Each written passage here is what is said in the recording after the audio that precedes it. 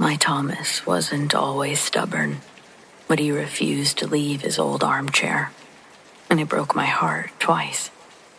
My name is Eleanor. I'm 73 years old, and I spent 50 wonderful years married to my Thomas. He passed away 9 months ago from a sudden heart attack. It was devastating, of course, but he went peacefully at home, right in his favorite chair, by the large bay window in the den.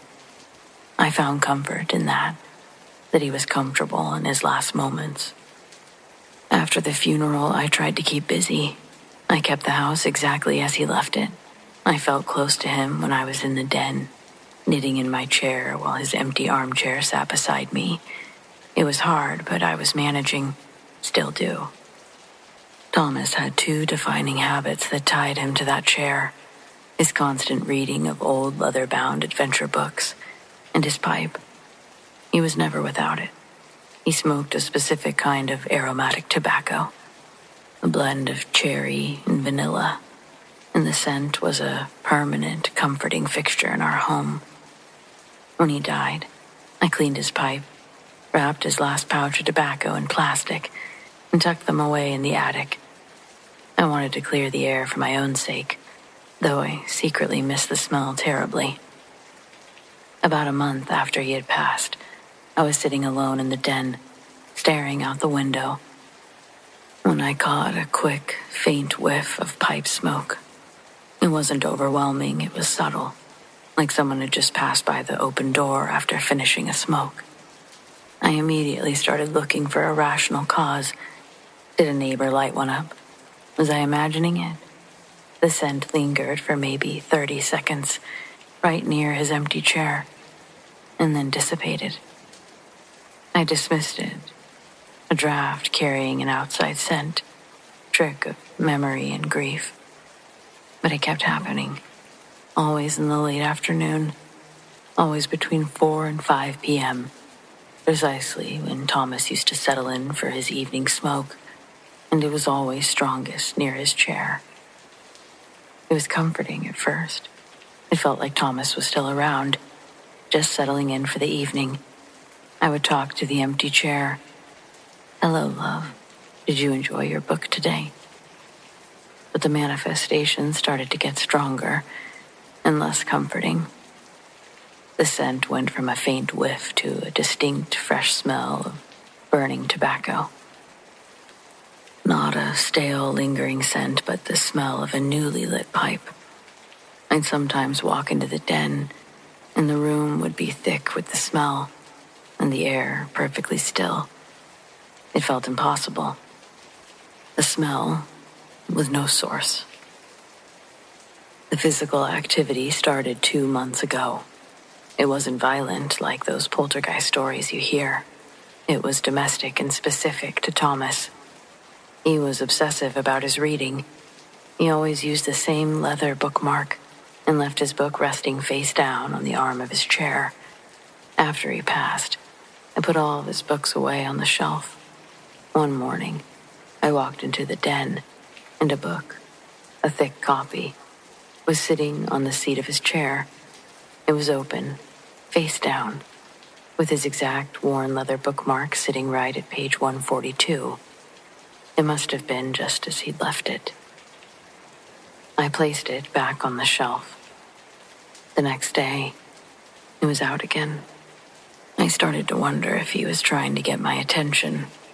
Maybe he was stuck to the comfort of that routine, and he was using the only way that he could, smell and simple object placement, to show me that he was still there. It broke my heart, because I realized that my refusal to move his chair, my desire to keep things exactly as they were, might be preventing Thomas from moving on. I haven't sold the house, but I did finally move the armchair. I put it in a different room with a different blanket, but tucked into a drawer in a side table is his pipe and tobacco. Since then, since I moved everything, the smell has stopped completely. The books stay on the shelf. I guess I feel sad now, but I also feel a little peace. I hope I gave him the permission he needed to find his rest, till we meet again. It was the hardest thing I've ever done, letting him go that second time. But I think it's healthy. At least I hope so.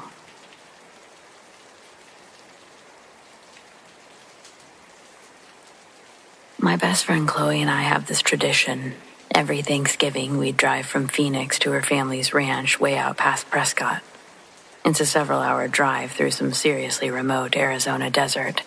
Cell service is non-existent for stretches, and at night, it's just black sky and scrub brush.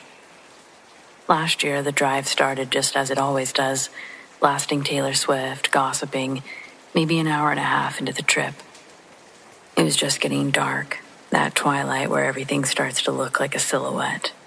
We were on a long, straight stretch of highway, not another car in sight for miles. On the side of the road, we saw a man, probably 50 yards ahead. I say man, but it was just a really tall figure, standing there, facing the desert, not looking at the road, dressed in what looked like ragged clothes. He was oddly still. No car, no backpack, nothing. Chloe was driving, slowed down a bit. Seriously? A hitchhiker out here? She muttered. Eerie. As we passed him, I craned my neck to get a better look. He was incredibly gaunt, almost skeletal. His head had been turned away from us. It felt weird, like we shouldn't have seen him at all. Maybe 30 seconds after we passed him, not even, I checked the rearview mirror out of habit. The highway behind us was completely empty. Not a single thing. No person on the side of the road. He was just gone. Before I could even voice it, Chloe tensed up. Jesse, where did he go? Then, from the back seat of the SUV, so loud and sudden it felt like it ripped the air apart, came an ear-splitting, blood-curdling scream. It was a woman's scream, but not just any scream. This wasn't a quick yelp of surprise. This was a sustained, agonizing shriek of pure terror and pain. It was so impossibly loud, so utterly inside the car, that it felt like someone had their mouth right against my ear. It echoed, not like an echo in a room, but like it was being fired into a canyon, reverberating and fading out with a weird metallic quality. A very long, drawn-out sound. Chloe slammed on the brakes and violently swerved the SUV onto the shoulder, kicking up a cloud of dust. We almost tipped it. We were both hyperventilating, staring straight ahead at the dashboard, hearts hammering. Neither of us seemed to be able to turn around. What was that sound? Chloe finally whispered, her voice shaking. I managed to turn my head and look back at the empty back seat, then at the empty road. No one there. No possible explanation. My brain just couldn't process the volume or the source. We didn't say another word about it for the rest of the drive. Chloe put on the loudest music we could find, volume cranked up to the max, and we just drove, staring straight ahead, jumping at every shadow. When we finally got to her family's place, we immediately poured the wine and tried to pretend like the whole day hadn't happened. To this day, I still can't explain it, but I can still hear it. It wasn't human or natural, and I have no idea why or how it happened. Why was it in our car? That drive sort of changed it for me, though. Now, following tradition, it's almost time to go back. But there's no way to avoid that road.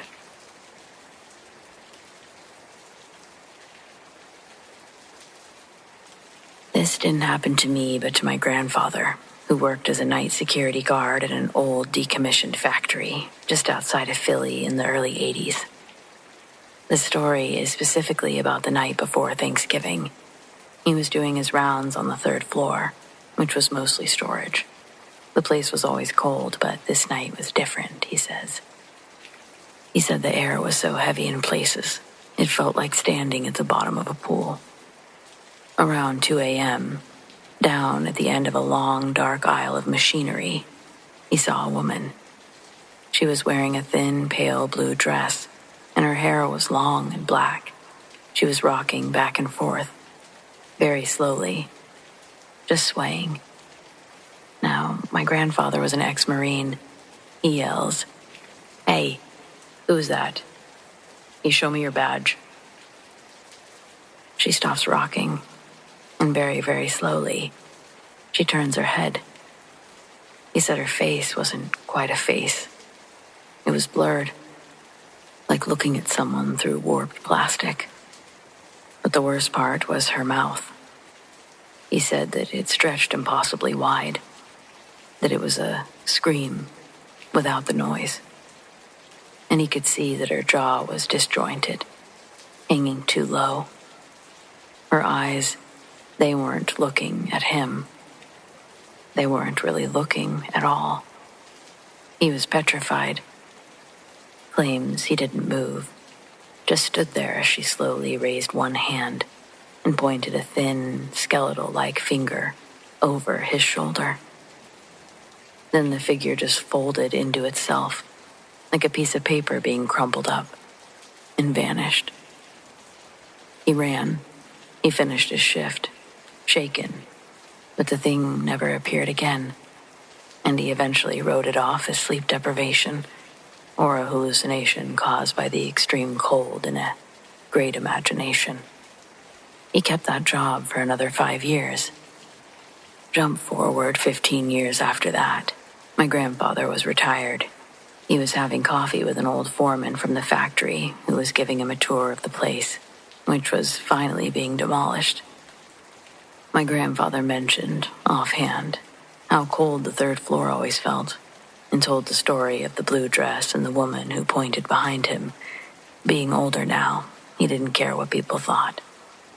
The old foreman turned white. He put his mug down and said, "You saw her.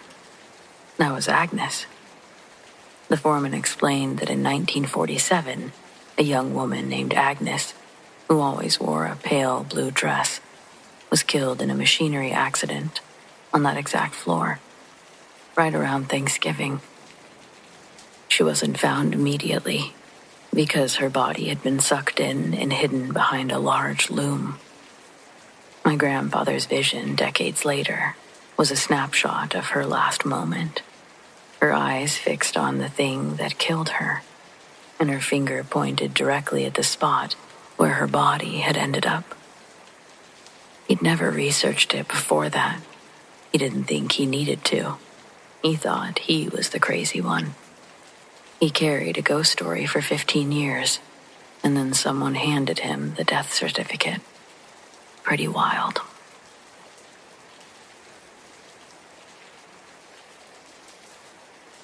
My wife and I bought a fixer-upper farmhouse a few years ago. It's old, drafty, and definitely has that classic something happened here vibe.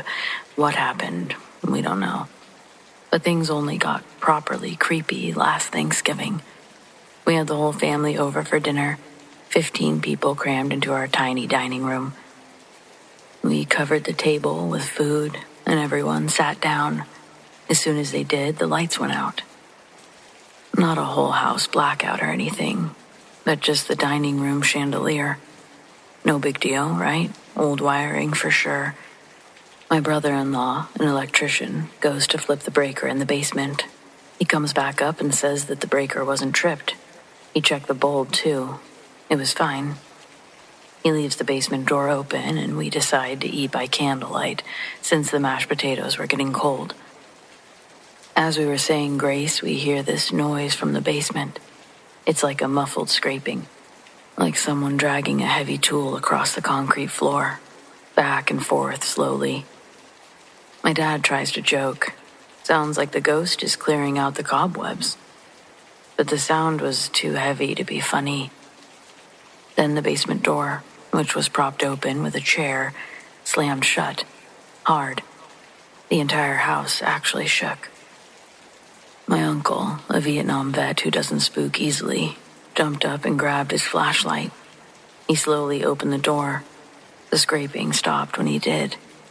He shone the light down the steps, and the only thing he saw was the chair, laying on its side, maybe 3 feet away from the doorway, like it had been kicked. The worst part, when he shone the light on the concrete floor just beyond the bottom step, there was a single, long drag mark in the dust, leading straight from the center of the room to the base of the stairs. It looked like something heavy had just been yanked back into the dark. My brother-in-law confirms it wasn't there when he went down. We basically finished dinner in absolute silence and partial darkness. The next morning, I found the dining room light switch had been yanked clean out of the wall, hanging by the wires. It hadn't been like that before, but it was like it was trying to explain what had happened. We hosted Christmas somewhere else.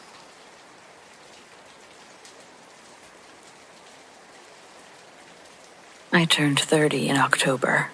My husband surprised me with a weekend getaway to Salem, Massachusetts. Cliché if you're into the stuff I'm into, but I just love the history. We stayed in an Airbnb right off the common. It was a beautiful, huge old house divided into flats. The first 2 nights flew by. We were having so much fun. On my actual birthday, a Sunday, we went out for a nice dinner. When we got back around 9 p.m., I went into the bathroom. The bathroom was small, only had one tiny window, cranked open just a few inches for ventilation. As I was washing my face, I heard a very clear, wet, sniffling sound coming from the open window. It wasn't the wind, and it wasn't an animal. It sounded like someone was right outside the window, pressed against the screen, taking a deep breath. It was a normal sound, but it was awful in the context. I froze and slowly stood up, trying to keep the blood rushing in my ears quiet. I didn't move for maybe 30 seconds. Then I heard it again, this time accompanied by the faint, dry whisper of a name. Mary.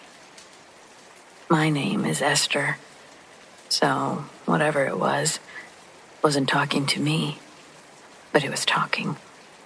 I bolted out of the bathroom and locked the door, screaming for my husband. He rushed in, checked the window, too high for anyone to stand on the ground. And then he checked the small closet. Nothing. He did the same to the outside property and found no one. I didn't really believe it was a person, though.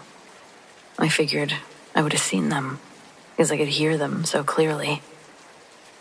But the next morning, as he was making coffee, I noticed a very faint, almost charcoal-colored mark on the bathroom window screen, right where someone's nose or forehead would be.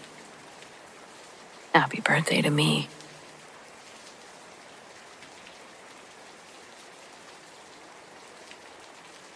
Me and my partner have been looking to buy a house.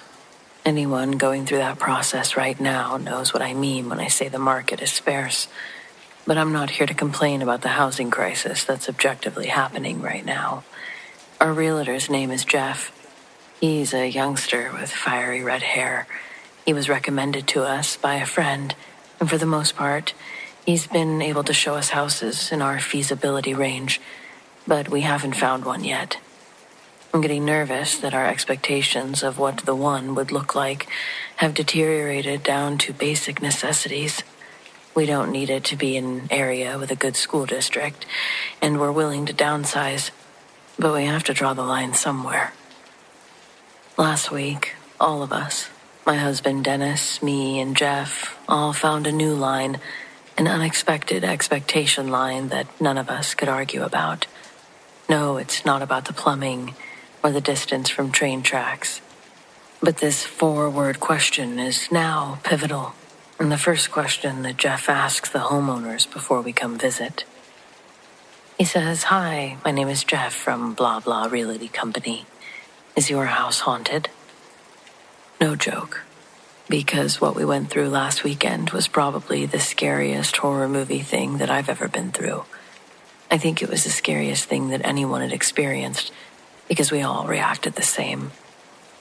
Well, first off, the house that he took us to was beautiful. It was right off 3rd Street, but tucked back far enough away where you couldn't even hear the traffic on 3rd. It was a big white house with 2 pillars in front, 4 bedrooms, 2 bathrooms. More space than we could ever need, but miraculously, it was in our price range. You could say the red flags began popping up the moment we all stood on the front patio. There was a feeling in my stomach I couldn't quite describe, but Dennis explained it perfectly, because as we discussed it later, he had the same pit sitting deep in his stomach, like we were entering a place we weren't welcome. First, Jeff's keys wouldn't work on the door. It was the weirdest thing because they were the right keys. They fit in the lock and easily turned. But putting pressure on the door didn't open it. Jeff had to use a little muscle and put his shoulder into the door for it to open with the loudest, unoiled creak a door hinge could ever emit. We all laughed at the sound it made. When we got in there, Jeff turned on a few lights. It was obvious this house hadn't been lived in for some time. The house was empty as could be. Some of the other houses that we visited were decorated with some sort of furniture to give off more of an inviting feel. This house had none of that. Bare bones. I don't remember if the windows even had curtains. I know the ones in the downstairs living room didn't, because while Dennis and I were looking through the downstairs rooms, we heard Jeff let out a quick suppressed scream, like he'd seen a rat scurry across the floor. I went to go check on him, asked if anything was wrong. Trying to stay professional, Jeff laughed uncontrollably and said, "Oh, I thought I saw someone standing out there," while he points outside. Then he says, "But it must have just been your reflection coming up behind me." I thought that was strange because he wouldn't have been able to see my reflection from the room I was in. I'd only come into the living room after he made the noise. I didn't challenge it, though. His comment honestly didn't creep me out there in the moment, because it was dark outside and with the lights on inside, the big windows just looked like dusty mirrors. When Dennis walked out, on the same set of windows, he noticed that there were tiny child handprints in the dust. He pulled his phone out of his pocket and turned on the flashlight to get a better look. He pointed it down to the bottom of the window, where the first 2 handprints were, and then he started to raise the flashlight up, and we saw the imprinted pattern go all the way to the top of the glass, and presumably past it. Jeff was right next to us when we saw that, and he said that that kid must have been an acrobat. Yeah, something like that. I did not like seeing the kid prints in the dust. I whispered to Dennis that I didn't like the place, but we still hadn't toured upstairs. Jeff was feeling something weird too, because he started acting antsy, picking up his pace, walking us around the house, telling us all about its commodities. Then we went upstairs. The bedrooms were big, but there was nothing that could rejuvenate the overall essence of the house. Then, nearing the end of our tour upstairs, Jeff asks if we wanted to check out the attic. Apparently, it was spacious, and the original family made it a billiard room. I was already planning on saying hell no to this house, so I politely declined. Dennis agreed with me, and we all turned around to go back downstairs, but we heard this loud creak, the one from the front door again, and we all stopped in our tracks. Dennis and I looked at Jeff like this was probably more of his responsibility to see who'd just come in. He took baby steps to the stairs. His facial expression led me to believe that he hadn't planned on someone else joining us. Before he got to the railing, he said, "Hello? Hello?" His voice was shaking. Dennis pulled me close and we stood right where we were, in the upstairs hallway, while Jeff crept his way closer to the edge of the stairs. He said hello one more time before crouching down and looking to his right toward the front door. He quickly hops back up and says, "I don't know what that was," Front door's still closed. And then he goes, "Yeah, we're taught to lock the doors after we go inside, specifically for things like that." I did my best not to show it, but my blood pressure was through the roof watching this scrawny kid tiptoe like a cartoon character to the stairs. Then we heard a noise that sent us all barreling down the stairs and out the front door to Jeff's car. This time it was the unmistakable sound of pool balls cracking upstairs. Just one loud clack, ball on ball. Dennis almost took Jeff out going down the stairs. I felt bad watching him fumble for his keys trying to lock the door before bolting back to his car with us. He hit the car in reverse and I almost went through the windshield. My fault for not having my seatbelt on, but I recovered and we got out of there. All this being said, we're still looking for a home to buy.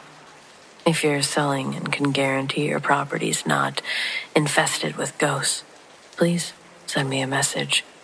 Only serious inquiries.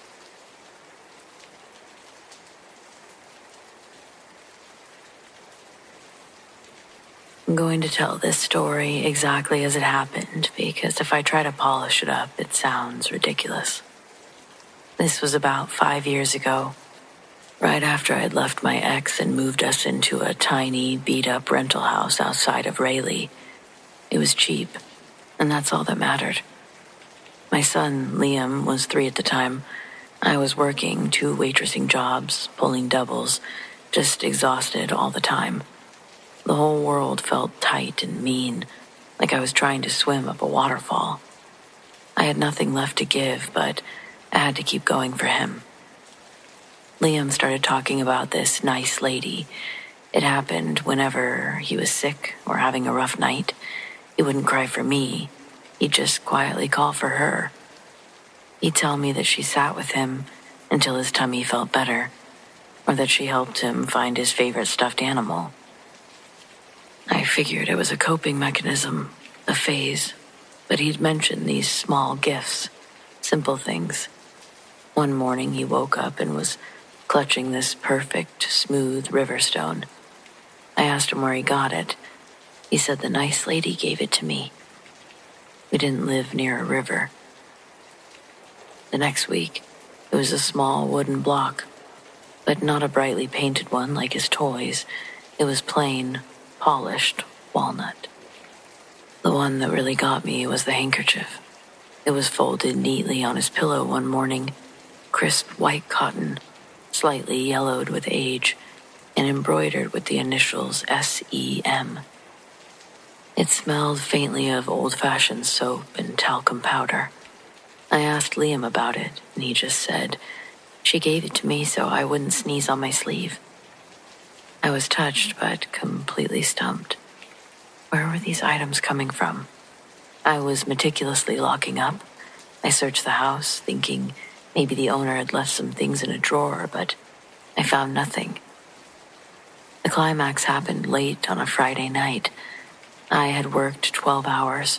My car had died in the parking lot, and the electric bill was due. I just hit a wall.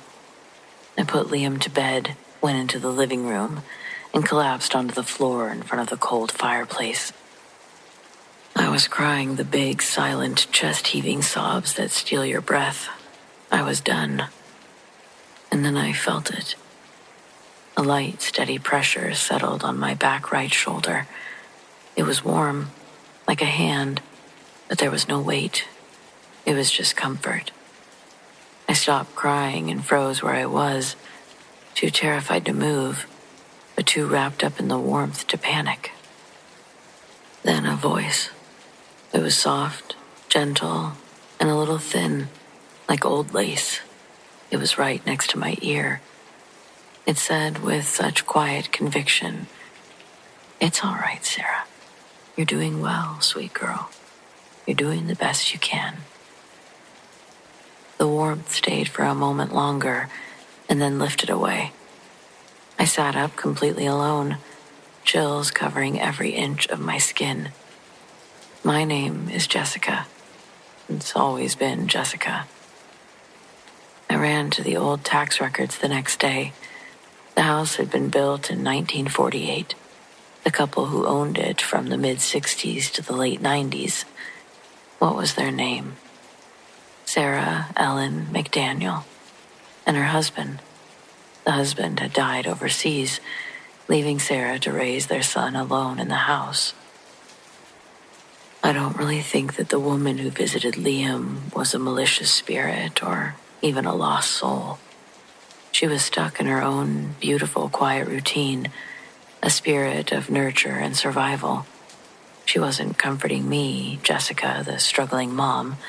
She was comforting the memory of herself, Sarah. I never heard the voice again, but I kept the handkerchief. I started feeling like maybe, just maybe, the weight on my shoulders wasn't all mine to carry.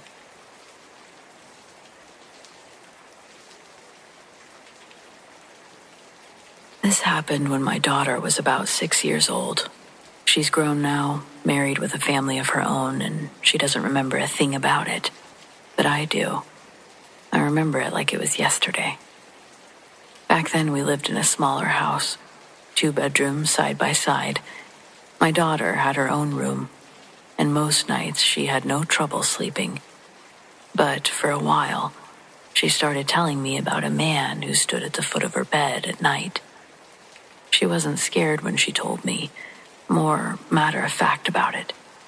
She'd say, "The man's back again," like she were talking about a neighbor stopping by. I figured it was a phrase, just an overactive imagination. I checked her room, though, reassure her nobody was there. She'd fall back asleep, but tell me, "He's there." This went on for weeks. Always the same description. Tall, dark, just standing there watching. My spouse and I brushed it off as childhood dreams. Kids see things in the dark, right? One night I woke up for no particular reason. Something just pulled me out of sleep. The house was quiet. I glanced at the clock. It was just after 3 a.m., and then I looked toward the hallway. My daughter's bedroom door was cracked open, and I could see the faint glow of her nightlight. And I could also see him, a shadowy figure, standing at the foot of her bed, exactly where she'd always said he would be. He wasn't moving, just standing there, tall, but solid, darker than the rest of the room. Every instinct I had screamed to run in and grab her, but I couldn't move. I just stared. I blinked and stood, but he was gone. I rushed into her room, but she was sound asleep, breathing steady, clutching her stuffed animal, completely unaware. I never told her what I saw. She stopped mentioning the man not long after. Life just went on. But years later, when she was a teenager, I tried to bring it up casually, asked if she remembered ever having any strange dreams as a kid. She just stared at me blankly, said no. She has no memory of it at all. But I do. I'll always remember the night I saw exactly what she'd been describing, standing at the foot of her bed. Who it was, what it was, I don't know.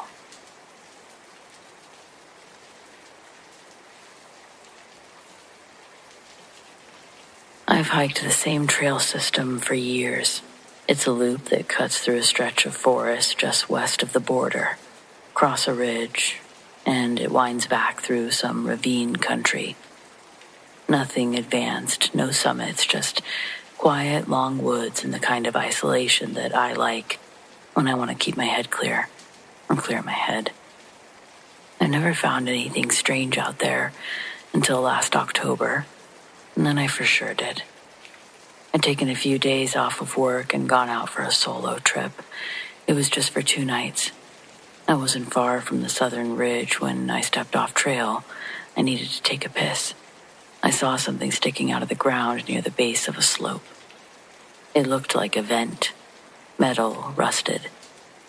It looked like the type of vent you'd see on the back of a building, except this was in the dirt, maybe 5 feet off the ground. It was set right into the hillside, half covered by leaves and brush, like it hadn't been touched in years. I walked over, cleared it off, and then I leaned down to look through it. Behind the slats was darkness, not the natural kind. And there were straight edges inside, corners. It was a room. I followed the slope around until I found a second metal structure, flat to the ground. It looked like a cellar door, sunk just barely below the roots and buried under pine needles. Someone had built it into the earth itself. The handles were old but intact, so I pulled. The whole door groaned like something was being woken up, and beneath it, a narrow set of stairs. I stood there for a long time. I don't know what I was waiting for. A smell, a sound, some reason not to go in there. Eventually, I pulled out my flashlight and started going. It was dry. That was the first surprise. Not moldy or flooded. The air had that closed-in metallic taste, but it was breathable. The stairs ended in a small concrete chamber, maybe 10 by 10 feet. The walls had been painted at some point, but were faded and marked up. There was a cot in the corner, a battery lantern, a folding table with stacked cans, and a little camper stove. There was also an old Sony Handycam. It looked like it was still on. The lens light blinked red. I didn't touch it, though. The whole shelter felt wrong, not just old and unfinished, but whoever had made it planned to stay there a long time, and didn't. I turned in a slow circle and saw marks on the far wall, deep scratches in the paint. Not words, just tall, narrow, V-shaped carvings, all in a vertical line, 8 of them. Underneath, in a lighter scrawl, someone had drawn a door. Simple rectangle, nothing else. But the longer I stood there, the worse I felt, physically. I also felt like I was being watched, but I physically didn't feel good. But there was no second exit. No pipes, just that vent that I'd seen outside, which now let in a weak slice of light near the ceiling. And then I heard a click. Soft, electronic. The camcorder had stopped blinking. I turned and climbed the stairs. I made sure not to run, mainly because my legs were jello and I didn't want to fall on my face. I just moved as quickly as I could, back into the daylight. The air felt too sharp there, like I'd stepped into altitude. I replaced the cellar door, covered it with pine needles, and left it the way I found it. Mostly, I just couldn't stop thinking about the shelter for the rest of the trip. I didn't really sleep. I kept checking over my shoulder, and I skipped the second night and hiked out early. I didn't tell anyone about it for a while. Eventually, I called the ranger station, left a vague message about saying I'd found an old bunker near the ridge, that someone should probably check it out. They never called back. A month later, I went back just to prove it to myself. The vent was still there, but the door was gone.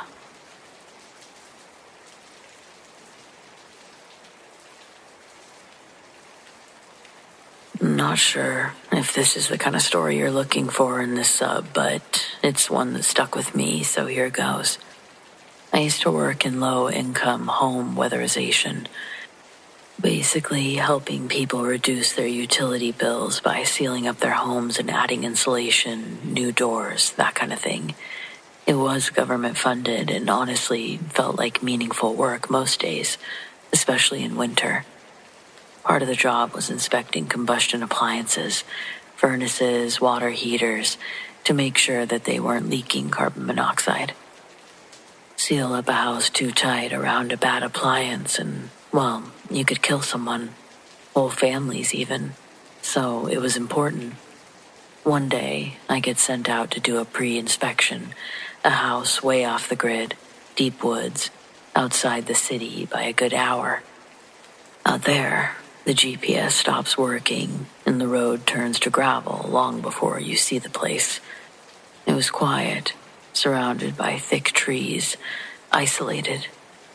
I meet the homeowner, go through the usual intro, and ask where the water heater is. In the basement, he says. Pretty standard. Then he starts moving the fridge. Turns out the basement entry was under a flap of worn-out carpet, directly beneath the refrigerator. Which, yeah, in all of the thousands of homes I've visited, I've never seen anything like that. He lifts the flap, pulls open this thin wood door, and there it is, a narrow staircase into total darkness. I kneel down and shine my flashlight, mostly checking for black widows. Those things love undisturbed basements, and I hate them. Light catches on something at the bottom of the stairs. It's something. Bones now. Some sort of small animal. Unpleasant, sure, but not totally abnormal. I step down a few creaky steps and start scanning, and then I spot another skeleton. Smaller. Maybe a rat. And then another, and another.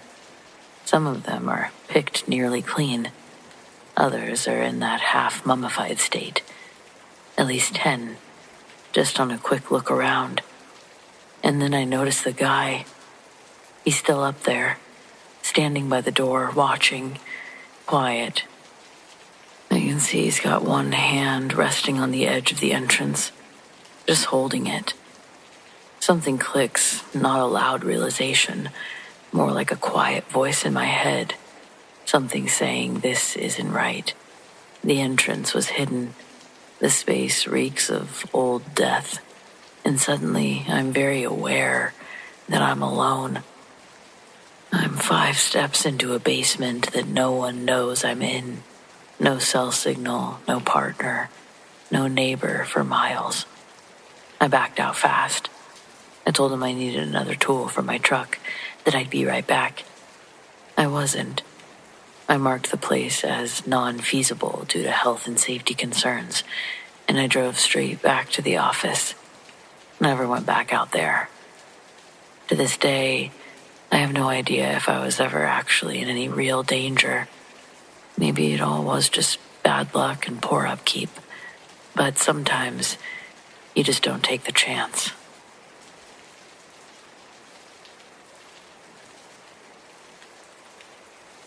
Back in the summer of '88, I took a fire watch job out in the Blue Mountains, Washington side. I was 24 and between lives. I was the age where solitude felt like a solution. The tower, it sat 4 stories up, surrounded by forests in every direction. You'd take a service road most of the way, hike the last mile, and from that point on, you were on your own. One supply drop every Wednesday, a 2-way radio, a cot, a weather log, nothing else. At the time, it felt like exactly what I needed.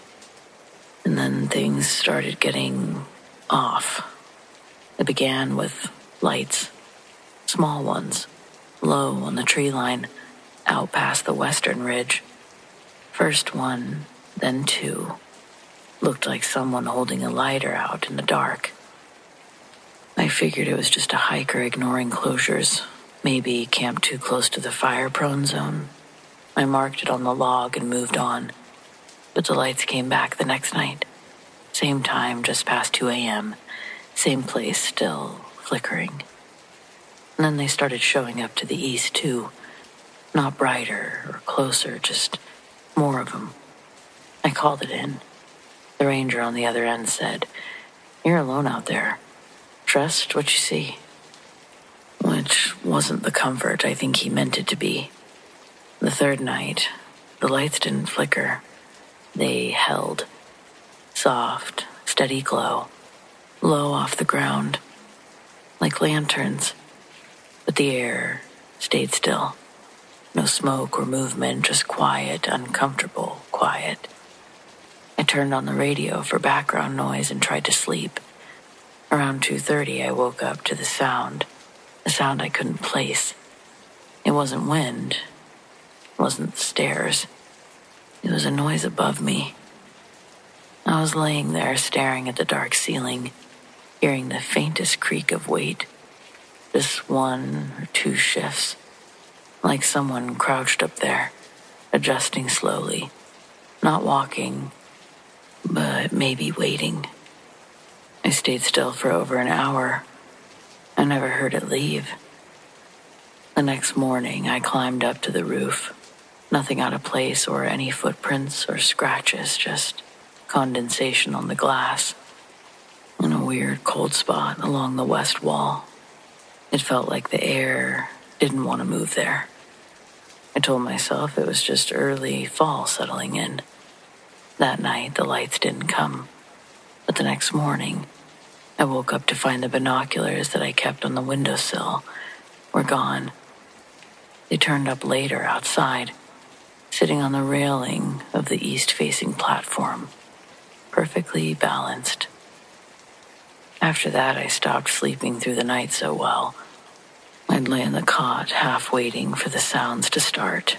Sometimes they didn't. Other times I'd hear the tower creak, like someone was halfway up the steps, just standing there. I made it to the end of the season. Never saw a fire, never saw another person. The ranger said I did a good job, asked if I'd come back the next year. I said no. He didn't ask why. It's been decades. I live back east now. I've got a porch, a dog, and a backyard that fades into the woods. I still really love the quiet. But it's like every time I'm woken up at 2 or 3 in the morning, I'm always a little nervous, thinking I'm going to hear somebody walking on my roof, or worse, in my room.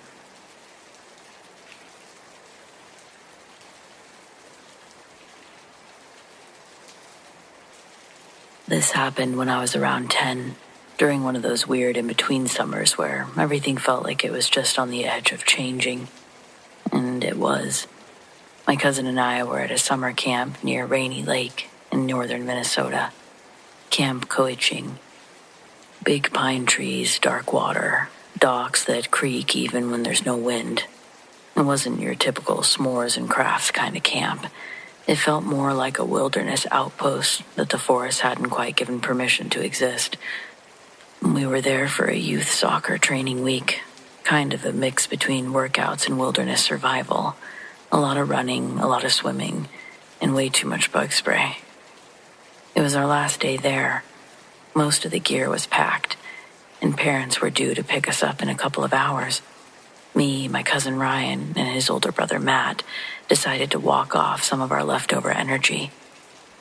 There's a towpath trail that follows this old canal just beyond the cabins, mostly used by maintenance staff and the odd canoe group. It's not the kind of spot that the counselors wanted kids wandering off alone to, but we weren't really the listening type. The trail was quiet. We were laughing about something stupid, probably arguing over whether a bear could really outrun a mountain lion, when Ryan stopped cold. "Hey," he pointed. "Check that out." There was a jacket floating in the water. Looked almost brand new, dark blue with orange trim. You would be wearing this jacket if it was colder. It didn't make sense, seeing it drifting like that. No other debris, no ripples, no obvious reason that it would be there. Ryan's always been the type to grab shiny things off the ground, half magpie, half raccoon, so of course he stepped down toward the edge to pull it out. He reached for a stick, hooked it through the arm, and gave it a tug. The jacket rolled, and so did the body wearing it. We saw the face, or rather, where the face should have been. It was gone, like the water had taken it. No eyes, no nose, just barely any skin stretched over bone. One side looked bloated, the other eaten away, like something had been working on it for a while. It didn't even look like a person anymore. More like something made. None of us said a word, not even Ryan. We just stared. I remember the way that one of the sleeves dragged behind in the water like it was reaching for something. I remember the way the air suddenly smelled like rust and wet leaves. And I remember the stillness. There was a stillness that didn't feel natural. Like everything had stopped to watch. It was Matt who snapped out of it first. He grabbed us by the shoulders, practically threw us back up the path, and didn't stop until we were halfway to the main road. We told the first adult we saw. Camp staff called the cops. I never found out what came of it. They told our parents that it was a drowning victim, some guy who must have fallen off a boat, drifted down the canal. But here's the thing, we knew that water. We'd been swimming in it, canoeing in it, even fell in it once or twice. It wasn't deep enough to hide a body for long, and the canal didn't run that far. And no one ever explained the jacket. No missing person, no update, no name, just a quiet reminder not to go over near that part of the trail again. I think other than actually witnessing it, the worst part has been every now and then I'll dream about that moment, the still water, the jacket turning, and that hollow, faceless thing looking back, without eyes.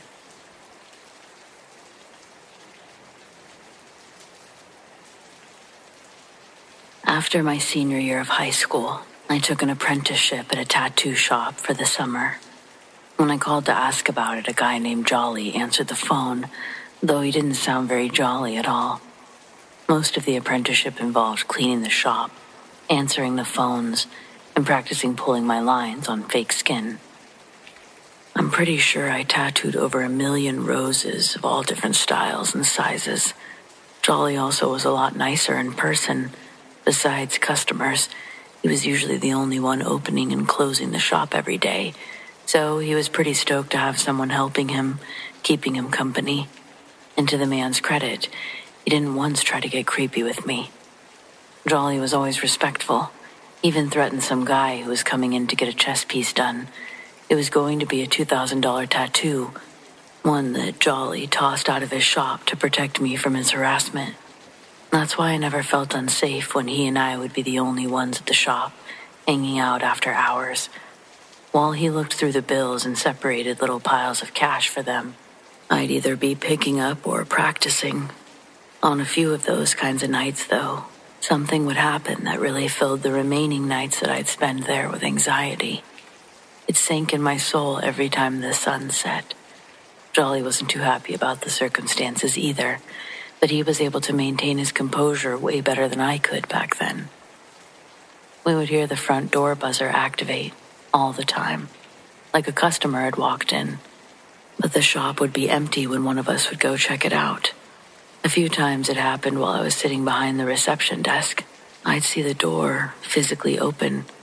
There was never any winds or drafts pushing the air around inside. Jolly had already gone through all of the experiments trying to figure out why the anomaly would happen so often but sporadically, and only after the sun had set.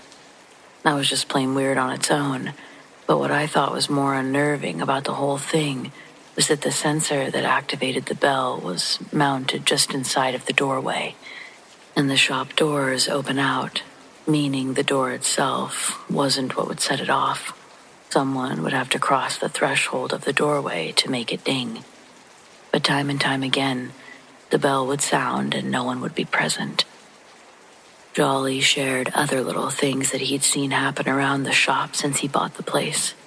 He had a record player in the corner that he'd rotate albums on throughout the day. He had a wall full of vinyls, a true collector, and his collection was extensive, but the only ones that he'd spin were old blues or jazz artists, saying that that was the only type of music that seemed to keep the place calm, settled. Any other type of music, he noticed it would stir up activity in the shop, and he didn't like dealing with that. Jolly didn't outright say that the building was haunted, but he also thought that talking about it could make it act up. It was part superstition and part first-hand experience that he kept these rules in the shop. Ignore the oddities, clean up anything that may have spilled over, and return to the task at hand. During the times that Jolly wasn't tattooing a customer, he was always up moving around, tinkering with things, really focusing on me with the fundamentals, more than he needed to. I was grateful to have so much of his attention to my progress, but it was probably the result of his insistence on staying mentally and physically distracted, trying to be too busy to bother. Not by me, but by the spirits, I guess. Even the age gap we shared, I tried to show empathy. Told him something like how I could understand how he was going about it. Weirdly, the goal of being distracted from a scary world is what got me into drawing. Since I was young, art had always been there for me. It was my companion when I was lonely, the therapist I communicated my feelings to. Sometimes, staying distracted is all you can do. I started to get choked up at the end of telling him this, and I remember Jolly's expression never changing. Our age gap apparently was too wide for him to return the empathetic gesture. Again, Jolly wasn't a mean guy. He was, however, a grizzled, old Algerian biker guy with a bunch of sailor tattoos that he got from a lifetime of service in the military. He probably stopped feeling real human feelings long before I met him. I don't know how I expected him to react, and I guess I shouldn't have been surprised when he said, "What? I'm not a sad baby. I'm angry these duppies keep messing with the shop." If it's the first time you've heard that word, it sounds racist, doesn't it? It made me pause for a second, too, when I heard him yell it. I asked, "Duppies? Doopies?" And he goes, "Booze. People without a body." In West Africa, a duppy is what they call a ghost. Jolly never acted upset or scared, but the consistent bad juju he'd been dealing with since he'd opened the shop, it had really started to take a toll on him. I think he was embarrassed, too. He felt bad that it was making me nervous, and so now the disturbances were progressively making him more upset. The uptick in his anger seemed to do exactly what he didn't want it to do, and that was to increase the energy. He said that they'd eat negative energy. It's food to them. If that's true, Jolly was hosting a buffet almost every night in the month of August. Business wasn't great either. His tattoo shop was pretty far off the main road, so he hardly got any walk-in traffic. Only a handful when I was there. People asking for small American traditionals that they'd pick off the wall or names. These tattoos didn't make him a lot of money. Unfortunately, I think I met Jolly at a low point in his life. If there was any peace still left inside, the constant stress and gloom had calcified it. You could tell the fake smile he wore, it no longer did what he thought it did. His smile looked more like a wince while he grinded his teeth. The more time we spent together, the more he felt comfortable showing his true feelings. My apprenticeship was ending at the end of August anyway, and so I didn't let his moods affect me. Every time I tried to go in there with a goal to soak up as much hands-on knowledge as I could, while simultaneously staying out of the way, and I did a relatively successful job at that. But I don't think that anything could have prepared us for what was to be my unofficial last day. Both of us were astutely aware of the growing tension inside the brick building. I think Jolly started associating me with the heightened energy, because as I did my best to stay out of his way, anything that would go wrong in the shop, he started blaming on me. I reminded him that his shop had been having problems well before I was there, and he would say, "Not like this. It wasn't like this until you came around." It hurt my feelings, and one night, a week shy of completing my apprenticeship, there was still a few hours left in the evening. Jolly had just finished up a client, and after they'd left, I was sanitizing the station and equipment. Jolly took off his gloves and went out back to smoke. I have my head down, focused on wiping and spritzing a vintage repurposed dentist chair, while I hear the front door slide open and the sensor chimed. I looked up, and standing in the doorway was a man with long gray dreadlocks. They reached past his shoulders. He was an elderly man, but he still looked to be in good health. He wore black pants with a silver wallet chain that hung low on his leg. He stepped maybe 3 feet inside and asked if Jolly was around. I told him he'd just stepped out, but he'll be back in a second. I asked if he wanted to schedule an appointment. I thought while we waited for Jolly, I could check the calendar for available dates. Though before retrieving the book with Jolly's schedule, I knew it was most likely going to be wide open, but I didn't want the customer to know that. For some reason, I thought that it would just look better as a business if it looked like you had something going on. It felt unprofessional to say, any day, any time, we'll be open, without even glancing at a calendar. I'm walking back toward the desk as I'm asking him this, and by the time I'm able to grab the book and pretend to flip through it, I'm still waiting for his reply, so I look up at him, but the shop is empty again. I don't think much of it. Maybe the guy changed his mind. I'd seen it happen before during my time there. Someone comes in, hears the whirl of needles, panics, and quickly reconsiders. A few minutes later, Jolly strolls back in. I tell him that someone came in asking for him, but I didn't get his name. He asks what they looked like, and I describe the man and say he had the same kind of tattoos that you do. There was one in particular that I described what it was and its placement because it was a very distinguishing tattoo on the side of his neck. It was an old Vegas slot machine, with 3 of the 4 spinning things having come to rest, but the first is still spinning. The ones that have stopped say UCK, and the one that's still spinning at the front is between the letters L and F. I thought it was clever when I saw it. My description of the man and his tattoo made Jolly say, What? Where did he go? I say he left just a little bit ago, and that sends Jolly running out the front doors and around the store searching for this person.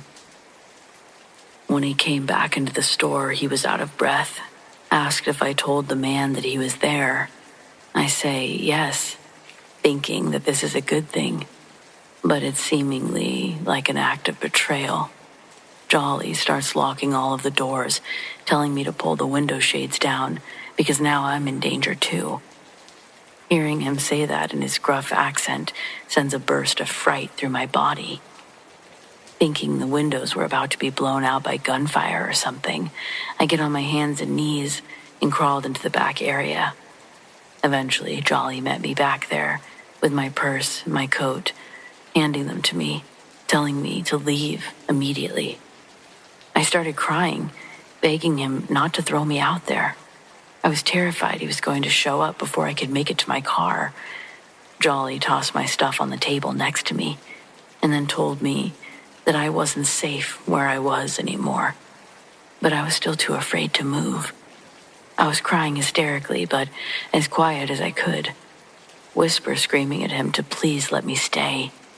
Then he raised his voice over my tearful hiss and tried to explain to me in the best way that he could why it was better that I left. The man that I'd met was named Calvin Northman. He and Jolly were shipmates, but not in the military. Jolly used to own a fishing boat that he and 3 other men worked on.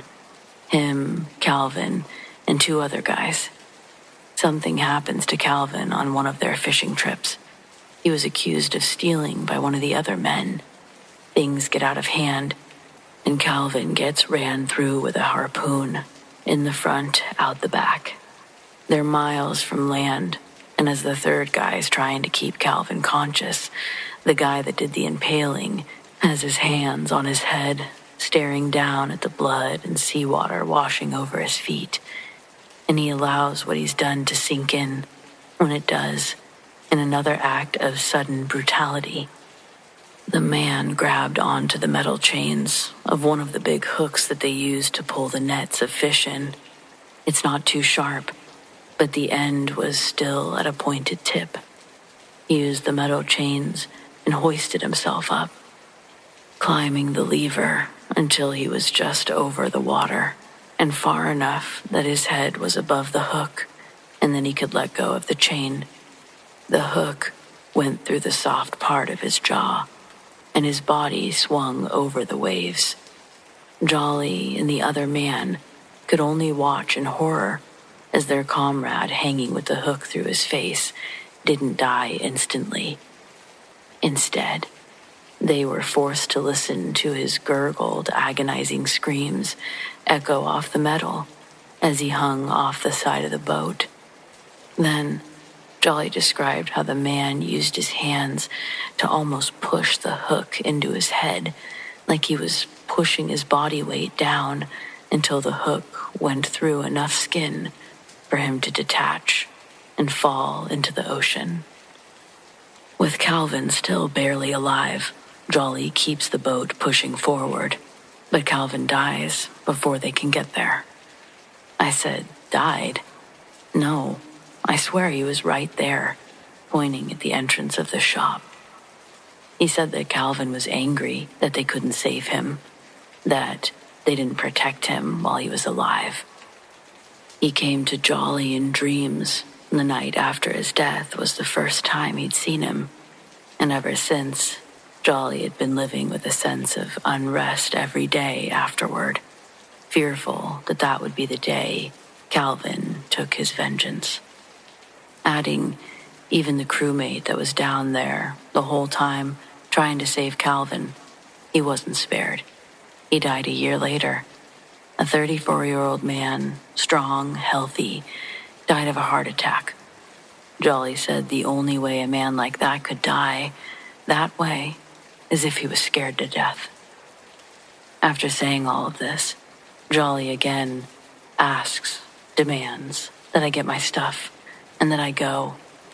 I could hear the sincerity in his voice. He really didn't want whatever was coming for him to also come after me. I did as he begged me to do, leave and never come back. When he'd said it, I thought, no way. Even if I do leave, I'm coming back. But I never went back to the shop. I didn't say goodbye. I didn't collect my final drawings or thank Jolly for everything he taught me. I just left. And for a long time, I felt guilty about that. I still do sometimes. But some things are bigger than closure.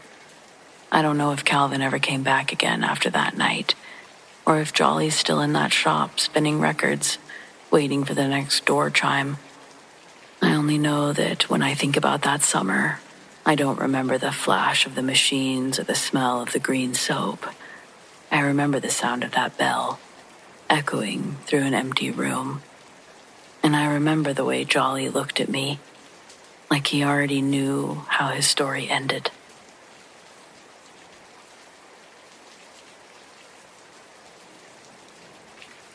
I was a patrol officer in Essex County for 27 years.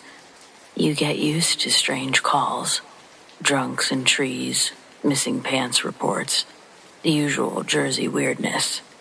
But there's the darker ones, or the weirder ones, and the ones that I still think about.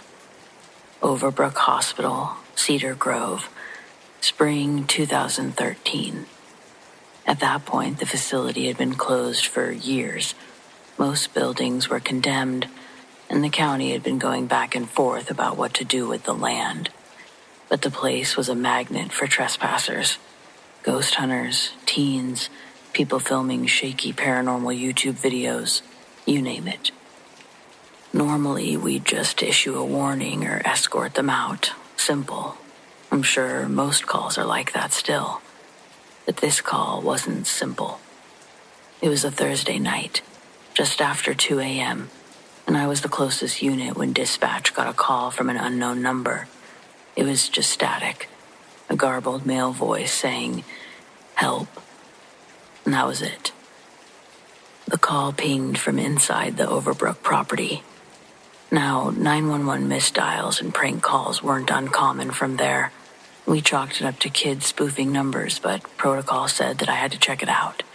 So I pulled up to the main entrance, parked just outside the gates, and started the walk in with my flashlight and radio.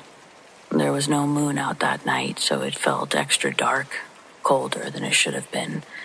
As I got closer to the admin building, my radio crackled and cut out. I tried 3 channels, but there was nothing. And then I heard a faint metallic clang echoing from inside. I called out, thinking maybe somebody had gotten trapped or injured. No response. I pushed through the broken door and stepped inside. The air changed the second I crossed the threshold, though. And I mean changed. It was like stepping into a basement freezer. Heavy, damp, still. My breath clouded, and it wasn't even that cold outside. I made my way down the hallway, calling out every few steps. I passed old exam rooms, waterlogged records, rusted wheelchairs, all the normal, creepy stuff. It basically looked like a scary movie. The place was falling apart, but that wasn't what made me uneasy about it. It was the quiet.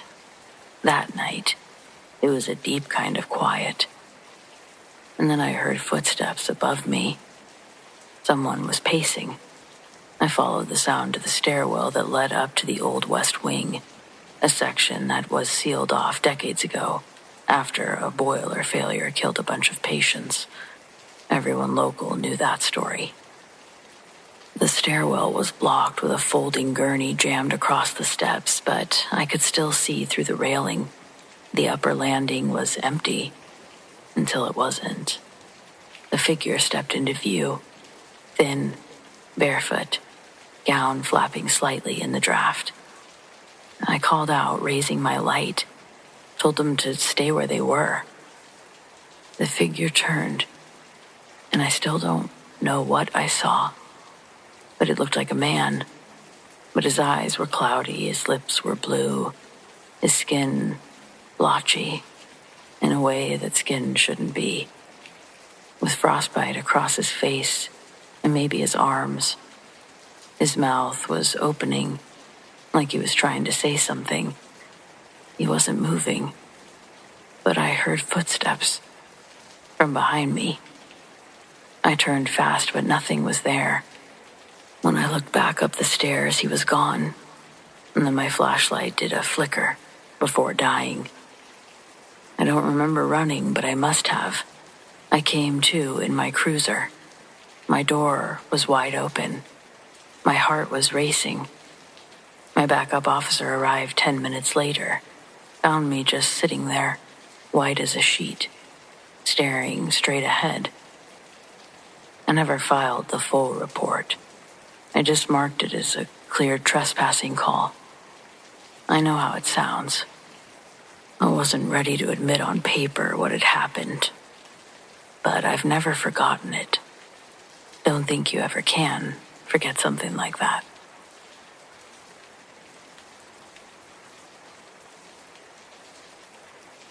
I grew up in a small town in northern Minnesota, the kind of place where the woods start right at the edge of your backyard and stretch on forever.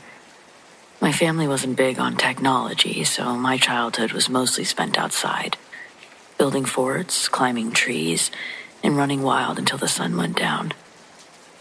I was about 10 when my dad decided I was old enough for my first solo camping trip. Not far, just past the creek behind our house, maybe a mile or 2 in. I'd camped plenty of times before with him and my older brothers, but this was a test, a way to prove I could handle myself. He helped me pack a small tent, a sleeping bag, and just enough food for a night. I wasn't scared. If anything, I was excited. I remember hiking in with no trouble, picking a spot in a small clearing surrounded by tall pines. The trees were thick enough to block most of the sky, but there was still enough moonlight filtering through that I could see without a flashlight. I set up camp, ate a peanut butter and jelly sandwich, and crawled into my sleeping bag feeling pretty proud of myself. Sometime in the middle of the night, I woke up. Not to a sound exactly, more like the absence of sound. The woods are never quiet, not even at night. There's always crickets, owls, rustling of leaves in the wind. but when I opened my eyes, it was dead silent. But then I heard something. I heard someone breathing. It creeped me out because it didn't sound particularly close, but it wasn't far away either. Why could I hear it? Somewhere in the trees, just beyond my line of sight, was something making slow, deliberate inhales and exhales, like whatever it was wanted to be heard. My first thought was a bear. My dad had told me what to do in that situation. Stay still, don't make sudden movements, let it pass. But then, between those heavy breaths, I heard something else. A voice. It was quiet. Almost a whisper, but clear enough that I could make out the words. I see you. Every hair on my body stood up.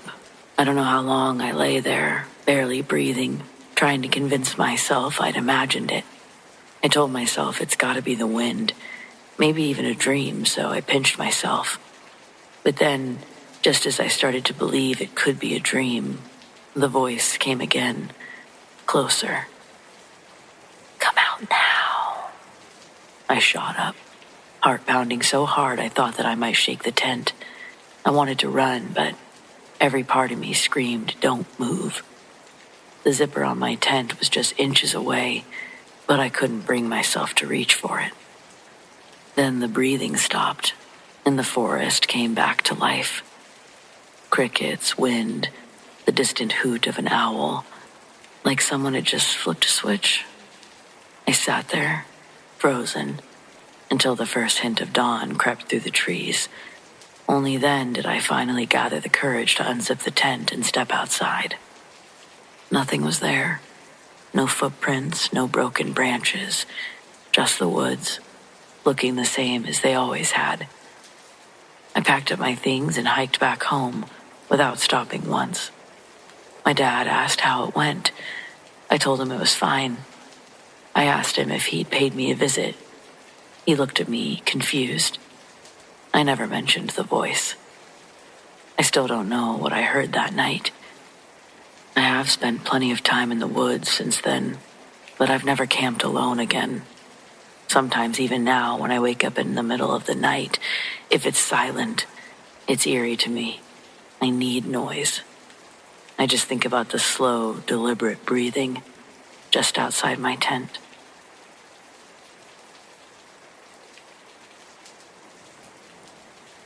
I moved into a rental duplex in a small town outside of Asheville, North Carolina, right before spring. It's a nice little sleepy place where people still wave at each other on the sidewalks, and the only restaurant is a diner that closes at 6. I was in a bit of a transition, basically where I was saying new start a lot until it started to feel like one. The unit was clean, the rent was cheap, and the place came with a little patch of gravel driveway that curved around a clump of dogwoods. I didn't know it yet, but that driveway would be the reason I started locking my bedroom window. It started subtle. I'd come home in the morning and see little piles of pebbles in neat triangles on the hood of my car, or one of my side mirrors completely turned inward. The first few times I brushed it off, probably neighborhood kids, could even be a raccoon. But then one morning in early March, I woke up just after 3 a.m. to a sound I couldn't explain. I sleep light, always have. It wasn't a bang or a thud, more like gravel shifting. I crept over to the blinds and peeked out. There, in the soft pill of the porch light, was a girl. She couldn't have been older than 10 or 11, hair pulled back into a low braid, white nightgown stained at the hem. She was barefoot, standing right in the gravel drive, staring at my car. At first I thought that she must be sleepwalking, maybe from the unit next door. But when I opened the door and stepped out onto the porch, she didn't look at me. She didn't move at all. Just as I was about to say something, she just slowly lifted her hand and pointed at the front of my car. I froze, not because of what she did, but because of how she looked doing it. her arm bent at the wrong angle, her finger crooked like it had been broken and never healed right. And though the porch light should have illuminated her face, it didn't.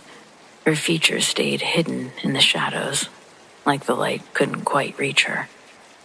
I said, "Are you okay?" But the moment the words left my mouth, she dropped her arm, turned around, and walked off, right through the row of dogwoods lining the drive. The next morning, I saw tire marks, long and black, carved through the gravel. My neighbor's car had clearly tried to brake, but not fast enough. He told me later that morning, visibly shaken, he'd swerved to avoid hitting a girl in a white nightgown, standing in the driveway. She came out of nowhere, he said. I don't even know where she could have come from. It was like she was just there. He missed her, but in doing so, slammed into the wooden fence next to the duplex. His airbags deployed, and he was fine, just bruised and terrified. A few days later, I brought it up to the woman who manages the rentals. I kept it casual at first, but when I mentioned what we'd seen, she went quiet. There was an accident in that drive, she finally said. Almost 20 years ago now. Little girl snuck out to ride her bike at night. Driver didn't see her. It was tragic. The girl's name was Lacey. She died right where my car had been parked. I didn't see her again after that night. No more pebbles, no more gravel shifting in the dark. I don't know if she was warning me or my neighbor, or just reliving something that never let her rest. But I know what I saw, and I also know I'm not the only one.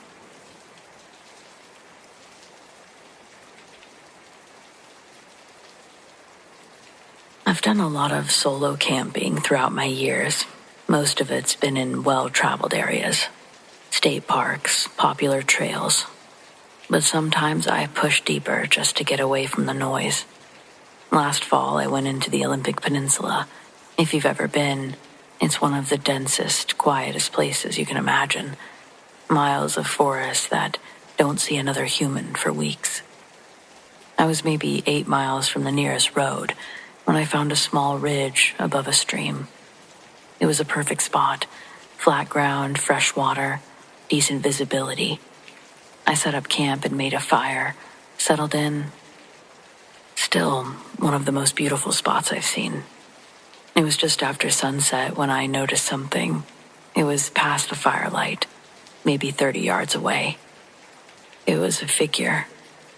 At first I thought it was a tree stump catching the light weird, but the shape was too tall and narrow, and this head was tilted slightly, like the figure was watching me. I told myself that it was nothing, definitely a trick of the light. I'd never been out here, probably the reflection of another tree. When you're alone in the woods, your brain loves to find faces where there aren't any. I stoked the fire and forced myself to ignore it. I thought it was supposed to be trusting some sort of gut feeling. It wasn't there. I didn't feel afraid. So eventually, I did ignore it. The next day, I hiked further upstream to fish. When I got back, there was no sign of anything near camp. I remember looking across the way, trying to figure out if there was a tree or something that could have been making that shape. Now I couldn't stop thinking about it for some reason. And that night, just as the sun dropped, I saw it again. Same spot and same distance, still as a statue. I considered calling out. Something about that felt silly, so instead I began waving, almost frantically, flashing my light on myself. No movement, no sound from the other thing.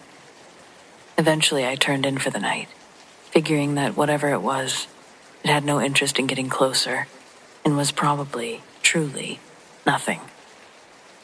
I remember tossing and turning in my tent. I couldn't sleep, so I decided I'm going to stay up a little bit later. I was reading in my tent with a small light. I must have dozed off because the next thing I remember was waking to a faint sound. Breathing. No animal breathing. It wasn't a huff of a deer or a sniff of a raccoon. This was slow, steady, human. I unzipped the tent, just enough to peek out. The fire had burned low, and my eyes took a second to adjust. When they did, I could see that same shape, the one I'd seen across the way. It was now just on the other side of the fire pit, closer than I'd ever seen it. I could tell now by the glow that there was skin, if that's what you'd even call it. It was tight, smooth, no hair. Even where the eyes should have been or where anything should have been, it was just skin. It didn't even flinch when I moved, but clearly that breathing sound was coming from it. I don't remember making the decision to get out of the tent fully, but suddenly I was on my feet, flashlight in hand, shining it right at the thing. The beam hit empty ground. I didn't pack up that night, but I didn't sleep either. I stood by the fire with my hatchet until the sun came up. Then I left everything but the essentials and hiked straight back to my car. I told myself that I wouldn't even talk about it. No one believes these kind of stories anyways, but it's just too strange not to share.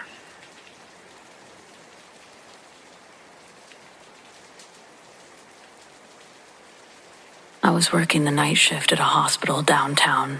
Not medical staff, just part of the facilities team.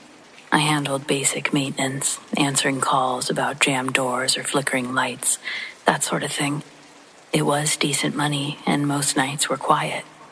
This one night, though, wasn't. There's a wing in the hospital that's been under renovation for years. Budget cuts, contractor issues. Nobody can seem to finish it. It's on the 4th floor, and technically no one's supposed to be up there. But one of the nurses called down around 11:45, saying she heard something banging near the stairwell door up there, and she wanted someone to check it out.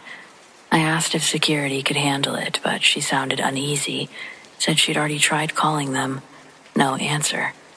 So I grabbed my badge and keys and took the elevator up. I ran into Tony, another facilities guy that I was training that week. Passing him, I asked if he wanted to tag along.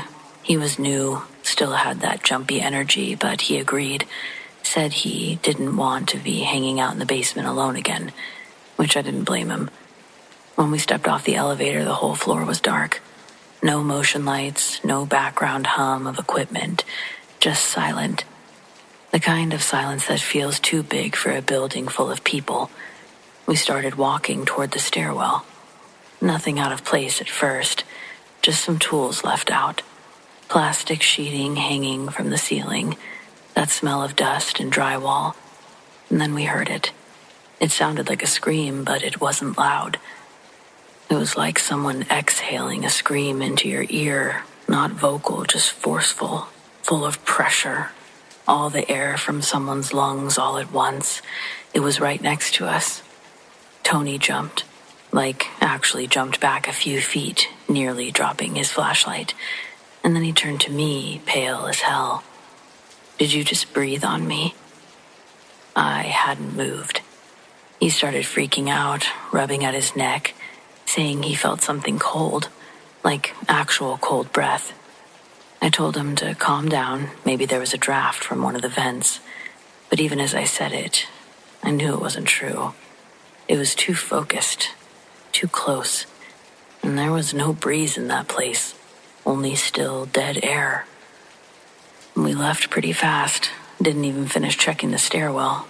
I told the nurse it was probably a vent shifting or something. Tony didn't talk much for the rest of the night. The next day he showed me this weird red mark on his neck, like a faint handprint. Not a full one, but just the suggestion of fingers.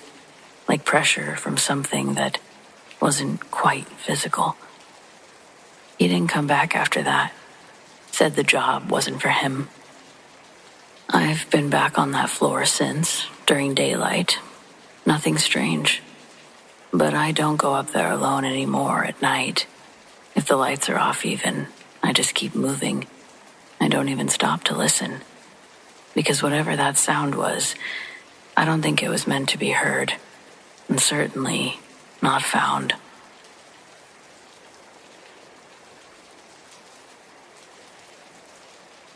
I don't talk about this, really. Whenever I have, people get that look. You know the one. They're waiting for you to finish, so they can politely write you off as going through something. But I know what happened. I know what I felt. And even if I don't know what it was, I know it wasn't human. It started last spring. I just moved into my apartment and nothing major was off. The shifts from normal to bad started a few months after moving in. First, small stuff. Little annoyances that I brushed off. I'd find things knocked over when I came home, like a cup tipped off the counter, shoes turned around, picture frame slightly off. I assumed I was being clumsy or tired, distracted. But then it escalated. One night I was getting ready for bed, and the bathroom door slammed shut behind me, so hard it shook the mirror. No windows open, no draft, just this violent, intentional slam. It felt like it was aimed at me. I thought maybe someone had broken in.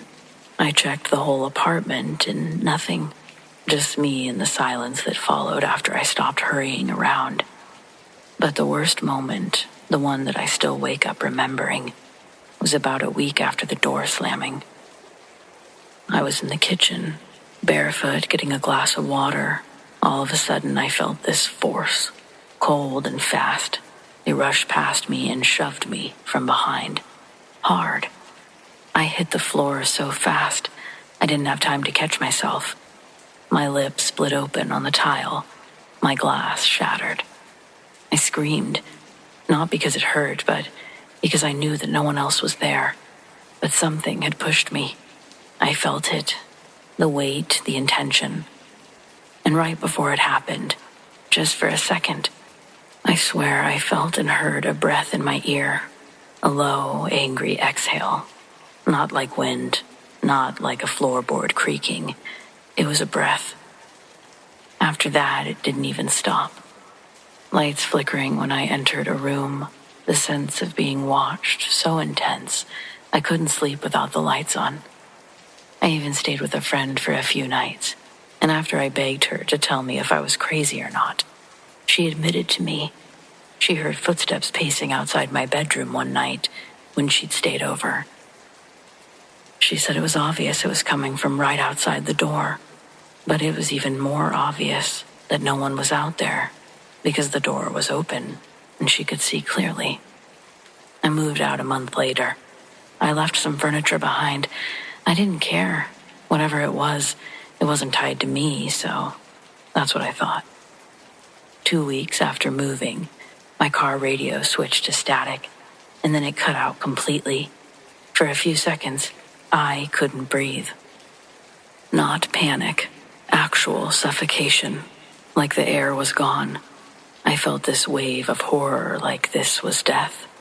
And then, just like that, it stopped. I was able to catch my breath again. The radio was back, like nothing had happened. I screamed at the top of my lungs, telling whatever it was to go away, to leave me alone. I don't know exactly what I said, but I know it was hysterical. Nothing like it's ever happened since, though. I don't know what it was. A spirit, a presence, just pure hatred. All I know is it wasn't there to just scare me. I think it was truly there to hurt me, maybe even kill me.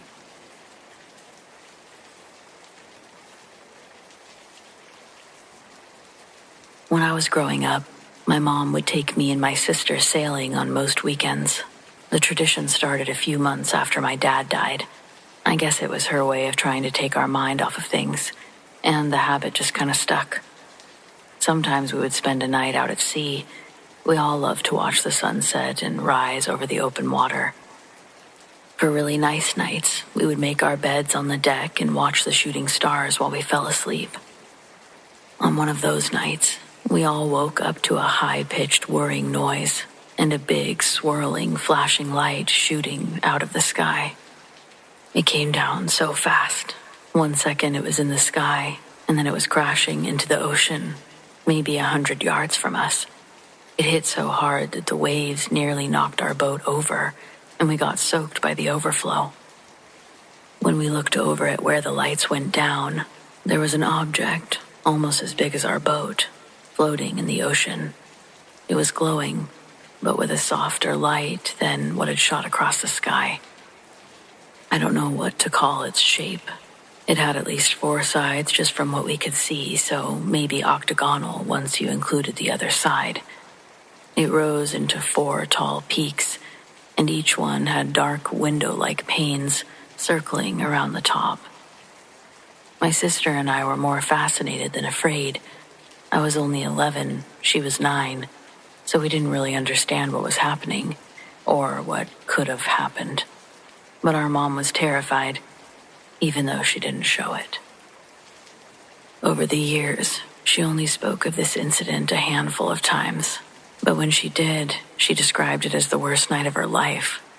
Her first instinct was to get us the hell out of there, but she was afraid of drawing attention to us.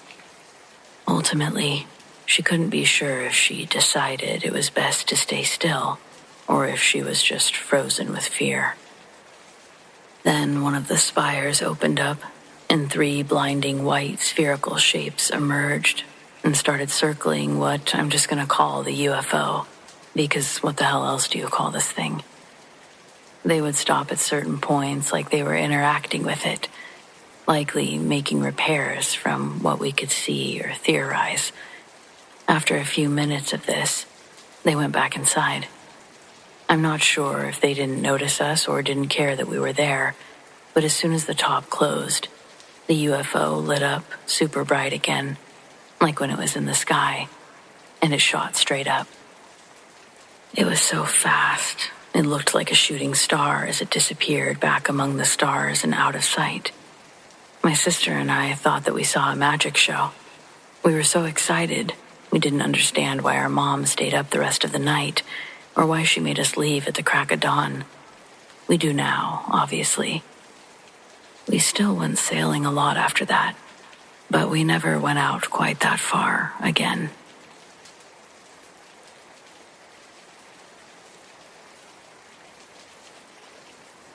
I've never been the type to believe in ghosts.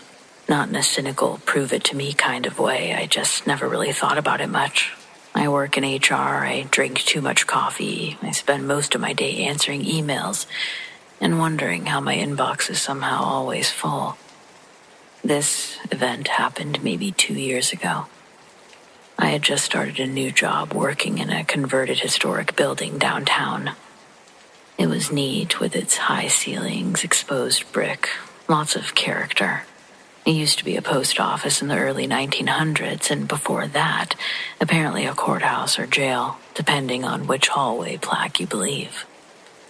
I stayed late my second week on the job to finish some onboarding paperwork. Everyone else had cleared out by 5, but I wanted to get ahead. Around 6:30, I was the only one left, sitting at my desk on the 3rd floor. The only light on in the entire wing. It was quiet except for the hum of the exit sign and the occasional creak of the old building itself. But I heard footsteps, not above or below, but on my floor, coming down the hallway, slow and deliberate. I figured it was maintenance or security, but then I remembered the security guy came through right before 5. And there's no cleaning staff until after 9. I poked my head out and said, "Hey, sorry, didn't realize anyone was still here." No answer, just the footsteps continuing. So I followed them down the hallway. Empty office after empty office. No one there. The footsteps just stopped, mid-hallway.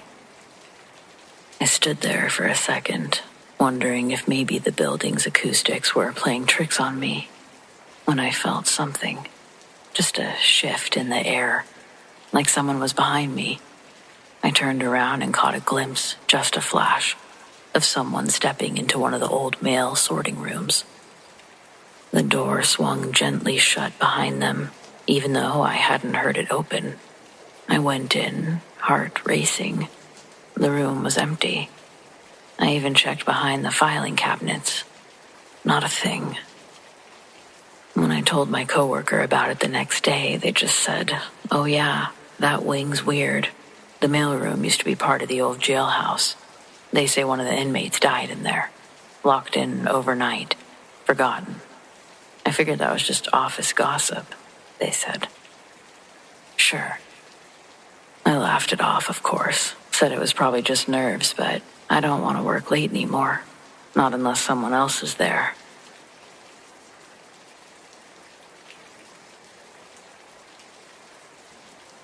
I don't have a lot of clear memories from when I was really young, but there's one that's always stayed with me, so vivid and strange that I know it wasn't a dream.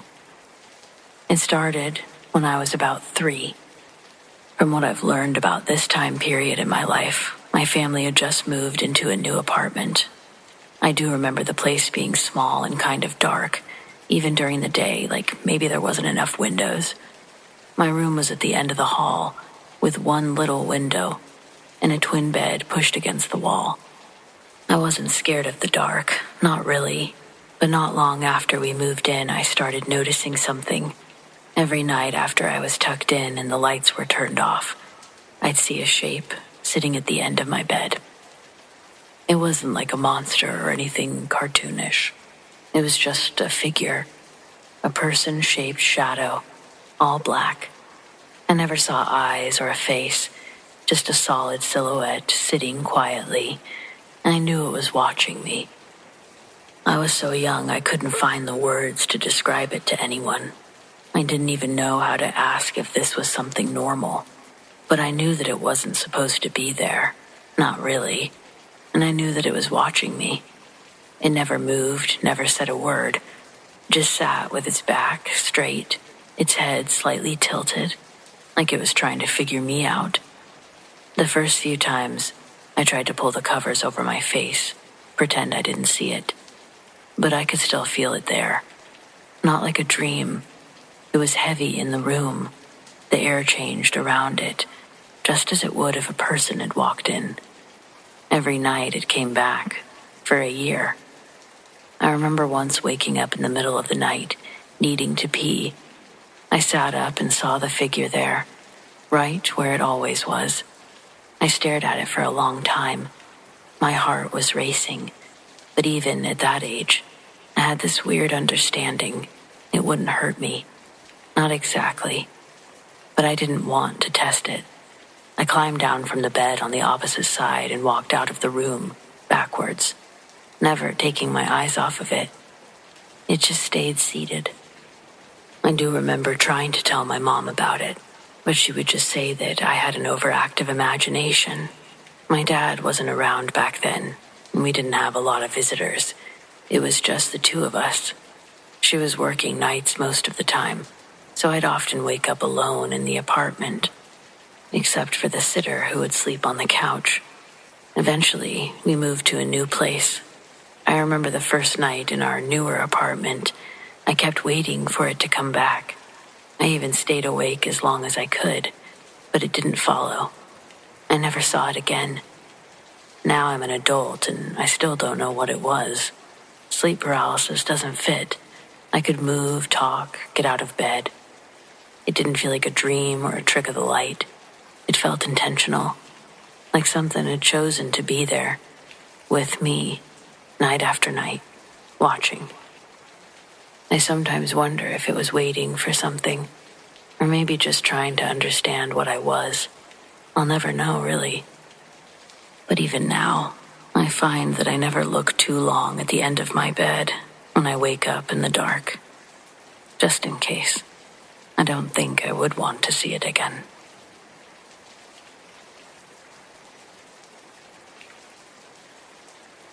For about 10 years, I worked as a land surveyor, mostly doing contract work for timber companies up in the Cascades.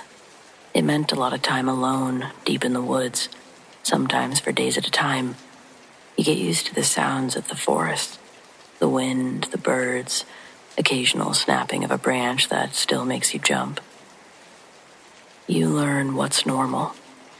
This happened on a job mapping a remote section of land northeast of Darrington. I was about a mile from the nearest logging road, setting up my transit. It was dead quiet, one of those days where the air is so still that you can hear the blood in your own ears. I really didn't expect what I heard next. Someone calling my name. Dave. It was clear as a bell. It sounded like my wife, which was impossible. She was at her desk job 80 miles away. I spun around, nothing. Just endless firs and ferns. I shook my head, and I blamed it on the wind, and got back to work. About an hour later, I heard the jingle of my own car keys. It was the exact sound that they make, the heavy Ford key clinking against the lighter house keys. The sound was coming from about 50 yards away, from a dense thicket of trees. I froze, listening. Then silence. Now I was on edge. I wasn't armed, but I grabbed the heaviest tripod leg and stood there for a minute, just listening. There was still nothing. I tried to work, but my focus was shot. And then I heard it again. Dave. Honey, I think I twisted my ankle. Can you help? My blood actually ran cold. It was a perfect imitation of her voice, right down to the little tremble that she gets when she's scared. It was coming from deeper in the woods, away from the road and away from where I could see. Something wanted me to go looking. Instead, I called my wife. She didn't answer, of course. But a moment later, she called back. I said it was nothing and told her to go back to work. I had just started packing my gear, my hands shaking so bad I could barely buckle the case. As I worked, I saw a flicker of movement at the edge of my vision. In the shadows between two massive Douglas firs, something tall and stick-thin had shifted. I could see that it was pale, maybe brownish in color. It had been watching me. When it realized I'd seen it or thought I had, it just folded. It didn't run, it just sort of collapsed sideways, back into the trees and vanished. It was all completely unnatural. I left thousands of dollars equipment on the ground, ran the entire mile back to my truck without stopping, and realized I definitely would have to go back. And I did, but not alone. And I quit that job 2 weeks later. I don't know what was in those woods, but it knew that I was there. I mean, it knew me. It knew my sounds. It was trying to lure me in for sure. I've never experienced anything like that. Not before or since. And I know there's others out there that have experienced the same thing. Just no one can seem to agree on what it is.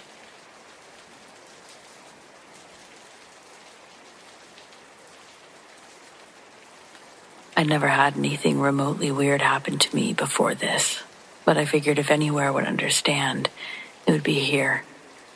This happened just outside of Ville Platte, Louisiana.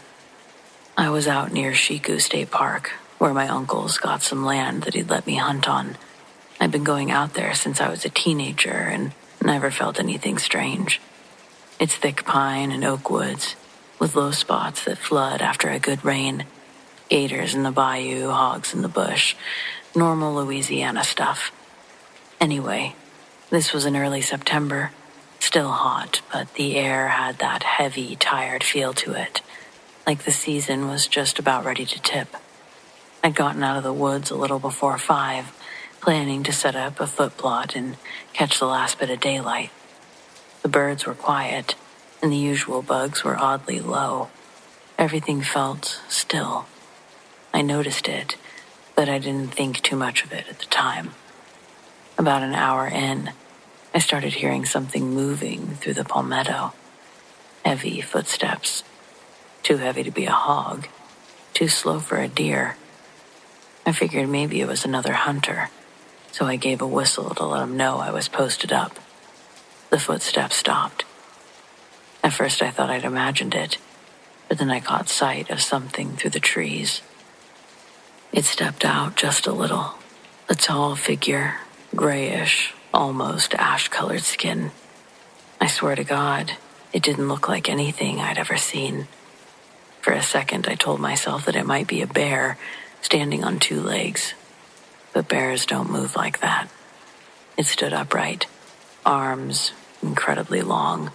Its movements were smooth but kind of delayed, like it was unsure of the body it was in.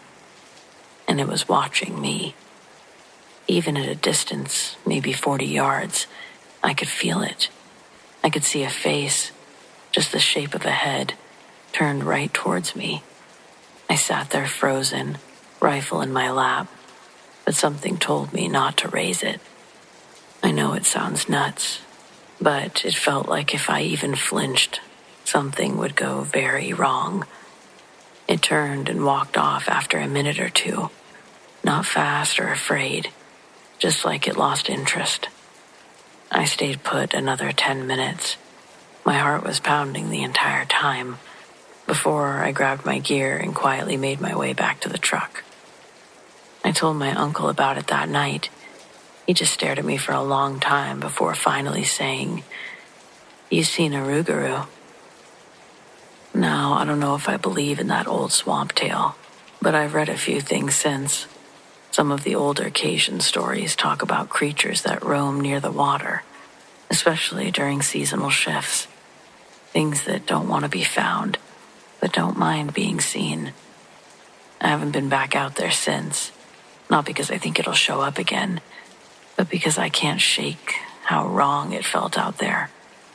I spent my whole life in the woods. Never once had I felt like I didn't belong, not until that day. Anyone else around the Evangeline parish ever see something like that?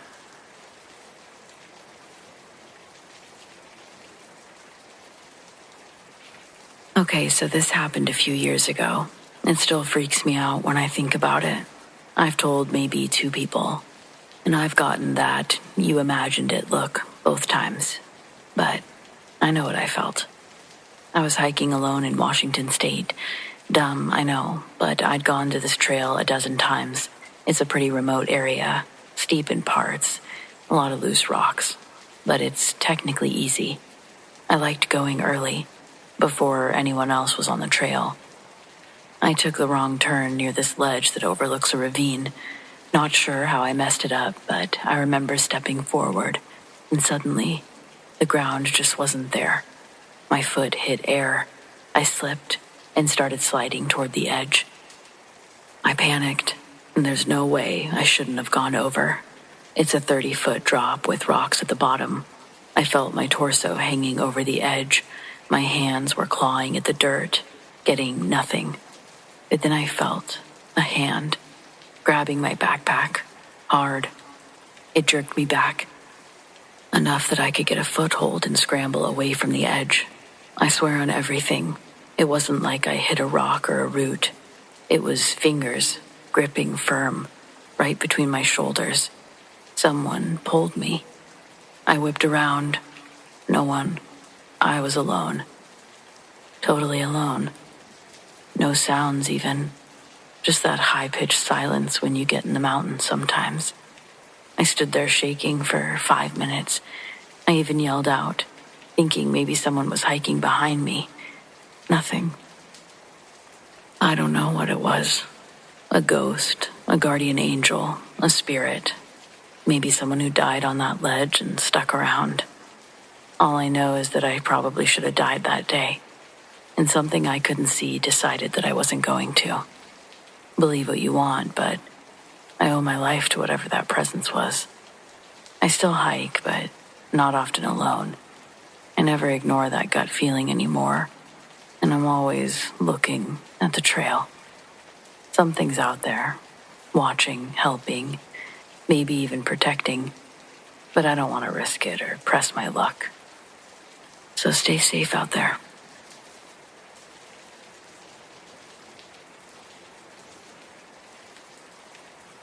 I grew up along the coast of Georgia, just a short drive from the marshes.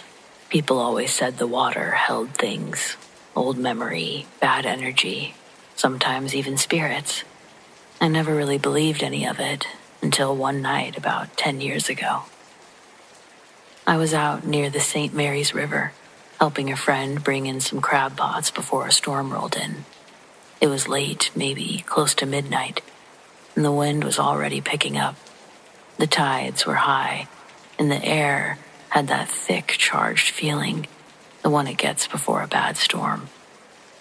As we were pulling in the last trap, I noticed something out past the reeds, standing just barely in the water.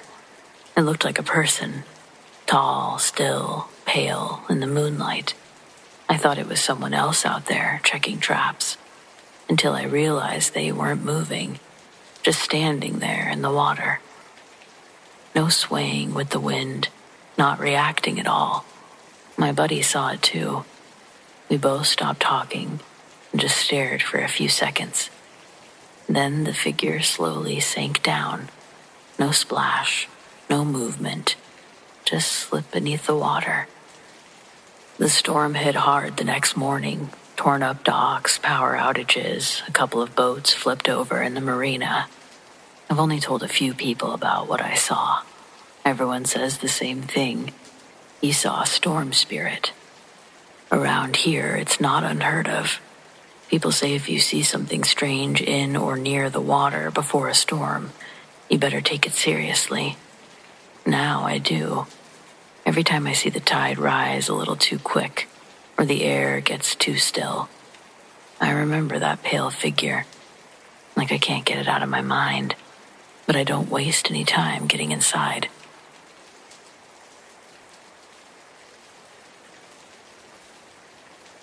From 3 to 13, I lived in a nice home out near Yosemite National Park. Nothing super spectacular about it. 4 bedrooms, a den, dining room. It was the norm for a family home there. Just down a little dirt road, and if you've ever been around those parts, you'll know, miles away from civilization. My whole childhood, I was visited by this girl in white. She never spoke. I would just wake up at night and see or feel her there. I asked my dad, and his response every time was, the men in our family can see ghosts. My rationale of this, because I'm a skeptic, and I remain this day to be, but the story I'm telling made me question. My rationale was that we had some sort of mild schizophrenia running through our family. It didn't bother me. She didn't look like other people. There was this something off about her thing. After my father died, my mother decided to sell the house and went through a realtor. We never once had contact with the buyers, only knew them by name. The buyers had a son who went to the same school as our old neighbors, dear friends of the family, and the son apparently came to school without having slept for many nights, complaining that there was a girl who watched him at night and that he needed to get out. Shivers go up my spine every time I remember this.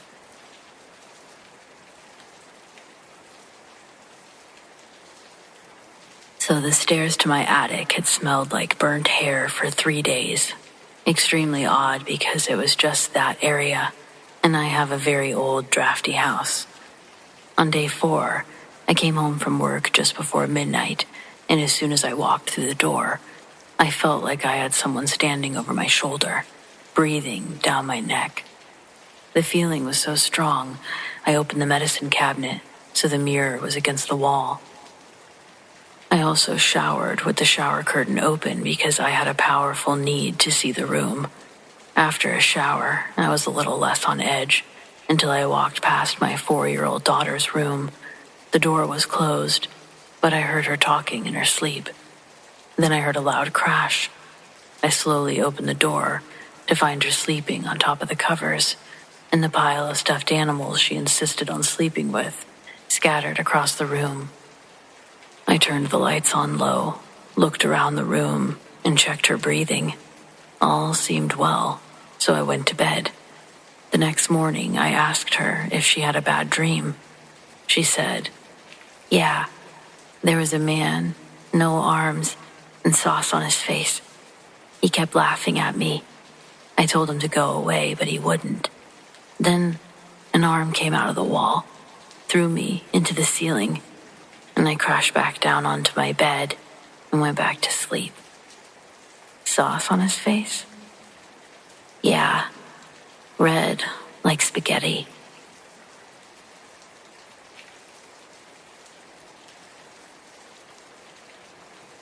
When I was about 7 or 8 years old, I used to see ghosts. I'd see them in my home, my school, restaurants, pretty much anywhere. Although they never seemed malicious, it still kind of scared me. My stepdad told me to stop lying, that I was going to scare my mom. But she's always been very spiritual and actually believed me. So did my sister. I just kept telling the ghosts that I didn't want to see them, and they eventually went away. The most vivid one I can still remember to this day. It was a baby. He was in my mom's closet, dressed in old-timey baby clothes, laying in an old-timey baby carrier. He had dark hair and pale skin. I freaked. It always happened when no one else was around. Other family members or friends have also claimed to see a lady dressed in all white in the same house, although I never saw her.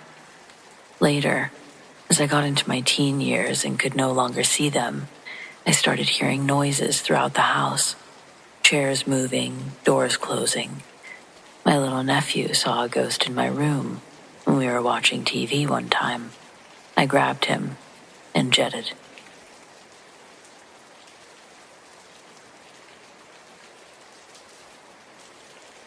My older brother and I used to fight over the radio growing up all the time. He liked old school rock. I was more into pop and hip hop. Total opposites. But every time we got in the car together, he'd find a way to sneak on his music and crank it up too loud until I just gave in. He died several years ago. Motorcycle accident. A few months after the funeral, I was driving home late from work at night. My phone had died, so I turned on the radio for some background noise. Just static. I hit scan and let it roll through the channels, hoping to catch anything. And then I heard it.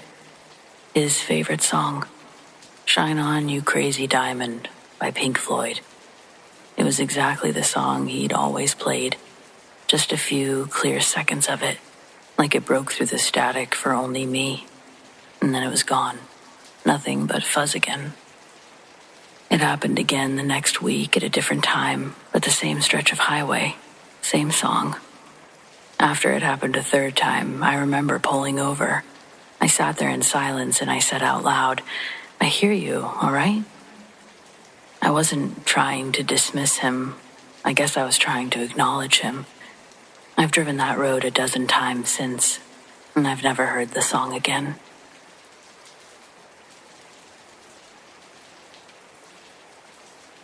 There's a house a few doors down that's been sitting vacant for years.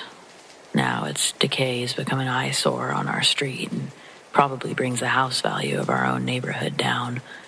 It's one of the first things you see when you pull into our cul-de-sac. The house is in shambles from years of neglect. The yard's overgrown with tall grass and weeds. A large part of a tree had fallen through the roof long ago, and the house was never fixed. My dad used to golf with the man that lived there. Then one day, cop cars filled up our little dead-end road. All of us stood pressed against the window to watch my dad's golf buddy get let out in handcuffs. We'd later find out that he murdered his wife a few months prior. My dad had hung out with this man multiple times during those months. His name was Eric. I remember my dad was genuinely shook to the core about this. My dad said that when Eric's wife would get brought into the conversation, he talked proudly about all the plans he and his wife Rachel were attending to the following days. All the while, her body was stuffed into the hollow of an oak tree that touched their bedroom terrace. Same oak tree that set a branch through the ceiling years later. The HOA board that Rachel used to be a part of helped organize the funeral with the family, and everyone in the neighborhood showed up to pay their respects. The murder felt so out of nowhere. There had to be more to the story, but nobody had a bad word to say about Eric. It caught the whole community off guard.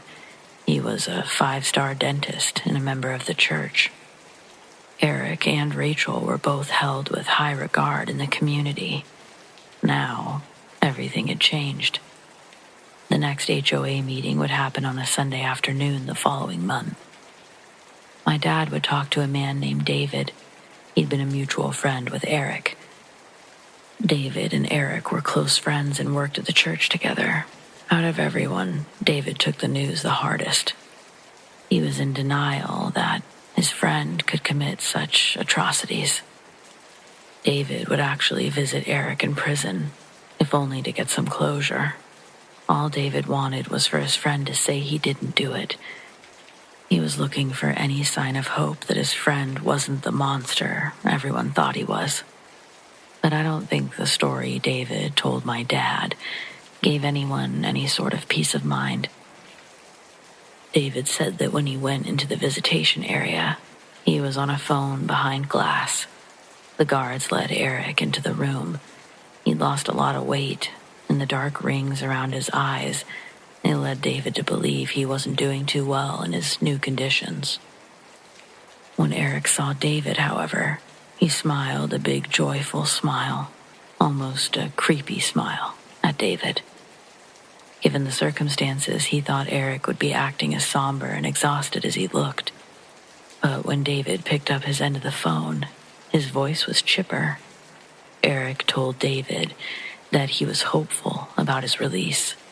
In the same positive tone, Eric fully admits to murdering his wife.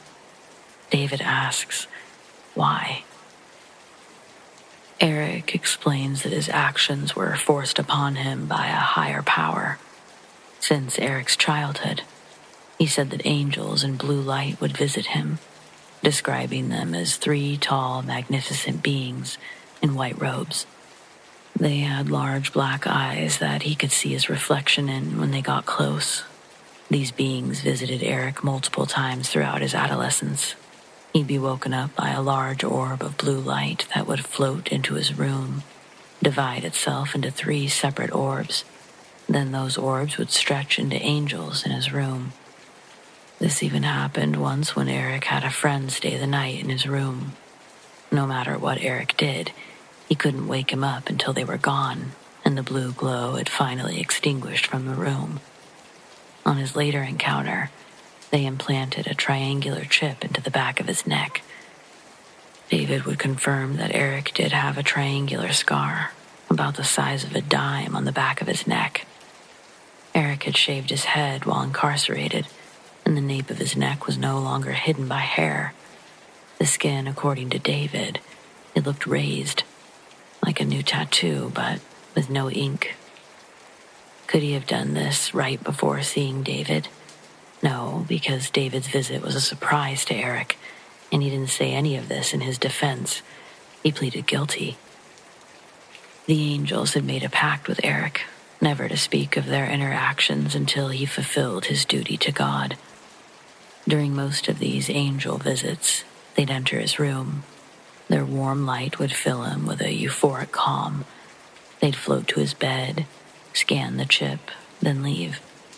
But sometimes, these angels would tell Eric that he needed to prove himself to God in order to earn his place with them in the blue light. This test by God was ordered at 4 different times of Eric's life. Sacrifice what you love most to demonstrate your loyalty. When he was 5, he could barely understand what they meant, but to the best of his knowledge, under the presence of their influence, He grabbed his favorite book from the shelf next to his bed, The Tiger Who Came to Tea. His mom would read it to him every night until he'd fall asleep. I remembered that name because I had the same exact book in my bedroom when I heard this story. The angels gave Eric a sign of approval and left after he'd torn the pages of the book and thrown them around his room. The next morning, he watched his mother cry. He couldn't tell her why he'd done it, so he said, "I don't know." He thought their relationship changed a little bit after that. The second was his hamster. The third was his grandmother. In his teenage years, his mother had passed away, and he was finally old enough to escape his father's alcoholism and abuse. His grandmother helped him graduate and apply for all the scholarships to get into college. The night before he left, they showed up. Eric then casually admits to David another murder he committed for these angels. He explains how he smothered her with a pillow, then made it look like she had died in her sleep before he left for college. His final test, number 4, was Rachel. Eric felt no guilt, no shame, or understanding of what he'd done. At the end of their conversation, he even tells David that the angels in blue will soon retrieve him from these walls. David hangs up the phone, and he can't help but cry because he knew that was the last time he was going to hear Eric's voice on the phone. Eric stands up with a grin, but as he's being led away, he notices David's tears, and he gives him a confused look, like he doesn't understand why David would be upset. But he's quickly turned and pushed out by a guard. Out of respect for the family and to deter any vandals thinking of destroying that house, visiting the neighborhood, etc., names have been changed. But this story and that house are 100% real existing lore we have in our neighborhood. A story we'd all much rather forget than embrace, but happened nonetheless. The housing market right now is tough as it is. I'm sure as hell not going to be able to sell this property if people know what happened a few doors down.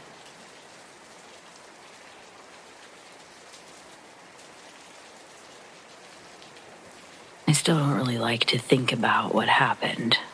I'm not sure the exact time this happened, but it was around a year ago. My friends and I always enjoyed finding abandoned places to explore. Whether it was a warehouse or a huge mansion, a racetrack once. There were 5 of us, and all of us had some sort of weapon just in case, and a flashlight. We had just finished exploring some old abandoned house when my friend mentioned he knew of a warehouse that had been abandoned for years, about 20 minutes away. So of course we all hopped in the car and took off, listening to our favorite songs. The experience was incredibly fun until the moment it happened. We all arrive and get out, and as we look for a way in, I realize I've been here before. So is my friend Pearson, who's right behind me. Both of us are indifferent about it. It's still fun to go look, so I find a gate to jump over. The gate will be a key factor in the future. I inform my other friends that I've been here before, and it's a pretty cool area, just small. We walk in and see paint tearing off the walls, smashed glass everywhere. The floor has a layer of trash, and a rancid smell reeks the entire time. You get used to it, however, so we didn't really have any complaints. But then I realized something. There's a basement. All of a sudden, my friend looks at me startled and says, "The basement door was open last time you were here." He's right, but for me, I don't necessarily get scared easily, so big deal. Who cares? Others have probably visited recently. Who knows? But this is where the scenery gets in your head. Everything is in ruins. You can see other rooms through the holes in the walls. Then the smallest corner in the far back of the warehouse is a slimy stairway down to a basement with a door to the left. I recall the previous time I went in and remember one key detail. The basement door only locks from inside. I tell all of my friends this cautiously and look down the shaded corridor into the darkness. I'm still not scared, but somewhat nervous, yet I have to prove myself to my friends. I go down. Every footstep creaks. I finally reach the door. I put my hand on the doorknob, about to twist it, when I hear something. Someone or something was breathing right behind the door. I'm in disbelief. There's no possible way someone's locked themselves back there. I twist the handle. It's locked. I quickly shuffle up the stairs when the worst part happens. The door downstairs opened. I've never run for my life, but in that moment I did. I didn't know what happened. We were all rushing as fast as possible through the building, and we could hear noises behind us. We didn't know if we were knocking stuff over or if whatever was behind the door was chasing us. I run a lot, so I was the first one outside. I see my hope, the gate. All I have to do is plant my foot, hop, and climb over. Foot's planted. I jump. A hand grabs my hoodie and pulls me down to the floor. And it's my friend. I won't reveal his name. He's grabbed my jacket and pulled me down to the floor. I understood in that moment he was panicking and was the most non-athletic, so I let him go ahead, helping him. Plus, he was driving, and I needed that car to be started and ready to go. I hopped the fence to get to everyone in the car. I'm the last one to enter the car as I hear the noise, something that sounds like someone smashing whatever is near them inside the warehouse. I don't know what happened there, nor did any of us care to find out.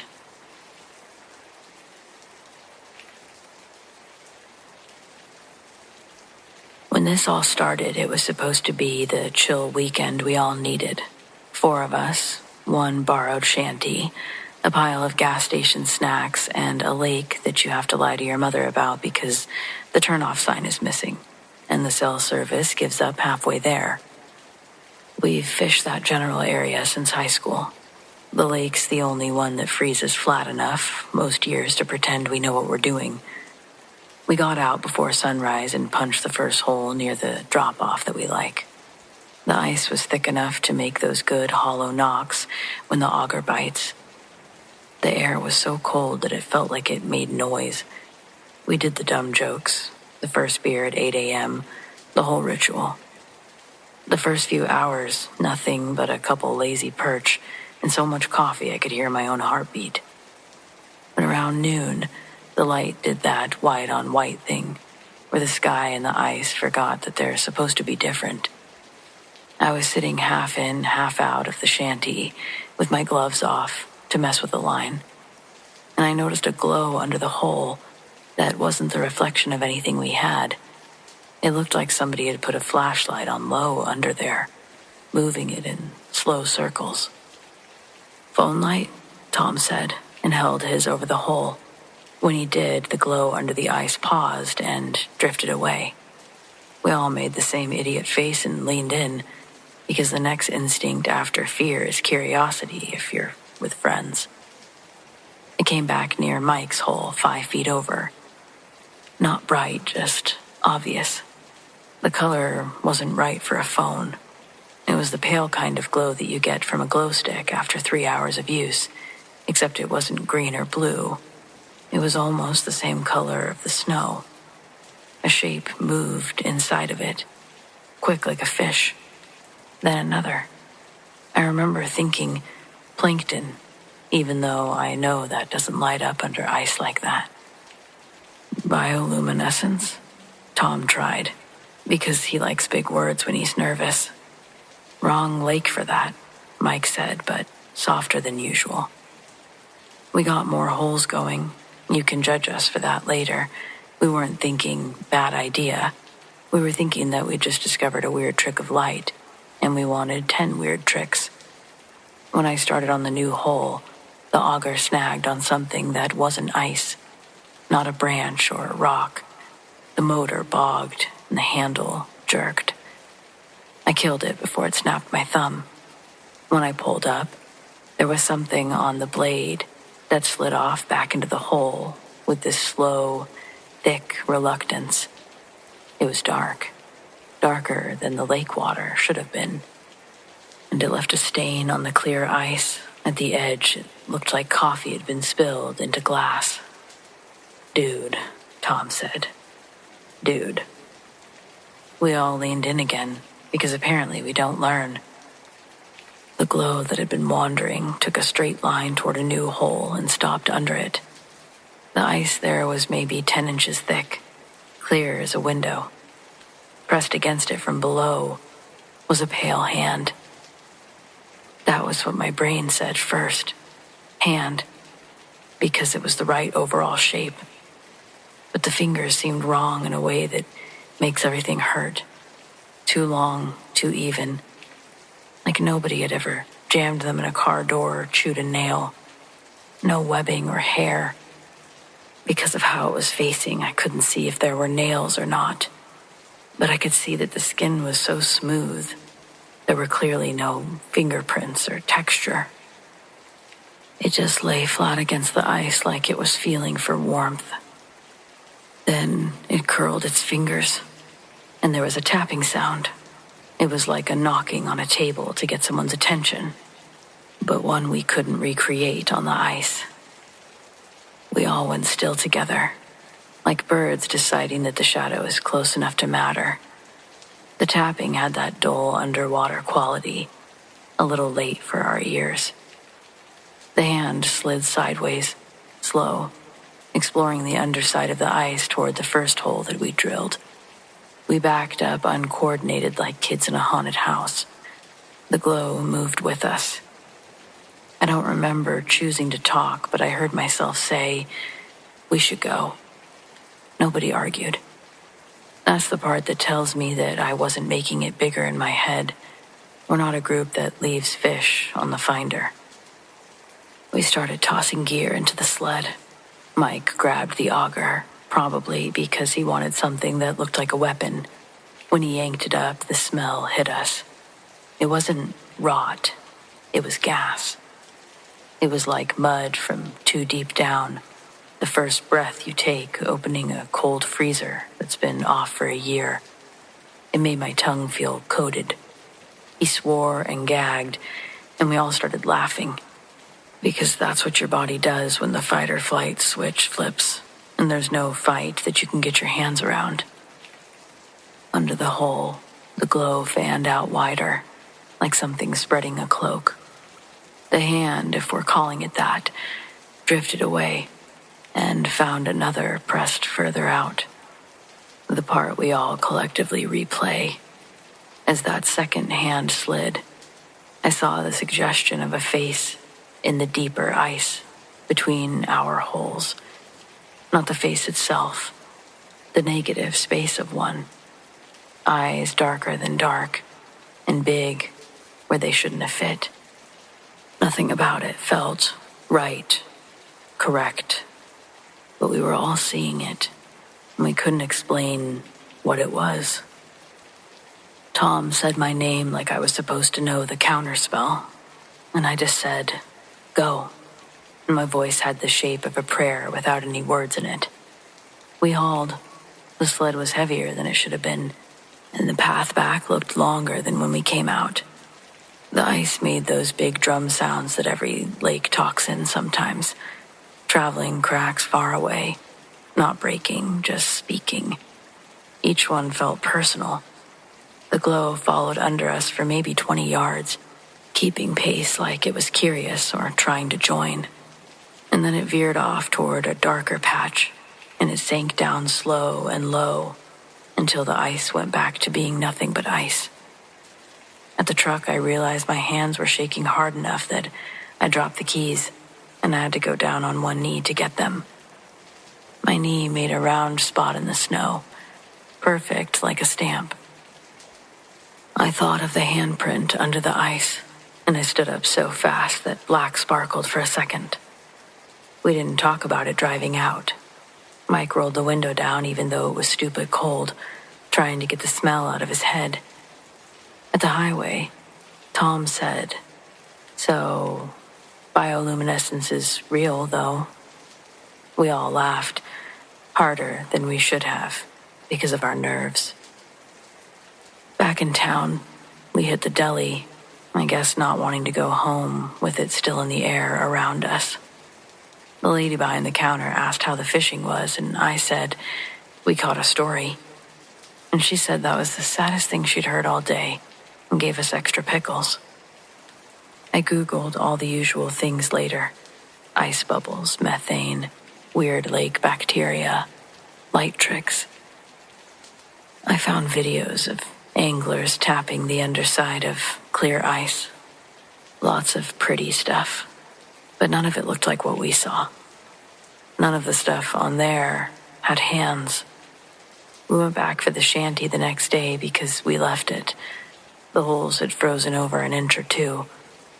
In the new ice over, the one where the auger snagged, there was a cloudy swirl like something had been stirred into the freeze and then changed its mind.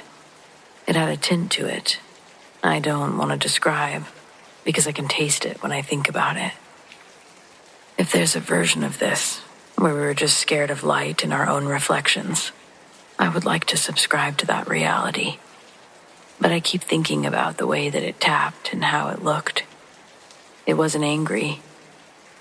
It was just, hey, like you'd knock on glass to get someone's attention.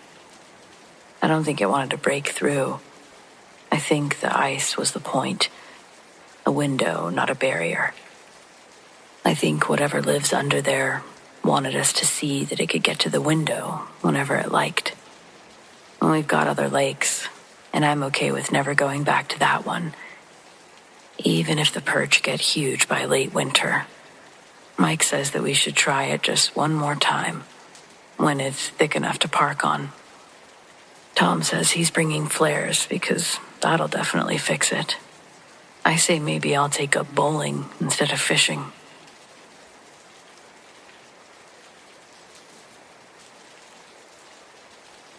For 10 years, my childhood home was run by a force that just liked to break things and torment my mother. I grew up in the kind of house that should have been a setting for a sitcom, not a horror movie. It was a perfectly average 1970s split level in suburban Ohio. A big backyard with a trampoline, and a kitchen where my mom always had cookies baking. We were the first owners, which, ironically, made the haunting much stranger. There was no history, no tragedy, just 4 perfectly boring walls that decided, starting when I was about 8, that they didn't like us. We called it the nuisance for the first few years. It started with sounds. Everyone hears things in old houses: creaks, pops, pipes rattling. But this was specific. Every night around 1 a.m., my sister and I, whose beds shared a wall, would hear the distinct sound of marbles rolling across the ceiling above us. Not just one marble, but a whole handful, dropped and allowed to scatter and roll to the far corners of the attic. Sometimes it sounded like they stopped right over our heads, and then the sound would start upward, like they were being dragged back to the center by an invisible string. My dad checked the attic hundreds of times. Nothing. No marbles or signs of rodents, and there were no structural oddities. It was just this thick insulation in the roof beams. Then came the physical activity, and this is where it became terrifyingly focused on my mom. She was a neat freak, the kind of person who organized spices alphabetically. This entity seemed to know that and took immediate offense to her order. The silverware drawer was the first major casualty. My mom would meticulously arrange the forks, knives, and spoons in their appropriate slots every evening after dinner. The next morning, it would look like a raccoon had raided it. Everything would be tossed and mixed, sometimes even removed entirely, and placed, always stacked and precise, in the sugar bowl on the counter. We all tried to blame my younger brother, but one morning my mom and I were both standing right there. She had just finished tidying the drawer. We turned around to put the cereal away, and before we could take 2 steps, we heard a frantic rattling sound. We whipped back around to see the drawer sliding out an inch on its own. Then, the metallic mess of the silverware started jumping and shuffling violently inside the closed space, rattling the wood like it was possessed. It was a kinetic tantrum in a box. When it stopped, the contents were scattered again. My mom just closed her eyes and whispered, "Not today." As I got into high school, the nuisance shed its playful side and became genuinely aggressive, almost predatory. The activity always peaked in the main living space, the kitchen. One afternoon, I was home alone studying at the counter. The house was dead quiet. I was focused on a textbook when the glass cabinet to my left, where we store fancy ceramic teacups and saucers, made a sound, a shing sound. The two cabinet doors, which were latched, flew open with such force that they hit the wall on either side and rebounded. I froze. Before they could settle, a series of objects began to fly out. It wasn't falling. It was propulsion. First, a small white sugar dish shot out. It hit the counter in front of me and shattered. Then one of my mother's favorite floral ceramic mugs launched from the top shelf, sailed completely over my head, and hit the far wall in the dining room, exploding into dust and jagged pieces. I remember thinking, with a clarity that only comes from true panic, that if the next object had been aimed lower, it would have taken out my eye. I scrambled under the kitchen island, covering my head, convinced something massive was about to drop. The sound of ceramic hitting linoleum and wood was deafening. And then, total silence. I crawled out 20 minutes later. The kitchen was a disaster zone, glass everywhere. My parents came home and found me still shaking, sweeping up shards. My dad, who had always been a pragmatic skeptic, finally saw the true scale of the mess. There are no forceful winds or tremors or broken hinges. Objects had been actively thrown across the room. The most persistent aspect of the haunting, even after the aggressive phase ended, was the cold spot. In the corner of our dining room, right by the sliding glass door, there was an area about 4 feet wide that was always freezing. Even in July, if you walked through it, it felt like someone had opened a freezer door directly onto you.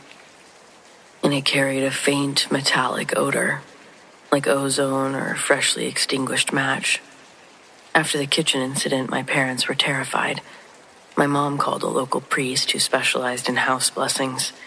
He came in, was polite, performed the ritual, sprinkling holy water and reading scripture.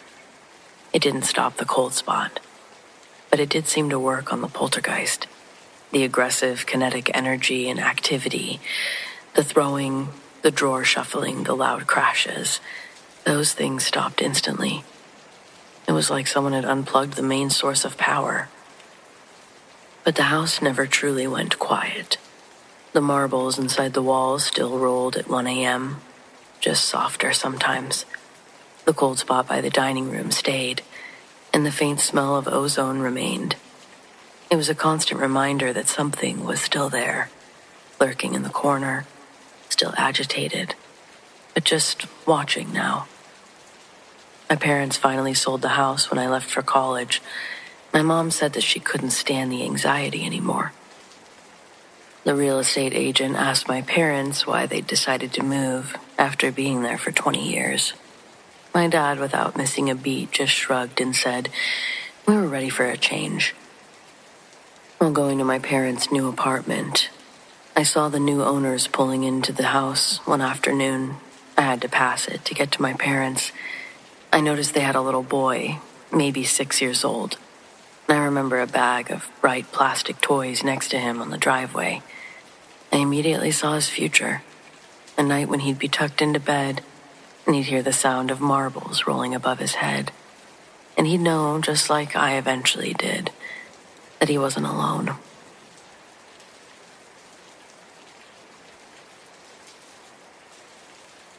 There's an old song that says, if you're gonna be dumb, you gotta be tough. And I don't think that's embodied anyone better than my friend Donnie. I don't gotta worry about him stumbling on this story and reading it because Donnie doesn't go on these kinds of radical pages. Dang, I'm even gonna have to denounce his title of my friend. Donnie's a giant man that I work with. He rides a motorcycle without a helmet because he doesn't want to fuck up his greased back thinning hair, and he harasses the female employees on a regular basis. He has no problem talking loudly about his weekend escapades with the male coworkers, who are both unimpressed and uncomfortable, maintaining their professional behavior while Donnie spouts off about the illegal pleasures he elicits. But today was different. Different enough for me to document it in some way because I really might be able to follow up on it depending how everything goes. So Donnie came into work late this morning. It was the first time that I'd seen his hair not combed to perfection. All of him looked swamped. It looked like he hadn't slept for days. I may be biased on my opinion of what he looked like because of what I was told, and that only came from one source. Nobody else seemed to notice Donnie's unprofessional attire, but a real friend of mine named Zelly works on the same floor as me, and when Donnie came in, he went straight to her desk and asked her to talk somewhere private. Zelly added that it wasn't a flirty request, desperate in an authentic way. So Zelly and him walked out of the office over to a private meeting room. I spied on them through the window, and at one point, it looked like he was going to take his shirt off. That's not what he was trying to do, though, and I'm glad I didn't storm in there. When it looked like they were getting ready to leave, I ran back to my desk. After they exited, he turned the other way and left the building again. And Zelly came back, making long, meaningful eye contact with me the whole time. She came over to sit at my desk. I asked what that was about. I'm told that Donnie misidentified her as Native American. Zelly is Italian, but she let him finish his thought before correcting him. Donnie tells her that he went out hunting over the weekend with a few of his friends. He got a deer in his crosshairs and took it down with one shot. But when he walked the 100 or so yards to the body, it had already decomposed. Same deer that he'd seen in the scope. The entry wound from the bullet was still warm, but the meat around it was cold, like the deer had been dead long before he'd shot it. Zelly says Donnie's eyes started to fill up like he was going to cry. He said that when he touched the deer's body, he felt an energy enter him. He couldn't explain it any more than that. He started to get overheated and sick, so his friends canceled their hunting plans to take him to the hospital. Doctors took blood samples, but nobody could help. Every night since then, including last night, he had paralyzing nightmares that he says aren't nightmares because he swears he's wide awake when he sees this tall man with a hunched back standing at the end of his bed. Donnie says that he's missing his lower jaw and that his eyes are all black. He's been showing up ever since he shot that deer, and he doesn't know how to make him stop. Unbuttoning his shirt, Donnie reveals a literal mark on his ribs, like someone had given him a slap of a lifetime. Zelly did admit that she thought the markings looked weird, skinny and long, almost like whip marks all extending from one wide pancake center point. I had her draw it on a piece of paper. It looked like a small frying pan with 5 long handles. Donnie winced when he lifted his shirt and told Zelly they're excruciatingly raw. The veins around the red area were all aggravated as well. She empathized with his pain because Zelly's a nice girl, but she also had to ask why he was showing her this. That's when he tells her that he's afraid there's a demon or something in his house. He thinks it's trying to possess him. Pointing to his head, Donnie claimed that he could feel it changing him inside. Thoughts that aren't his own entering his head without permission. He thinks because this demon's associated with nature that he needs a Native American shaman to help exorcise it. When Zelly told him that she was Italian, he almost broke down in tears, asking if she knew any Native Americans. Finally, she's like, "Donnie, you need to go get that checked out." He asks, "Does it look that bad?" And she tells him for sure it does. Zelly again had to re-describe the frying pan-sized bruise with even more vivid detail. Apparently, it was that crazy looking. Wild shit, right? Donnie didn't come back today. I'm curious if he'll be back this week or at all. The stuff he told Zelly about changing him inside, it really gave me a bad feeling. I told her to tell HR what happened, but I don't know if she did or not. I'm going to have to follow up on it tomorrow, but yeah, what do I do now?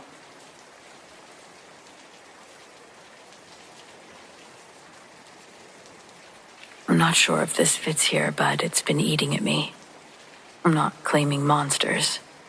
I'm just telling you what I saw and heard, and if there's some boring explanation, I'll honestly sleep better. This was in the hills where my mom's side is from. There's a back road that nobody takes unless you live out there, and there's a tight S-curve around a drop that locals call Devil's Bend. The guardrails beat to hell from folks learning the hard way in winter. My cousin Levi and I took his dad's old tent up there because we were 17 and freedom is cheap if you don't mind ticks. We set up at a pull-off just past the bend so we weren't camping right on the road like idiots. Fire, hot dogs, the usual. We saw 2 deer cross at dusk and a truck rumble by at like 10 p.m. That was the last car. Around 3 in the morning, I woke up to a noise that went straight through me. Not a coyote yip. This was high and long and tube-shaped, like somebody trying to scream, but their mouth was too big for the sound. Levi sat straight up and looked at me. "You hearing that?" We both stopped breathing, and it came again from up the road, around the bend. It bounced off the trees and came back wrong and distorted. For whatever reason, we went to go look. No guns, just one flashlight that was older than me.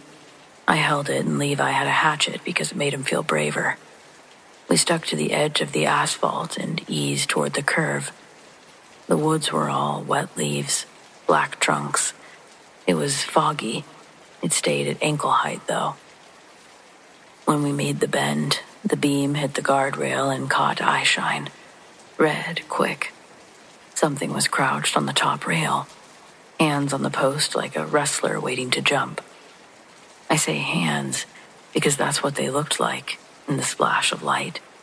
Long fingers, monkey-ish, not paws. It didn't have hair that I could see, but the arms were long, knees bent the wrong way, or a lot deeper than mine ever could bend. The mouth looked way too wide, like it had been cut bigger than it should be. I know that sounds like I'm trying to be creepy, but I'm telling you that it made my brain slide around because the proportions were off. It turned its head sharp to face us, and I swear that mouth, it stretched more. I don't know. The shine wasn't eye shine like a deer either. It was like the wet inside caught the light. Levi whispered to me, "Dude." And that broke whatever spell I was under. I hit it with the light dead on. It dropped. Just folded off the rail with this jointy spider move and slipped down the embankment on all fours, quiet as a cat. We heard leaves, maybe a couple stones, and then it was really silent. The screams didn't come back. We didn't chase it because we're not total idiots. We went back to camp, stuffed the tent in the trunk like we were being timed, and then we sat in the car until dawn with the doors locked, which is hilarious because rolled-up windows do not stop monsters. We left when the sun got gray in the trees. In daylight, we went back. Yeah, dumb again. On the guardrail, there were these marks on the aluminum where it had been perched. It wasn't like a cat scratch. 5 divots together, like fingers had been pressed and slid a little. I put my own hand there, and the spacing was off. Too long between the index and the middle, if it was a person's hand. Maybe somebody messed with it, sure, but you could feel the ridges.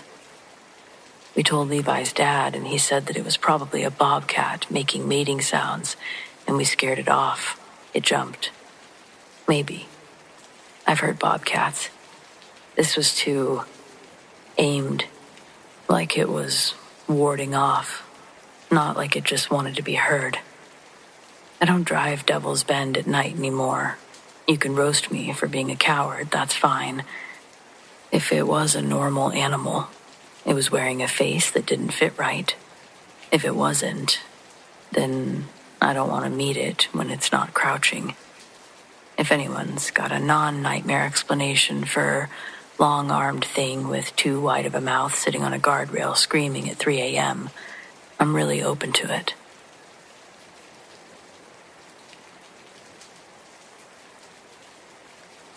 Halloween night always meant double shifts at the 24-hour pharmacy I worked at. Most people were out partying or trick-or-treating, but illness doesn't take a holiday. By the time my shift ended at 1 a.m. on November 1st, the world outside was quiet, damp, and drained of its festive energy. The pharmacy parking lot was empty, save for my beat-up sedan. I was tired, my feet ached, and I wanted to just get home, shower, collapse. As I fumbled with my keys, unlocking my car, a pair of headlights slowly swung in from the far end of the parking lot. A car, an older model, dark sedan, pulled into a parking spot almost directly across from mine, but a few rows over. Well away from the harsh overhead lights of the entrance, it was too far for me to make out the driver clearly, but one detail stood out. The driver's head. It was massive and white and utterly still. The driver was wearing a cheap, full-faced Halloween mask, one of those generic, melting ghost face ones, with hollow black eyes and a stretched, silent scream. I had a weird chill. It was colder than the damp autumn air around me, and it traced down my spine. Who just sits in an empty parking lot at 1 a.m. on a weeknight in a costume? I told myself, oh, someone who needs meds, probably. Surely this person was coming from a party, was going to take off their mask and go in like everybody else had been doing. Still, I quickly got into my car, locked the doors, and started the engine, trying to ignore the unmoving white mask that seemed to be angled directly at me. I backed out of my spot, threw the car into drive, and headed for the exit. My headlights sweeping across the deserted lot, I glanced in my rear view just before I hit the street. The dark sedan was still there, motionless. I turned right onto the main road, heading toward the highway entrance that would take me home. The road was completely empty. My headlights cut a tunnel through the oppressive darkness. Then, about a mile down the road, I saw it in my rear view. It was the same dark sedan that had pulled out in the parking lot. It was now a good distance behind me, but steadily gaining. My heart did this nervous jump. Coincidence, I told myself. He's probably heading home the same way. But he kept gaining. And then, he didn't just catch up. He rode my bumper. So close I could barely see his headlights. Only the looming presence of his grille in my mirror. My car vibrated from his proximity. That's how close he was. I sped up, pushing my old sedan harder than it usually went, 80 miles an hour. He matched me, easy.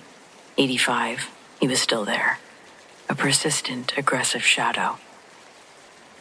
Then he flashed his brights, not once or twice, but a rapid, deliberate series of flashes that stabbed through my rearview mirror, blinding me for a split second. This wasn't a warning. It felt like a deliberate act of intimidation. My breath was hitching in my throat. This wasn't a drunk driver. This was calculated. I tried to stay so focused on the road, but from my glances in the rear view, when the lights weren't shining in my face, I could see that he was definitely wearing a mask. The realization of being hunted, I slammed on my brakes, hoping to force him to swerve or pass, but he didn't. He braked perfectly with me, still riding my bumper, maintaining the terrifying proximity. Panic was seizing over me. I took the next exit ramp, a sharp, unexpected turn, my tires squealing. He took it too, without hesitation. I was on a dimly lit feeder road, residential for a few blocks, then leading back to another main artery. I swerved right, then left, trying to shake him, but he was a relentless shadow, always right behind me. Every time I glanced in the mirror, that unmoving, melting white mask was there. I didn't know what he wanted. I didn't know who he was, but I could make guesses about what he was trying to do. The mask seemed to make him more fearless and anonymous, and utterly terrifying in this setting. Was it road rage? Was it something darker? The thought of being alone with him on a dark road, with no one around to witness, was almost paralyzing. My mind raced through options. Find a phone, call 911. By the time that I would explain everything or stop, he'd have me. Slow down, confront him, absolutely not. My only option seemed to be to keep going. But then I saw the bright, reassuring lights of the sheriff's substation at the end of the road. It was small, often unstaffed at night, but the lights were on. It was technically my only chance. I floored it, ignoring every speed limit sign, pushing my car well past its limits. I skidded into the substation's parking lot, spitting gravel from my tires, and I slammed the car into a space directly under the brightest floodlight by the entrance. I was so frantic, I didn't even put the car in park until I got out of it. As I made my way to the door, I was frantically pounding, just praying that somebody was there, that it wasn't a mistake that the lights were on. The dark sedan followed me into the parking lot. It pulled into the next available spot and came to a smooth, silent stop, cutting its engine. I watched as the driver's side door slowly, deliberately began to open. My hand was on the door of the substation, shaking so hard I could barely feel it. And then, just as the door was about to fully open, the man paused. He must have seen the light, the obvious official nature of the building, or perhaps the way that I was already reaching for the emergency phone by the entrance. He paused for one long, agonizing second. Then slowly, the car door closed. The engine started again. A low rumble of silence. And I thought, I need to get that license plate covered in duct tape.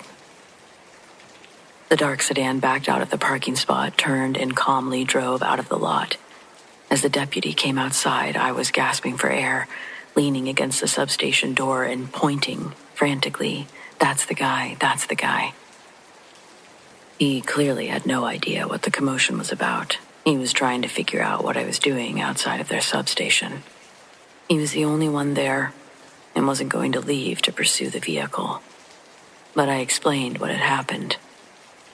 He took a description of the car, the mask, the path we'd driven, all those details. And he explained as soon as his partner got back, one of them would follow me home. I never saw that car again. And I never got any updates from the police. I'm assuming they never found them. That's probably the scariest part.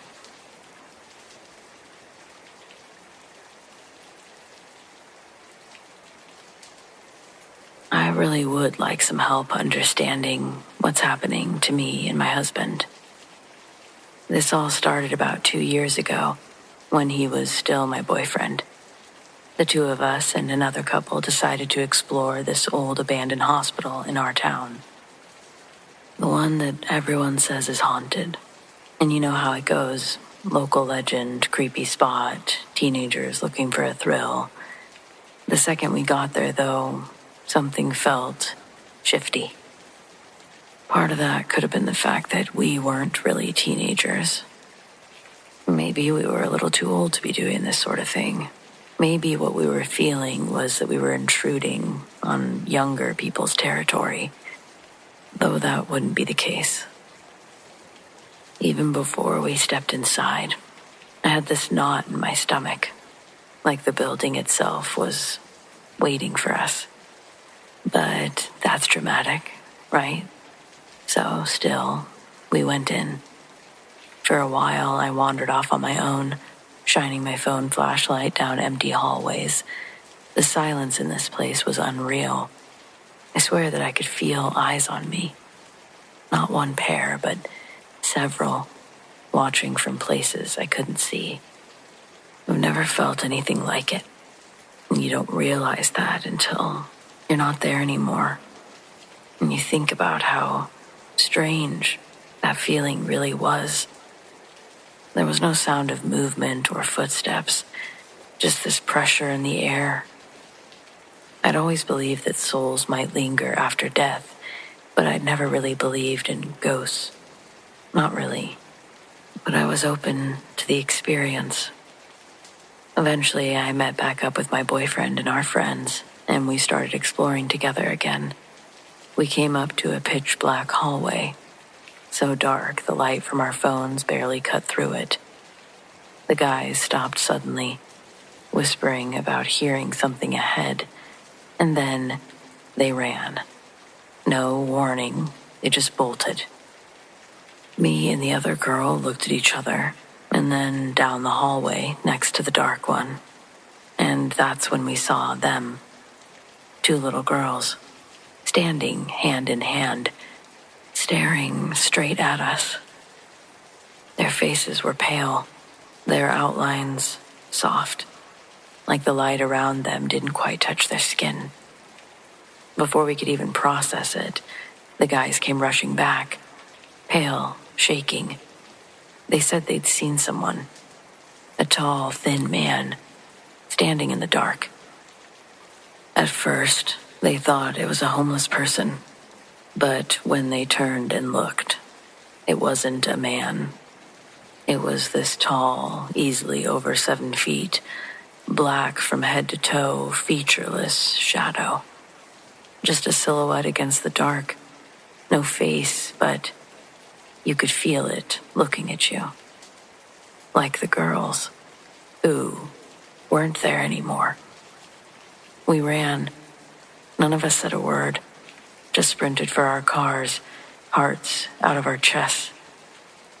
As we ran, we kept catching glimpses of it through broken windows, behind door frames, like it was pacing us, moving faster than we could. This shadow, larger than life. When we reached the back exit, I remember the door being closed tight. I even grabbed the handle before realizing we could get out another way. We finally got outside, piled into my car, and tore out of there. But that thing didn't stay behind. As we drove off, we could still see it, flashes of black in the windows, like it was following behind us. I remember starting to literally hyperventilate. My boyfriend had to pull over at a church so I could breathe. Eventually, we told ourselves it was just adrenaline, shadows, fear playing tricks on us. And like idiots, a few hours later, we went back. It was probably the vodka that actually gave me the courage, but I feel like it was the worst mistake of my life. We split up. The other girl and her boyfriend went one way, me and mine another. We weren't even thinking straight. Just being reckless at this point. A few minutes in, we started hearing things again. Soft whispers, footsteps, but they weren't ours. I could have sworn I felt something cold brush past my arm, and I ran out again. And that's when I noticed something about the back door, the one that had been shut earlier. It was wide open. We stopped for just a second, and there it was, standing in the doorway. motionless and watching. We didn't wait to see what this giant shadow would do. We got in the car and we sped off. The entire drive home, I could feel it. It didn't follow us, but every time I looked in the mirrors or the windows, I half expected to see it. That night, despite not being sad, I cried until I fell asleep. I can't really explain it. But over the next few weeks, the feeling faded. It wasn't gone, not completely, but it got weaker, and I was happier again. Every now and then, I would catch something out of the corner of my eye. I'd feel the air go cold for no reason. But I learned to ignore it. And for a long time, I thought that it had left us, whatever it was. But in the last few weeks, it's back. The same heavy air, the same feeling of being watched. I've seen it in the reflection of our TV, standing behind us when the screen goes black. I felt it next to our bed at night. Sometimes my husband wakes up gasping, like someone was sitting on his chest. It doesn't feel particularly human. It doesn't feel good. It feels hateful. I don't really know what it wants, but I know that it followed us from that hospital. I just don't know how to make it stop. If anyone knows what this thing could be or how to get rid of it, please do tell.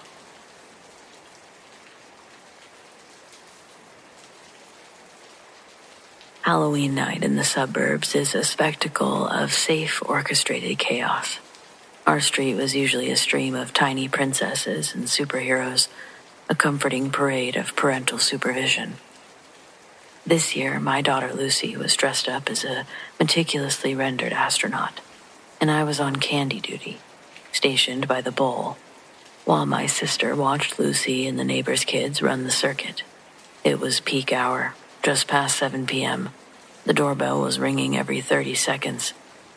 I was smiling, enjoying tossing handfuls of miniature chocolate bars into pillowcases, plastic pumpkins, and whatever else. I was just generally enjoying the festive exhaustion. And then he showed up. He wasn't part of a group, and he wasn't a young kid. He was a teenage boy, maybe 16 or 17, dressed in a plain dark hoodie and jeans. No mask, no makeup. Nothing that suggested any effort, playful or otherwise. He just stood there on the porch in the bright light, holding out a crumpled white plastic grocery bag. He didn't say trick or treat. He just looked at me with a flat, unsettling blank stare and said in a low, dead-end voice, "Give me what you have." It wasn't a cheerful demand. It was a rude one. I felt a slight prickle of annoyance and dismissal. Most of the kids who were too old for trick-or-treating at least put on a zombie mask. This felt like a sullen challenge. I held up the candy bowl. "I'm giving out candy, not cash, kid. Where's your costume?" "Here." I gestured the bowl. He didn't change his expression, didn't flinch, just held the plastic bag still. "Doesn't matter. Just fill the bag." His stillness was profoundly unnerving. He wasn't acting like a kid, he was acting like a drone. "The party's over, pal," I said, putting my firmest dad voice on and shutting the front door a little too quickly after tossing a few bars in his bag. I didn't wait for him to respond. I watched through the peephole as he slowly walked off the porch. He didn't head to the next house, though. He just lingered for a moment at the end of the walkway, looking back at the house, before finally turning and melting into the shadows under a big maple tree down the street. I wrote it off as a weird, disturbed kid, maybe high, maybe looking for trouble. I mentioned it to my sister, who shrugged and said, "Probably just an older kid trying to intimidate people into giving him the good stuff." I went back to watching the door. The last of the trick-or-treaters trailed off around 8:45. I brought Lucy back inside and we sat on the living room floor, surrounded by her astronaut helmet and a mountain of candy, laughing as she recounted her favorite houses. The comfort of the house, locked up tight, was a relief. It was around 9:30 p.m. when the chilling feeling returned. My sister was just getting ready to leave. I was picking up the last of the discarded wrappers when my eyes snagged on the window next to the front door. The screen was sitting slightly ajar, pushed out. Not by wind, but by force. Where the screen frame met the windowsill, there was a tiny, faint pry mark, a fresh scar in the white paint. My stomach got weird. I rushed to the window and threw it open, peering out at the porch. There was nothing, but someone had definitely been there and had tested the integrity of the house after the lights went out. Then I remembered the uncostumed boy. "Lucy, go sit with Aunt Carol in the kitchen now," I said, my voice unnaturally steady. I checked every window on the first floor, locking them all, adding the security bars. I went to the sliding glass leading to the back deck, which I knew I had secured. As I approached, I heard a soft metallic clink from the deck outside. It sounded like someone was lightly pressing the back doorknob repeatedly, checking for any give in the lock. Clink, clink, clink. Clink, clink. I held my breath, looking out the glass. The backyard was dark, only the faint glow of the neighbor's security light reaching the deck. I couldn't see anything. I grabbed the heavy cast iron skillet from the kitchen and pushed Lucy and my sister into the downstairs bathroom. "Stay in here. Don't open the door for anything. I'm calling the police." I locked them in and rushed to the cordless phone, dialing 911. My voice was a frantic whisper. "Someone's trying to get in. Back door. I think it's the kid who came earlier. The one without a costume. He was here earlier." I kept my back to the wall, listening. The small sounds of intrusion felt magnified tenfold in a quiet house. I heard a soft crunch of gravel from the side of the house, moving toward the deck. The stalker had moved away from the door. Then came the sound that solidified my terror. It was a slow, sustaining, grinding noise, coming from the back window, the one facing the garden, a sound like metal on glass. I decided he wasn't kicking it in. He was carefully scoring the pane of glass to remove it cleanly and quietly. Who was this guy? Couldn't have been just a disturbed kid. He was a burglar, methodical, or something worse. I tightened my grip on the heavy skillet, positioning myself in the dark kitchen. The dispatcher was trying to keep me calm, telling me that officers were just minutes away. The grinding sound stopped, and there was silence. Then I heard a new sound, a careful, hesitant tap on the glass pane that had just been scored. He was checking if the glass was ready to be pushed in. Just as the silence stretched to its breaking point, I heard the glorious, life-saving sounds of sirens, not distant, but right on the street. They arrived fast. I heard a frantic scrambling from the back deck, followed by a loud thump as the intruder jumped the fence. The police found my back window pane perfectly scored, ready to be removed. They found a footprint near the garden bed. They didn't catch him that night, but they took a detailed report, connecting the pry mark on the front window to the deliberate attempt at the back. Despite being able to provide a full description of this kid's face, nothing ever came of it. It just goes to show that even on Halloween, when everyone is hiding their identity with fun, theatrical costumes, the most chilling person on the street is one who wore nothing at all. Just a person. He's the only one who is seriously dangerous, in my opinion.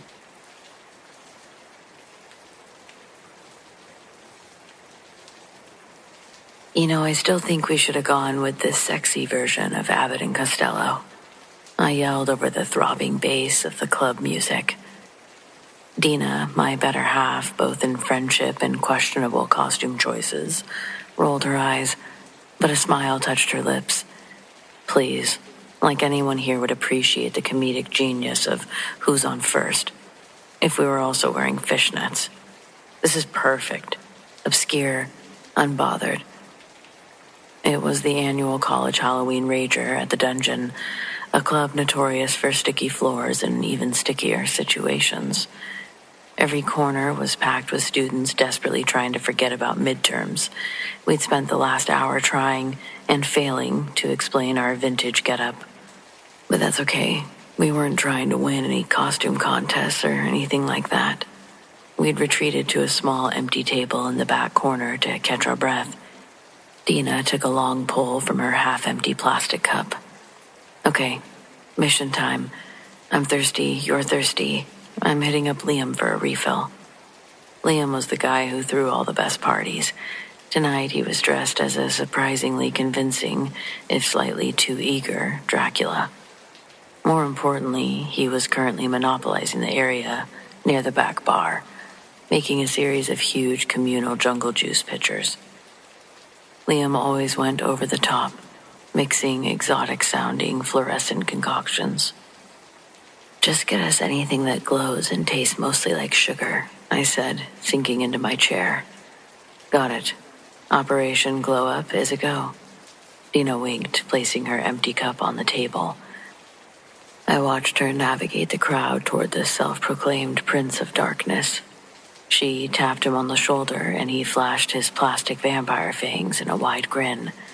I saw him nod, turn to his table of various colorful liquors, and start pouring 2 fresh drinks into 2 new glasses.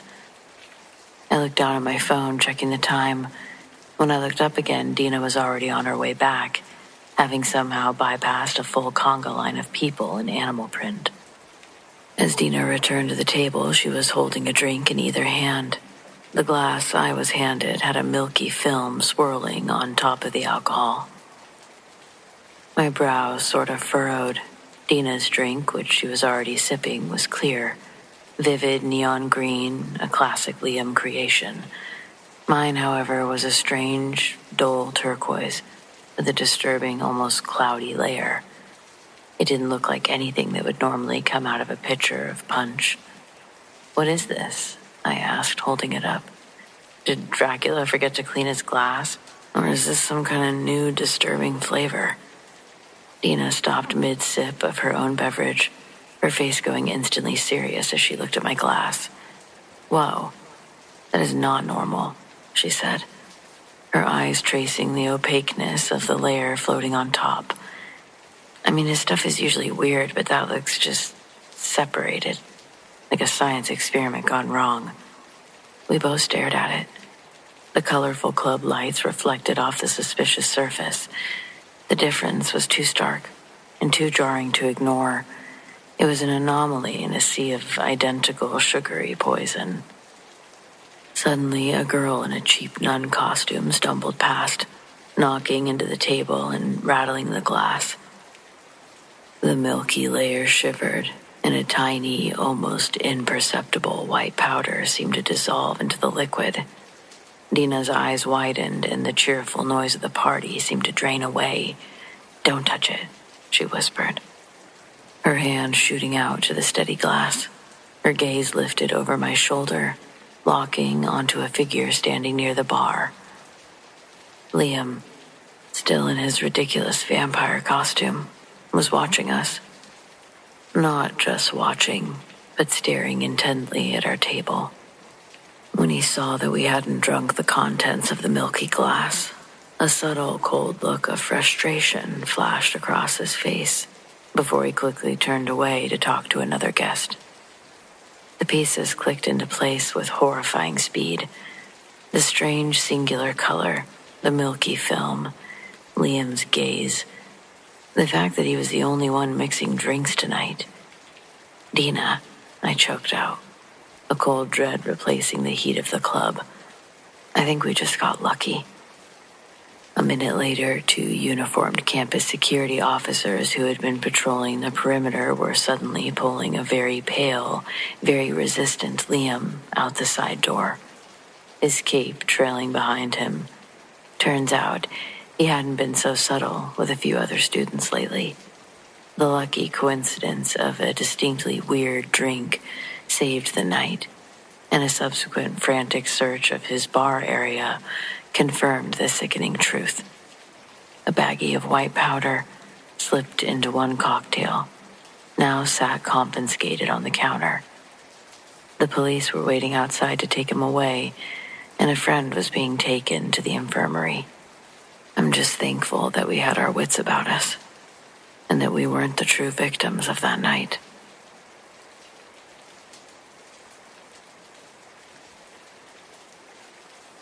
I've lived on the same street for almost 10 years now. It's one of those older neighborhoods on the edge of town, big trees still, long driveways, houses that used to belong to people who worked at the mill before it shut down. It's really quiet, and sometimes too quiet. Halloween, it's never busy here. A few families come by, but the last couple years I haven't seen any kids at all. The houses are spaced too far apart, I guess. Easy to hit the subdivisions. Anyway, this was last year. I bought candy just in case and set a bowl by the door, and I left the porch light on. Around 8:30, the first knock came. 3 quick taps. When I opened the door, there was no one there. Just the porch light flickering a little and the wind pushing leaves around. Perfect fall atmosphere. I figured that it was kids doing ding-dong ditch and laughed it off. 10 minutes later, another knock. Louder this time. I got up, checked again. Nothing. The street was empty. Bowl still full. I decided to just keep the porch light on. I remember checking my phone, 8:43, and then I heard the third knock. It was slow and heavy, unlike the others. I walked to the door, looked out the people, and froze. There was a kid standing there. Maybe 9 or 10, old-fashioned costume, looked something from a black and white photo.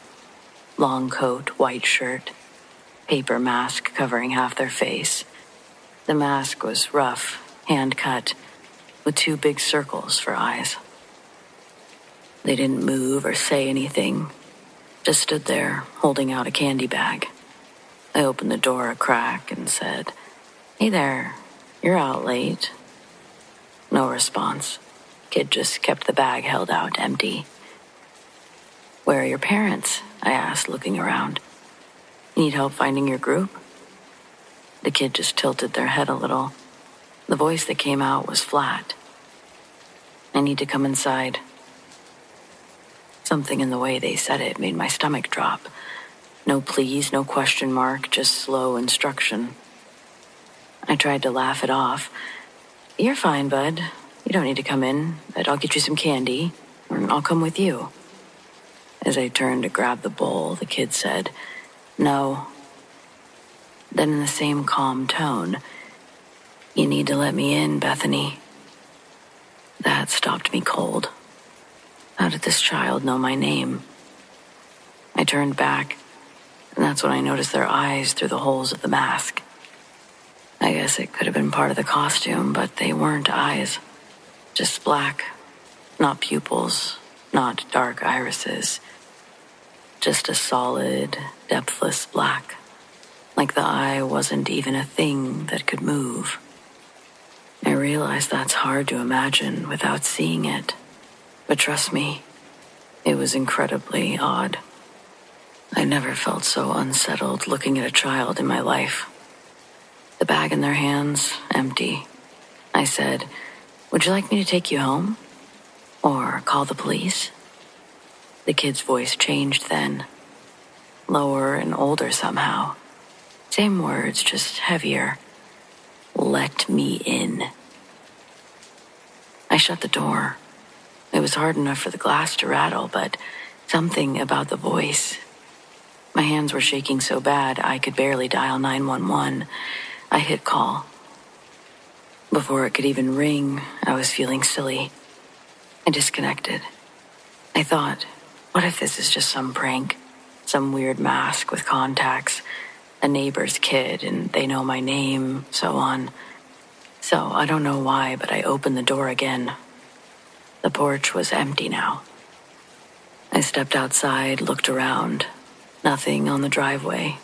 No voices. It was just that quiet, heavy air you get when the streetlights seem louder than the wind. Then behind me, 3 knocks from the door I'd just left open. I turned around and the kid was there again, standing inside the doorway. "Can I come inside now?" they said. I ran, no shame in admitting it. I bolted down the steps and out onto the yard.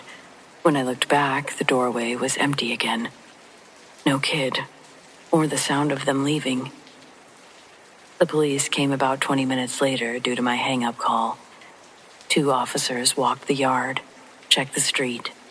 Nothing. One of them said that they get calls like this all the time. Told me it's usually kids just messing around. But he also told me, honestly, nobody's been trick-or-treating on these streets for years, so... They canvassed some neighbors. There was no missing kids, no children in paper masks. After they assured me that everything was fine, they left. I sat up till morning with every light in the house on. There were no footprints on the porch when the sun came up, but I wasn't expecting there to be. The bowl of candy was, of course, still full. My door locked. But on the outside, just below the peephole, there were 3 smudges. Small, grayish prints, like fingertips. Maybe I'd just never noticed them before. But I don't know. Now Halloween's coming up. I'm hoping this year is less eventful than last year. And I'm gonna start by turning off the porch light. I think it's best just to not open that door.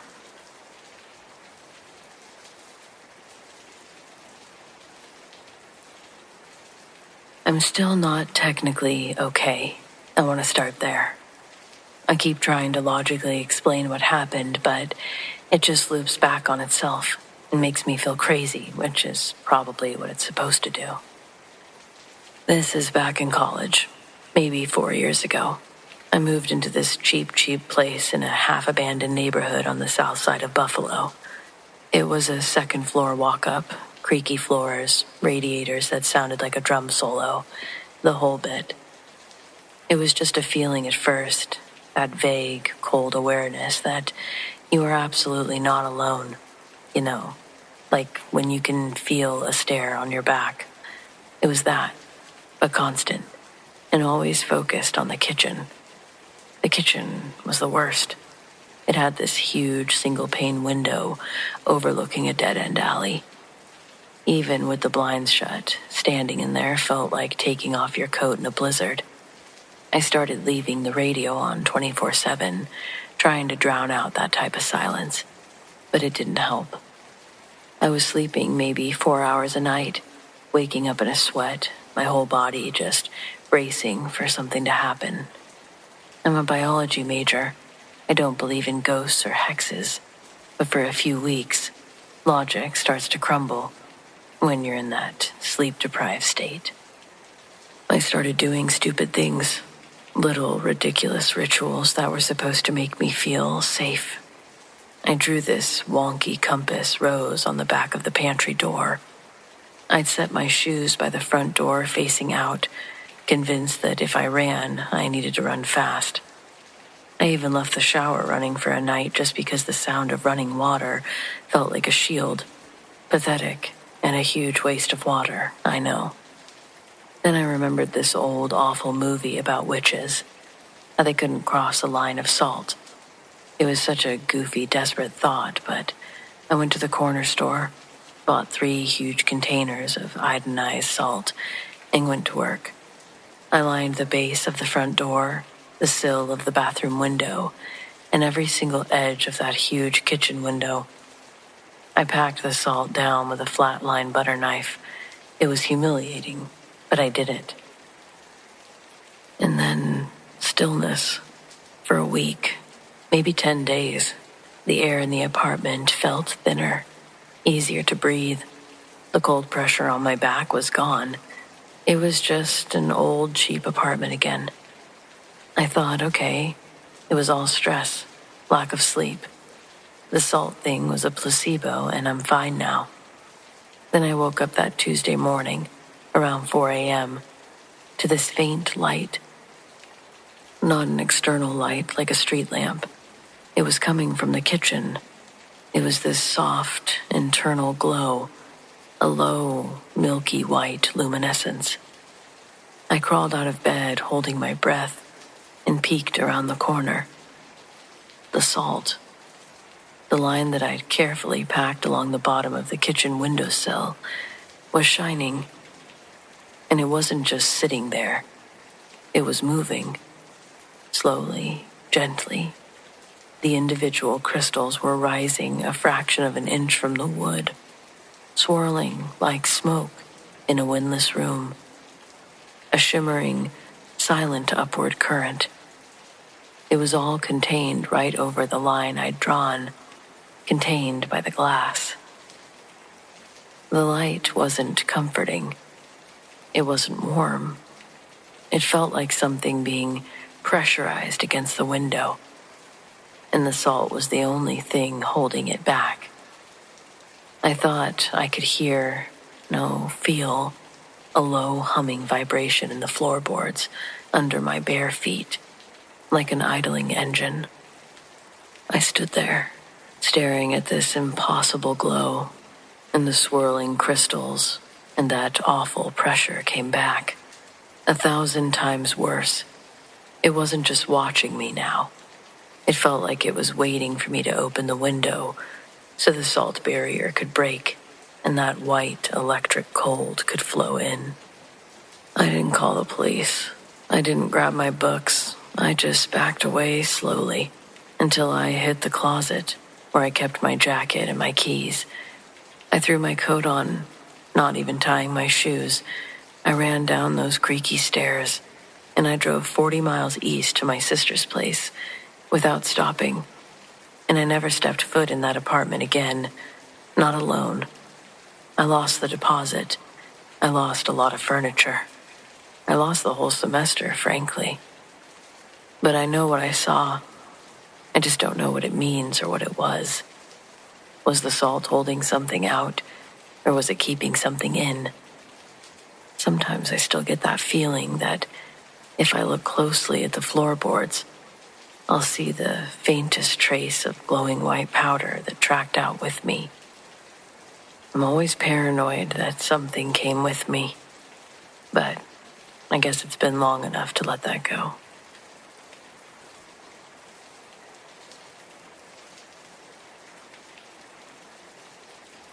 So me and my buddy had a wedding to go to in Maple Valley, and when it wrapped up, neither of us was ready to head straight home. He suggested that we go smoke for a bit before driving back, and that's when he brought up the Black Diamond Cemetery. It was on the way, and he'd read about it once, said it was supposed to be one of the oldest cemeteries in Washington. I'd heard the name before, but never been. We both figured, why not? When else were we going to be out here? Seemed like a dumb, kind of cool detour. I'll start by saying that neither of us are ghost guys. We weren't looking to get freaked out, and honestly, I've been to cemeteries plenty of times and nothing's ever happened. Just quiet places with headstones. Maybe a weird vibe if you let yourself think too much or stay a little too long after smoking. This was the mindset. Just go hang out. We got there sometime after 11. The road was much darker than expected. Lined with trees, the place looked way older than I thought it would. The gates were open, though. We parked off to the side and walked in, trying to be quiet out of respect, even though no one living was around to care.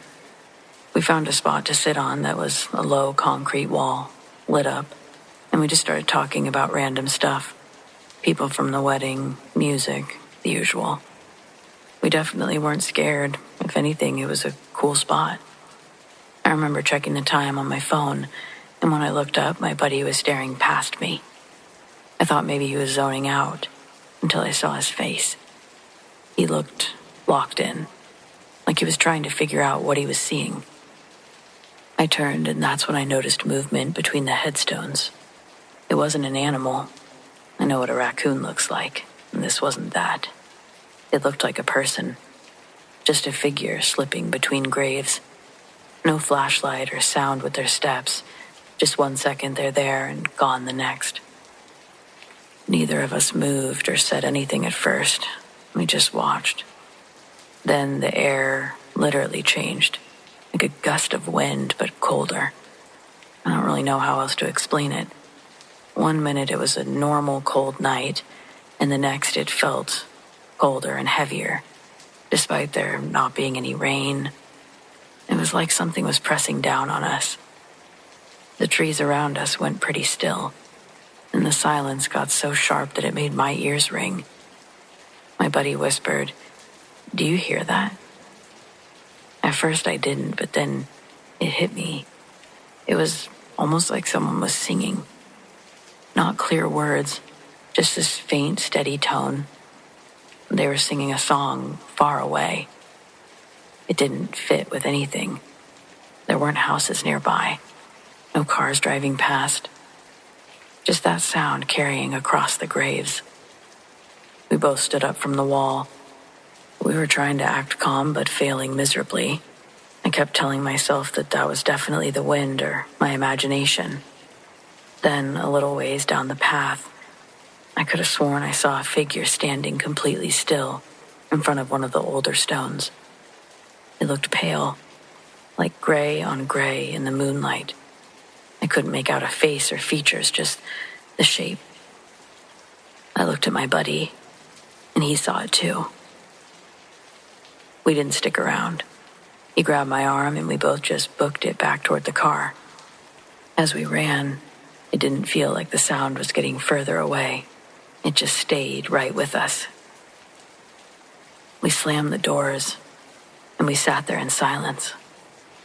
We couldn't hear the sound anymore, just both of us breathing hard, not wanting to look back toward the cemetery. Eventually, we got the nerve to start driving. That's when we realized that we hadn't said a single word to each other about what we saw. Not until we were about 10 minutes down the road.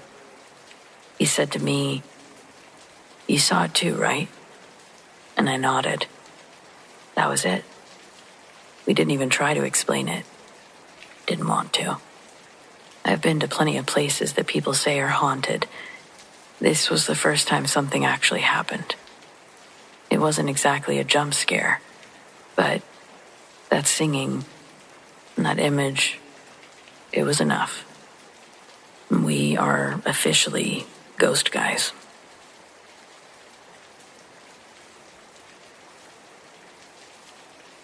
I just feel like I need to get this out there because I'm genuinely losing sleep, and my friends just look at me like I've finally cracked. I'm a pretty grounded person, never believed in ghosts, hauntings, or any of it. But what's happening in my new apartment, it's just impossible to explain away. I moved into this place about 3 months ago. It's a charming pre-war building in a great neighborhood. My first time living alone. I was ecstatic. Everything was perfect. High ceilings, big windows, and a rent that feels like a steal. The only quirk was the old-fashioned heating system with its clunky metal vents, particularly a large rectangular one in the wall of my bedroom, directly across from my bed. At first it was subtle. I'd be drifting off to sleep. I'd hear faint noises, a sniffle, maybe a whispered sigh. I live in an apartment building, right? So thin walls are to be expected. It had to be a neighbor. I shrugged it off. And then it got a little more distinct. Sometimes it sounded like a soft, melancholic hum. Other times, a brief, muffled argument. Never clear words, just the impression of voices, always from the bedroom vent. I figured it was just the building's old pipes, or sound traveling oddly through the ventilation system. I even bought a white noise machine, which helped for a little while. But the sounds started to change. They stopped sounding like generic neighborly noise. They sounded closer, more personal. One night I was reading in bed, and I heard what sounded like a woman softly weeping. It was so distinct, so filled with sorrow that I actually got up and checked my door to make sure it was locked. I checked the peephole to see if anyone was out there, put my ear on the wall. Nothing. But when I got back into bed, the weeping resumed, directly from the vent. It was so intense, I felt a lump in my own throat. I started trying to rationalize it even harder. Maybe this is the wind, or I'm just stressed. I even went so far as to search for ghost stories about my building online, but I found nothing. Just historic architecture reviews and tenant guides. Then came the night I decided I was genuinely terrified. I was lying in bed, trying to ignore the intermittent sounds of what now seemed like children's hushed giggles from the vent. It was unsettling, but I was determined to push through it. My eyes were closed, my heart was thumping a bit, but I was almost there, almost asleep. Then, clear as day, a voice whispered, right next to me. It wasn't muffled. It wasn't indistinct. It was a woman's voice, soft but utterly desperate, and it said, "Stop, please." It didn't sound like it came through the vent. It was right next to my ear. Absolutely. And with clarity. It was like someone was physically breathing those words. My eyes snapped open. I sat upright, my heart hammering, palms sweaty. The room was freezing, despite it being a mild night and the heating being off for that reason. I sat there, I don't know for how long, an eternity, straining to hear if it would happen again. Nothing, just the oppressive silence of my apartment, punctuated by the frantic beat of my own heart. I didn't sleep in my bedroom that night. I bundled myself up on the sofa in the living room, lights on, watching bad infomercials. In fact, I've been sleeping on the sofa ever since. I've taped up the vent, hoping that it'll block out any sounds, but I can still hear things sometimes. Faint scratching, whispering that sounds like real words, just barely perceptible through the layers of tape. I don't really know what to do. I can't afford to break my lease, but I also can't go back into that room. My safe, cozy, first ever alone apartment feels like it's listening to me, and not in a good way. I feel like whatever's in that vent is getting restless, trying to communicate more. Has anyone ever experienced something like this? What do I do?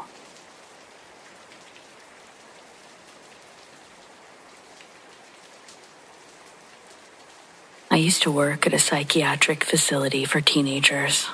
It was kind of a creepy place, temporal wiring, and a heavy silence that settled in deep into your chest.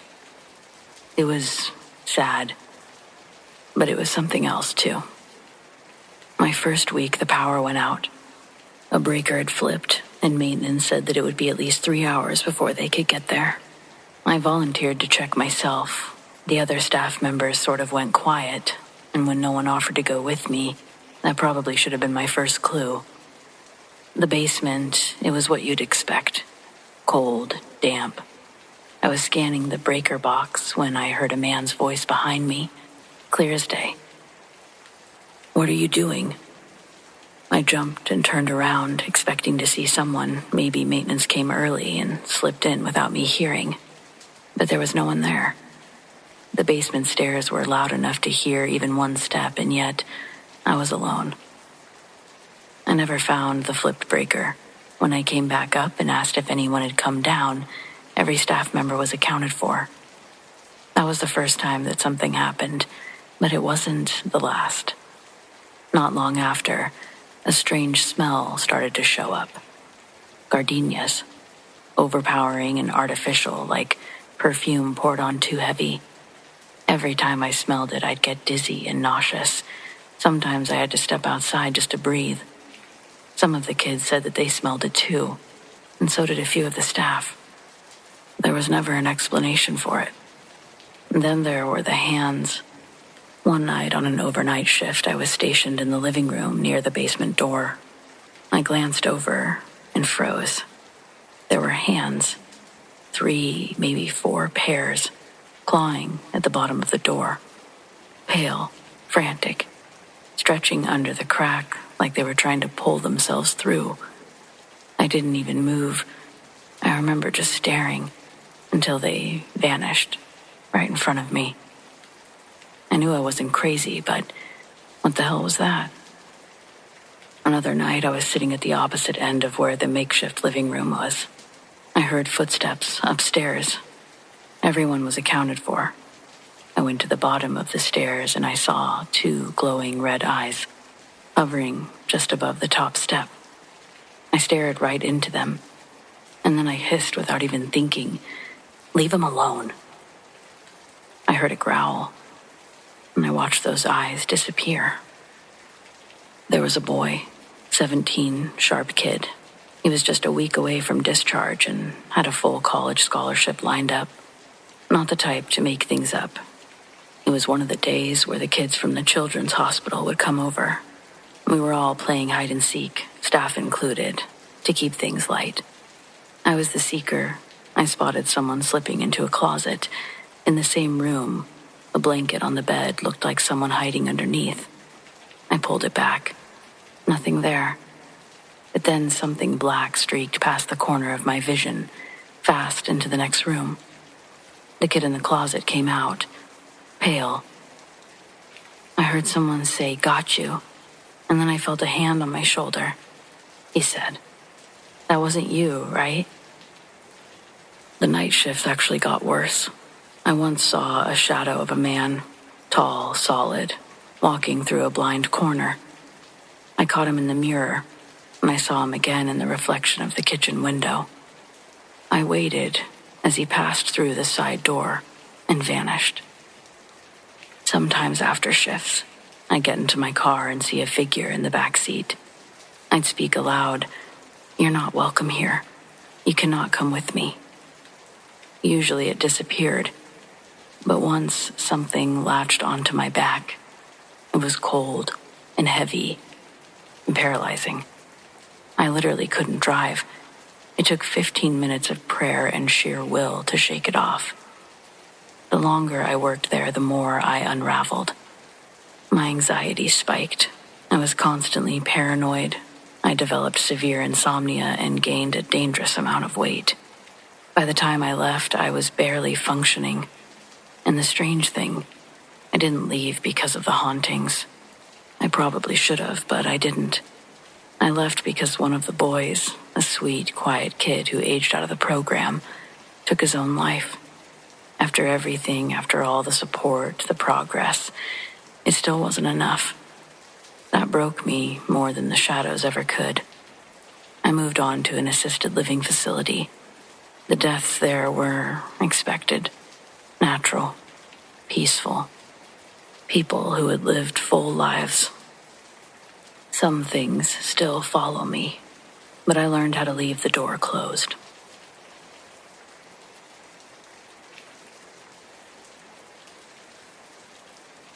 I'll start by saying that Black Friday at a fulfillment center isn't a job, it's a waking nightmare. 16 hours of scanning, lifting, and the constant hum of the conveyors. You're running on 3 hours of sleep and lukewarm coffee and pure capitalist adrenaline. Everyone's irritable. Everyone smells. And you're just trying not to get crushed by a pallet of discounted air fryers. This happened a few years ago when I was working in just that environment. Around 3 a.m., the absolute dead part of the shift when the online rush dips before the morning's second wave hits. I was picking in the furthest, darkest aisle, aisle 47. The one with the specialized heavy items nobody wanted to deal with. It was just me and the drone of the HVAC. I bent over to scan a box of industrial shelving units. I was alone. I hadn't seen another human being down the aisle for at least 20 minutes. The floor supervisor was way up front, dealing with the truck. I straightened up, and I felt something. A light, distinct cold pressure on my right shoulder. Not a bump. A very clear, firm hand. It hadn't scared me, more annoyed me. Instinctively, I turned my head to see which moron didn't know the 4-foot personal bubble rule. I figured it was Brenda from quality control, trying to give me a playful shove. But there was no one there. The aisle stretched out perfectly empty, lit only by the fluorescent tubes overhead. It was suddenly spooky. I blinked, shook my head. Exhaustion, I thought. My brain is short-circuiting, of course. I went back to my work, trying to ignore the lingering chill on my shirt. But it couldn't have been more than 10 seconds later. I felt something else. A breath. Right near my left ear. A sighing, soft exhalation of air. It felt like it had been filtered through a freezer. Then another sound. The softest, most chilling whisper I've ever heard. Right into my ear. It didn't sound like a man or a woman. Just a dry, paper-thin rustle of a voice. Look. I jumped a foot in the air, spinning around, dropping my scanning gun. I looked left, right, up, toward the high shelving. No one. I was a good 100 yards from the next occupied aisle. My heart was doing a drum solo in my chest. I snatched up the scanner and sprinted, not walked, but sprinted to the main depot. The supervisor, Frank, is a massive guy who looked like he hadn't slept since 2008. He took one look at my face and sighed. What is it, Greg? Spill on the floor? No, Frank, Someone touched me in aisle 47, whispered in my ear. But there's no one there. Look, man, I don't know what's going on with aisle 47, but I'm gonna need you to go back. But there's something there. I didn't have to walk out of my shift that day, because Frank must have just seen that I wasn't ready to go back, so I left. But I also never did go back. Why? Because I learned about Sherry. Sherry had died on the job, aisle 47, 3 years ago. It took them 2 days to find her tucked between the pallet racks, right near the end cap. Management hushed it up, obviously. Said it was a heart attack and didn't even mention it to me. The whole thing just left a bad taste in my mouth. I couldn't go back to that place.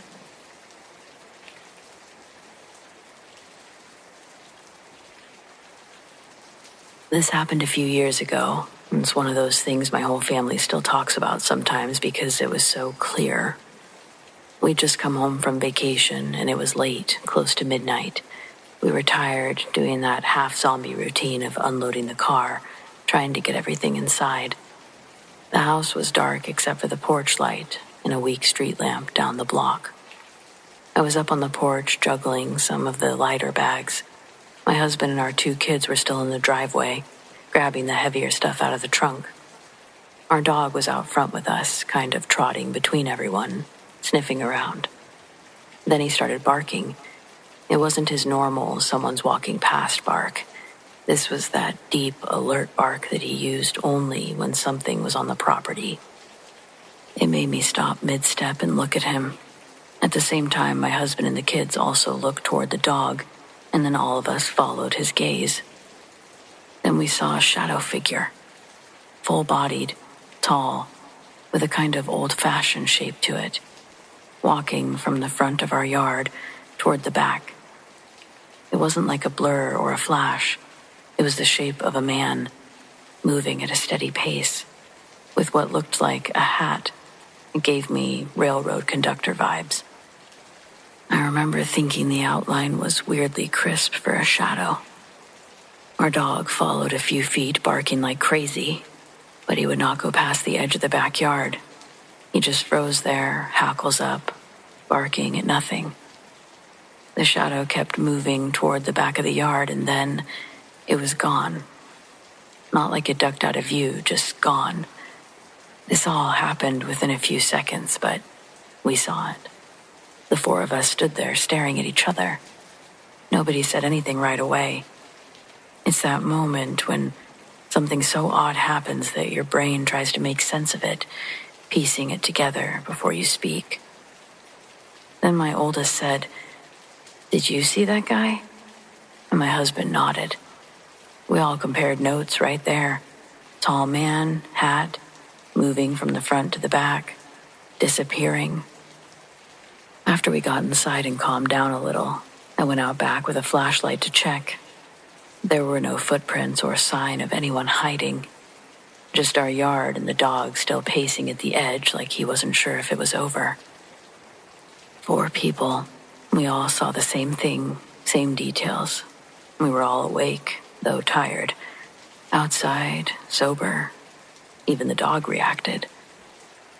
We still don't know what it was. Nobody else was outside. No one in the neighborhood matches that description. And it hasn't happened again.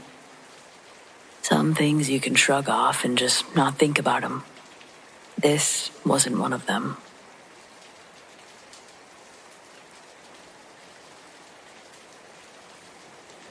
I work in IT at a small university library, mostly dealing with network issues and busted printers. A few months ago, the head librarian called me to the basement archives because an old filing cabinet was stuck. Turns out it wasn't stuck. A big antique brass door knocker had fallen behind it. This wasn't shaped like a lion's head or anything regal. It was shaped like a human hand, maybe life-sized, with a heavy, thick brass ring clenched in the fist. It was strangely cold to the touch. The librarian didn't want it, so I took it home, planning to sell it on Etsy.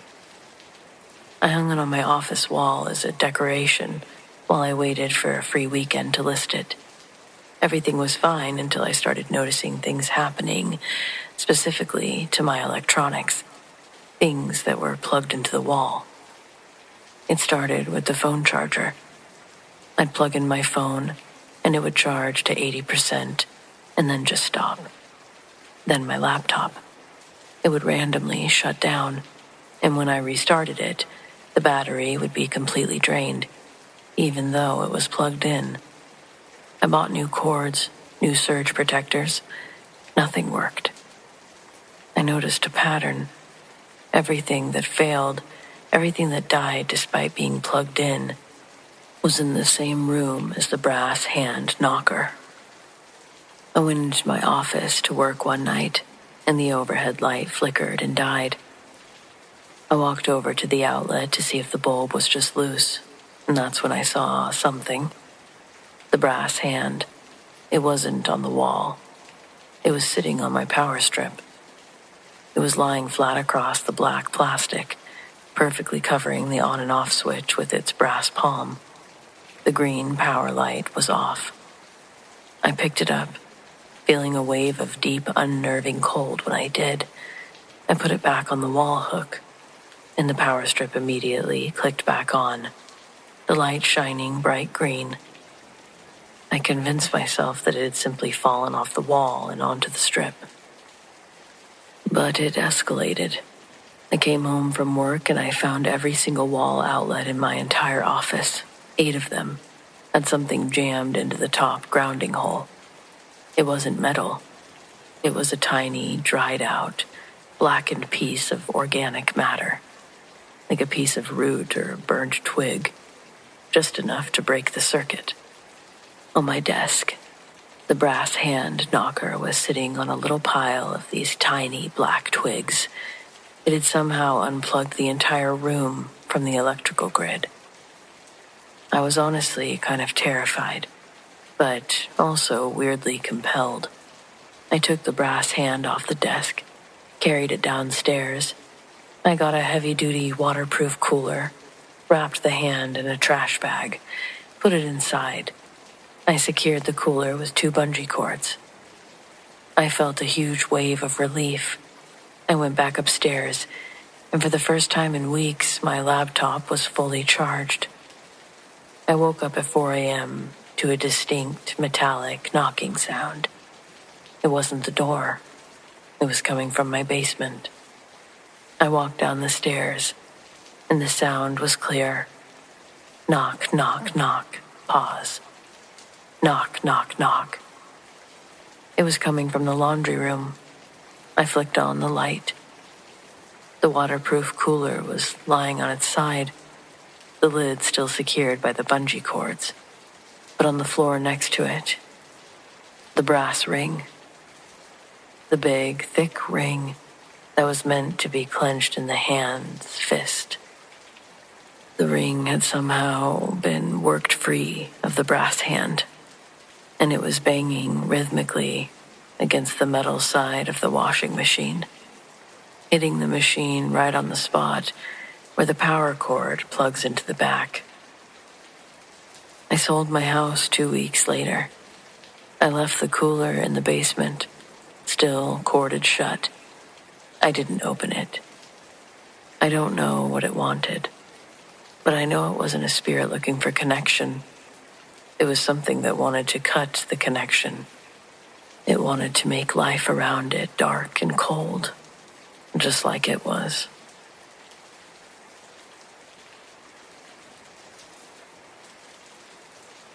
When I was about 8 years old, my family didn't have a lot of money, so me and my sister shared a bed in this small room at my grandma's house.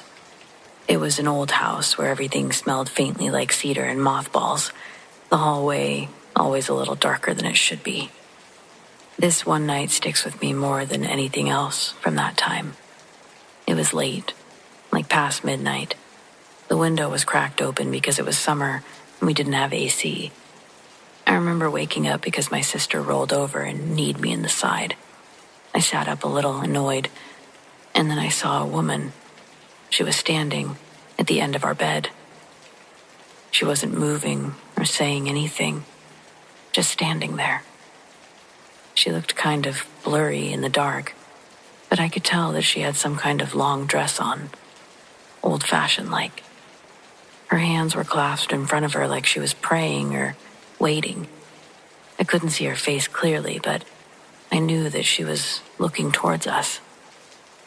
I thought I was dreaming, but then my sister spoke. "Do you see her?"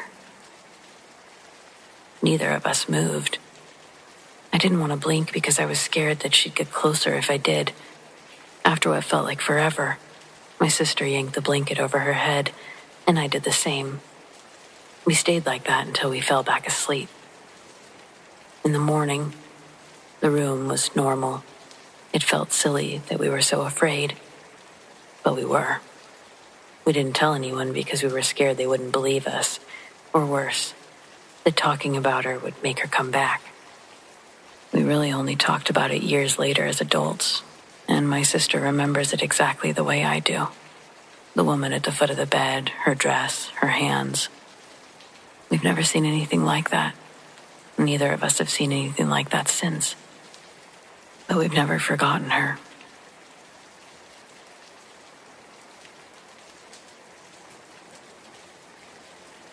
It was well past midnight when my boyfriend, now husband, and I finally checked into the hotel. We were utterly drained, hours on the road followed by the usual exhausting dance of family obligations. The air in the hallway was thick and smelled faintly of chlorine and old carpet, the way all mid-range hotels seemed to smell. Our room was on the upper floor, anonymous and silent. We were too tired to truly look at the room. We dropped our bags, brushed our teeth in a detached fog, and barely registered the generic landscape prints on the wall or the slightly mismatched furniture. The moment we flipped the main light switch, we were tumbling straight into the king-size bed, seeking immediate escape and sleep. Sometime in the deep middle of the night, I woke up. I wasn't startled, just suddenly completely awake, facing the window. The room was shrouded in a kind of thick, unfamiliar darkness that feels heavy and disorienting. Slowly, my eyes adjusted and landed on a spot across from the foot of the bed. In the faint spill of ambient light that crept past the curtains, I saw a dark, man-shaped shadow standing perfectly still in the corner. Its outline was distinct, tall and narrow, giving off the definite impression of a human presence. My heart rate jumped and I laid there frozen a bit, but staring intently. I felt a nervous chill despite the warm duvet. It must be a floor lamp. My tired, rational brain finally concluded.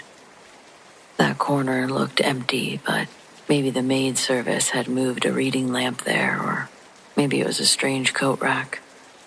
It was the only thing that made logical sense in a silent, anonymous hotel room. Satisfied with this easy explanation, I rolled over and went back to sleep. The following morning, the strange visual was the first thing I remembered. I turned my head to look at the corner where the supposed lamp had been, but the spot was completely bare. There was no lamp, no furniture, no shadow to trick the eye. Just a plain, unadorned wall corner. I turned to my boyfriend and, chuckling nervously, I told him, "Last night I woke up and thought that there was a person standing in that corner. I calmed myself down by deciding that it must have been a lamp, but there's nothing there."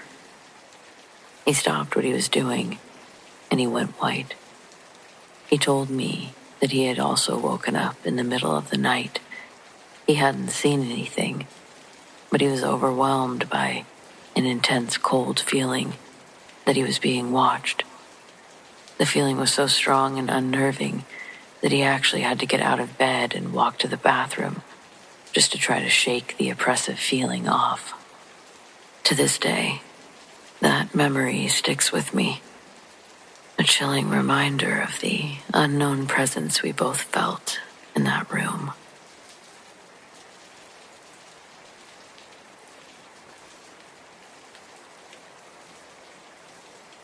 Back when I was in college, I lived off campus in this old house that had been converted into apartments.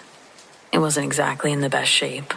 The floor creaked everywhere, and the plumbing was ancient and questionable, and it definitely had that always a little chilly vibe, even in the summer, which could be nice. People said that it used to be a boarding house back in the day. I never looked into it, but it wouldn't surprise me. One night I was up late studying in my room.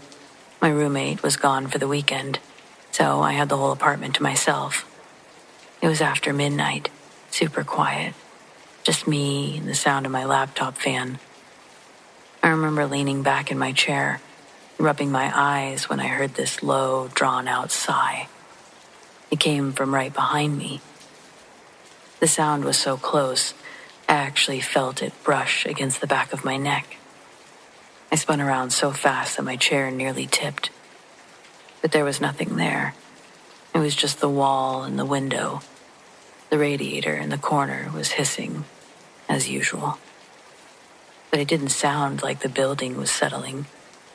It sounded like a human, and a heavy sigh against my neck. It happened so quick, but I was so certain of what it was.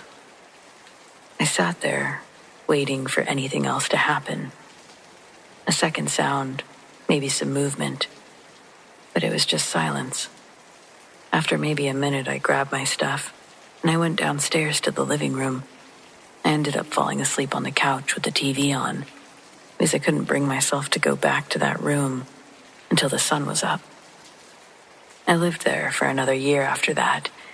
It never happened again, but to this day, I can still remember exactly how it sounded and how it felt. Like someone had been standing right over me.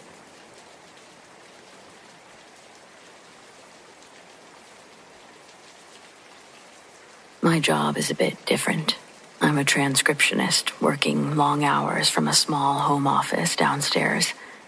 I'm usually down there for 10 or 12 hours a day.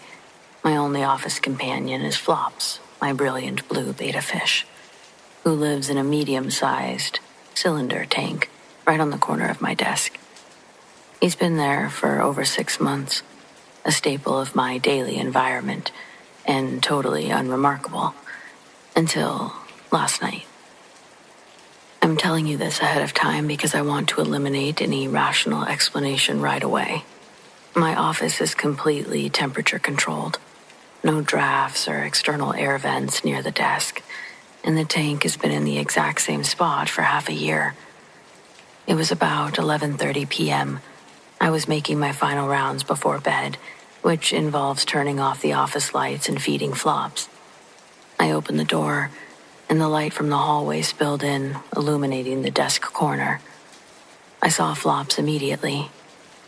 His silhouette was hovering completely still, slightly above the water level, right against the glass. The sight was so immediate and deeply interesting, my brain scrambled to fix it. My first thought was that he was stuck.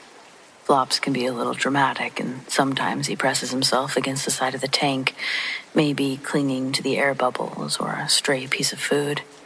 I rushed over to get a better look. As I got closer, my rationalization instantly shattered. Flops was indeed completely still, but he was not in the water. He was fully outside of his container. He was about 3 inches away from the glass on the other side, floating in mid-air at the level where the water meets the lip of the tank. He was defying gravity. His little body was angled slightly, still and wet, suspended in the open air behind the tank, with nothing connecting him. I looked everywhere for some sort of thread or wire or piece of something that could have him in such a position, but he was simply levitating right beside his home. The shock hit me like a physical blow. I stood there, paralyzed. I was staring at this fish for maybe a minute, confirming the possible geometry in my head. Fish, air, glass, water. My heart was pounding, and a cold sweat broke out. Was he dead and somehow fixed to the spot? Was he pranking me?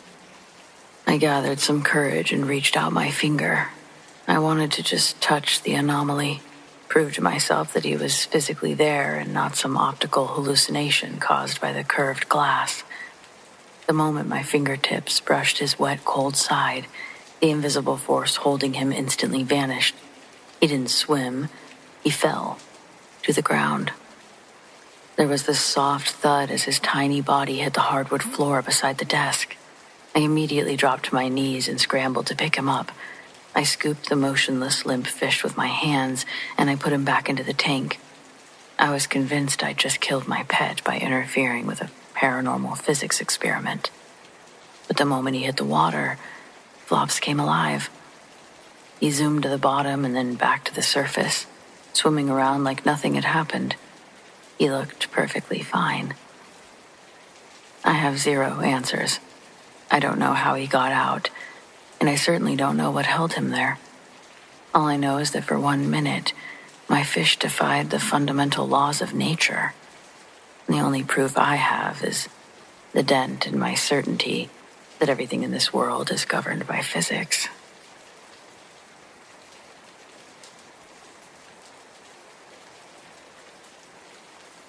I've had this question for years now.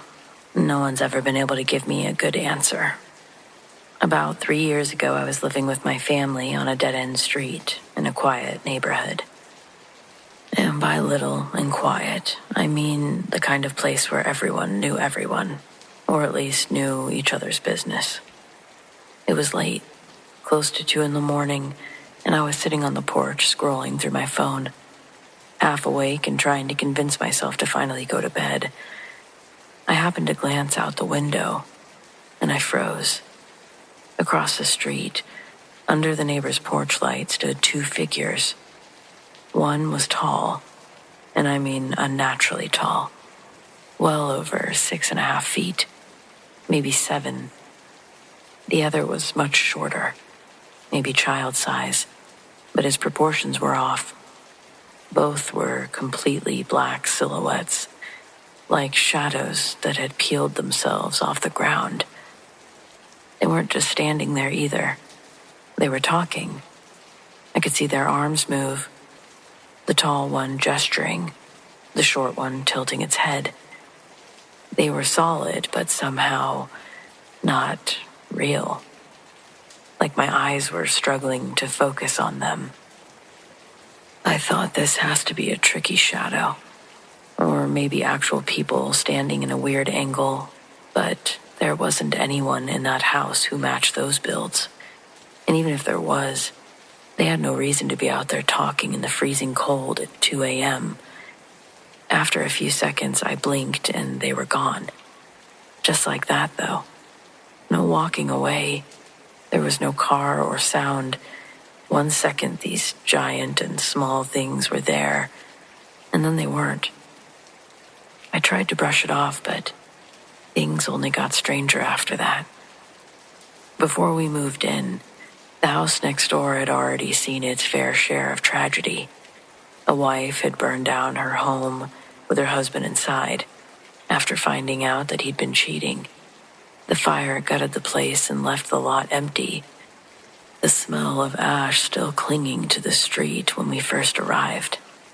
In the house that we moved into, well, the previous owner shot himself in the head in what would later become my little brother's room. We, meaning my brother and I at least, didn't know that until we'd unpacked.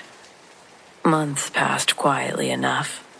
Then the neighbor whose porch I'd seen those figures under, he died suddenly from alcohol poisoning. His parents, who lived with him, passed away soon after, one from a heart attack and the other in her sleep. That's 3 deaths in the same house, all within a year. Then my father nearly joined them. He collapsed one night in our living room, blue in the face, the same smell of alcohol thick in the air. He died, at least for a moment, before they brought him back at the hospital. After a few more oddities and close calls, my mom couldn't take it anymore. We packed up and left. A year later, someone messaged her saying that the cat lady who lived at the very end of the street had died too. No one knew how. The rest of the neighborhood had all sold their homes and left. That entire stretch of road was nearly abandoned. Out of curiosity, I asked one of the old neighbors, one of the few who stayed, if they'd ever seen anything weird on the street. She gave me this look like I'll never forget. Wide-eyed, cautious, like she was checking to see if I was joking. And then she said, "You saw them, didn't you? The dark shadows. The tall one and the short one." It honestly made my stomach drop. My palms were sweaty too. Apparently, everyone on that street knew about them. The tall one always came first. The short one followed. And wherever they appeared, something bad would happen soon after. People said that they were omens, bringers of death, destruction, or both. I don't know if any of that's true, but I do know that I saw them.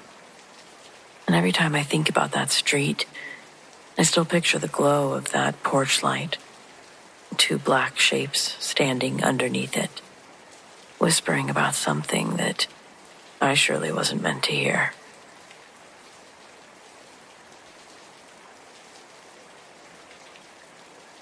Night shifts on high-rise jobs are different. The city's quiet below, just the hum of generators and the wind whistling through unfinished floors. It's usually peaceful. Just you and the iron, welding steel into the sky. This was a new tower, maybe 45 stories going up in the financial district. Still mostly skeleton. I was up on the 40th, maybe 41st floor with my buddy Mike.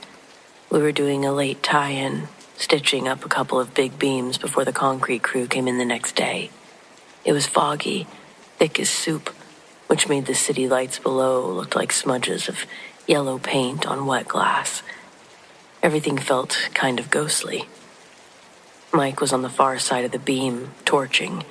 I was finishing up a tricky overhead weld, sparks showering down into the abyss. The wind was whipping around, carrying the smell of ozone and wet concrete. And that's when I heard it. A sound that didn't belong. It was wet, slithering, a dragging noise, like something heavy and soft being pulled across raw steel. And it was coming from above us, the 42nd floor, which was just bare with crossbeams, nothing but air and iron up there. I pulled my helmet up, squinting through the fog. Mike was still focused on his weld, the bright arc of his torch blinding him to everything else. I strained my eyes, trying to pierce the gloom. I saw something moving along the edge of the horizontal I-beam, maybe 50 feet above us. This wasn't human, not by a long shot. It was too long and thin, moving in this awful, fluid way. Like a spider, but built on a man-sized frame. The way its limbs articulated, the way that it clung to the sheer side of the steel. It was all bad. Silhouetted against the diffused city glow, it looked like a stretched-out shadow, barely visible in the fog. But then, as it shifted, I caught a glint. Something pale and sharp, almost like teeth, though I couldn't tell where its head was supposed to be. It paused. I swear, it just paused, and it felt like it was looking right at me. I was frozen, the welding gun heavy in my hand.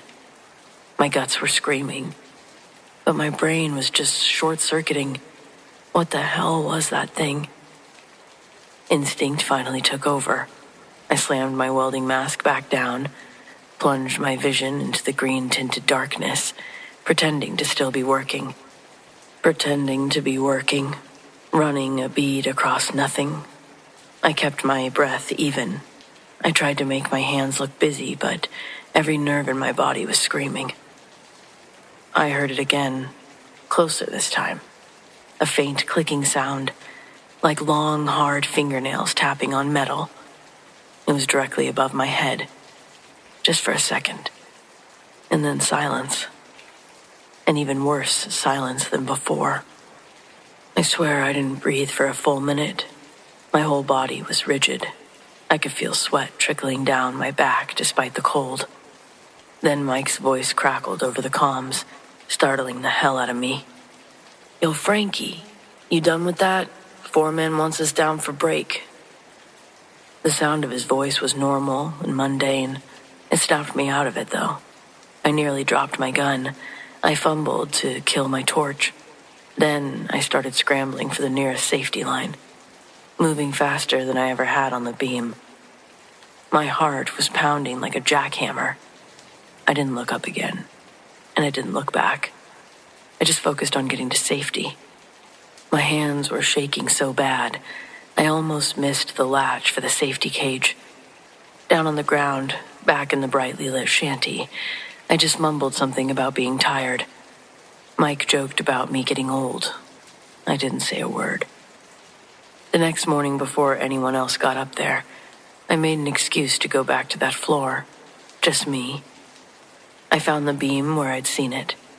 No footprints, obviously. Nothing that explained it. But there was this residue. A faint, almost invisible greasy film on the top of the flaying of the steel where I'd seen it pause. It smelled metallic there, like burnt copper wire, mixed with something else I couldn't quite place, like old stagnant water, but sharper. I wiped it off with my gloves and threw the glove in the dumpster. I don't know what it was. I just know that it moves on steel where men are supposed to move. And it moves like men don't. It doesn't belong. I transferred to another site a week later, 30 years on iron, and I've never seen anything like it. I don't want to again, either.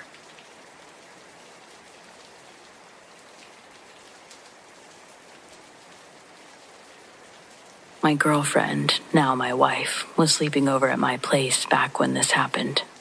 I was going through a stretch of pretty bad insomnia. No real reason for it. I just couldn't sleep more than a few hours at a time. And on this particular night, I was wide awake. It was probably around 2 or 3 in the morning. So the room was completely still. And there was just the faint hum of my computer. As my girl slept next to me, breathing steady, blanket half off, I was just lying there, staring up at the ceiling, when something fell off my desk across the room. I didn't hear it slide or shift, just clatter, sharp and sudden. It wasn't even that loud, but it felt weird, like it was meant to get my attention. The air changed in the room. You ever get that weird static feeling, like something feels wrong, but you just can't really explain it? That's what hit me. I pulled the blanket up over my face. I don't know why. I was a grown man hiding like a kid, but it was instinct. I kept telling myself it was probably just something small that had been precariously placed. Maybe a pen, a thumb drive. But then I heard breathing. It certainly wasn't my girlfriend's breathing. It was heavy and slow. Something was exhaling right in front of me. It wasn't across the room where the noise had come from. It was right at the edge of the bed. I could move, but I didn't. I was listening, heart pounding in my ears, as this breathing circled from the foot of the bed around to the side where I was laying. It was so close I could practically feel it on the blanket. It definitely wasn't my girlfriend. I could hear hers too, calm, rhythmic. Then, without warning, she stirred, shifted a bit, mumbled something. I stayed completely still under the covers, trying to listen past the sound of my own panic. She sat up and threw the blanket off, clearly about to get up and use the bathroom. I heard her feet touch the floor, and then she screamed. It wasn't startled or confused. It was pure terror. She backed up onto the bed so fast she almost knocked over the nightstand, already crying before I could even ask what happened. "There's a girl," she sobbed. "She's right there, sitting on the floor." My stomach dropped. I launched myself off the bed in a single move, straight for the light switch, and slammed it on. Of course, there was nothing there now, just an old hoodie crumpled near the foot of the bed that hadn't been there before, or maybe it had. I didn't know what was real at that point. I asked her what she saw. She said it looked like a little girl sitting in the fetal position, facing the floor. When she stepped towards her, the girl looked up, her eyes wide, like she was scared. And then she vanished. I told her about the breathing, how I'd heard it circling the bed just moments before. We didn't sleep the rest of that night. We just sat there with the lights on, not really saying much. Every creak in the house made us flinch. We don't live there anymore. We never saw the girl again, but we both still think about it more than we care to admit.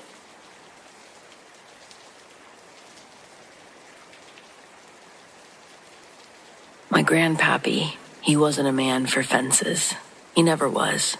If you asked him where the boundary of our land lay, he wouldn't point to a rusty wire or a stone post. He'd point to the settle line. "I told you once. I told you 1,000 times, boy," he'd say, chewing on a stalk of dry wheat grass. "You keep to the good ground. You stay off the settle line." The settle line didn't look like much. It was just a little dip, maybe 50 yards long, over on the other side of the property, running parallel to the creek. The ground there was always dark and spongy and a little cold under your boots. Even in the middle of hot August, we could go weeks without rain, and that patch would still be muddy. breathing up a smell like sour milk and wet leaves. It wasn't a swamp, exactly, but it was just not right. I never heard a good, straight-up explanation for why it was wrong, mind you. Pappy just said that's where the land decided to take its rest, and you don't go waking it up. So I listened. For the most part. When I was a boy, the line wasn't scary, just strange. We avoided it. When we played, we never crossed it. It was simply the place that you didn't step. But it was the only place on the whole property where you could hear the hum. It wasn't a sound that you could record or point to, not like a cicada or a tractor. It was low and steady, felt less like something in your ears and more like a gentle pressure deep in your chest. A low, vibrating thrum, the kind that you hear standing too close to a big generator. But this one had no engine. Pappy said that the hum was the line talking, just letting you know it was there, and the louder the hum, the worse things seemed to be going. You'd hear it loudest when we'd have a bad crop, when the winter came too hard and froze the spring bulbs, or when a good cow went missing. It wasn't the cause of the bad luck, he always stressed. It was the messenger. It just told you that the land was hungry for something, and it was waiting.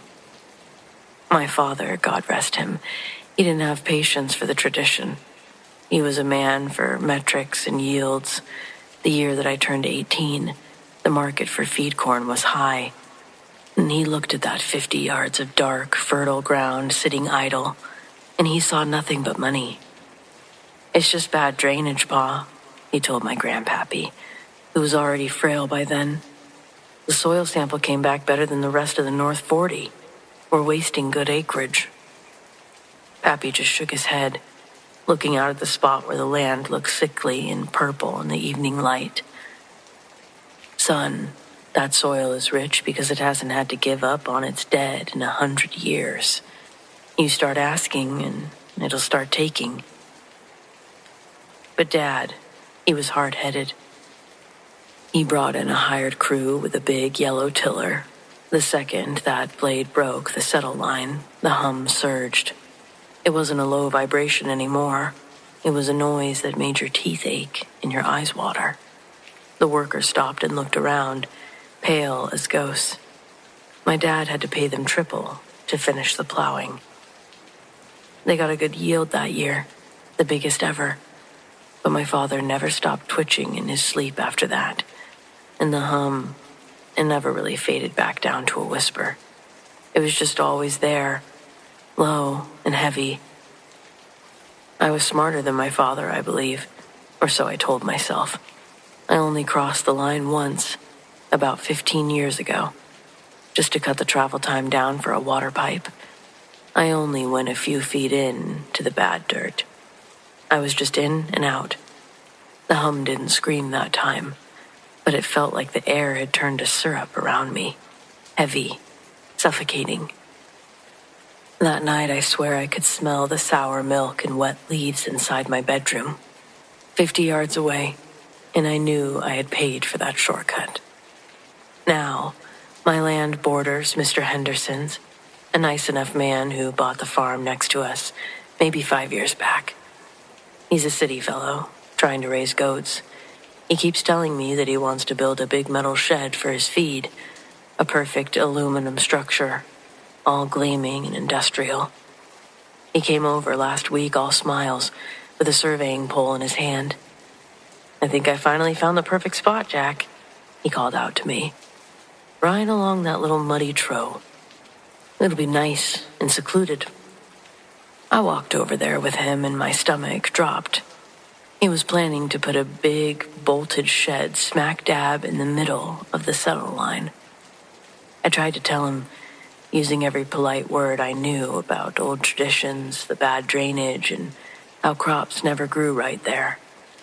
He just laughed, pulled out a contractor's printout. "Nonsense, Jack. A little gravel and concrete slab. It'll be the driest spot on the property." He poured the foundation 2 days later. He hammered the first aluminum roof panel in yesterday morning, and I'm sitting on my porch right now, 50 yards away, drinking weak coffee, and the hum is back. But this time it's not a vibration or a thrum. It sounds like a slow inhale.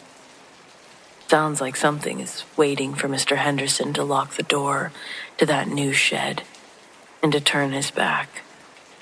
And then, I don't know what, but I'm certain that he'll pay for that.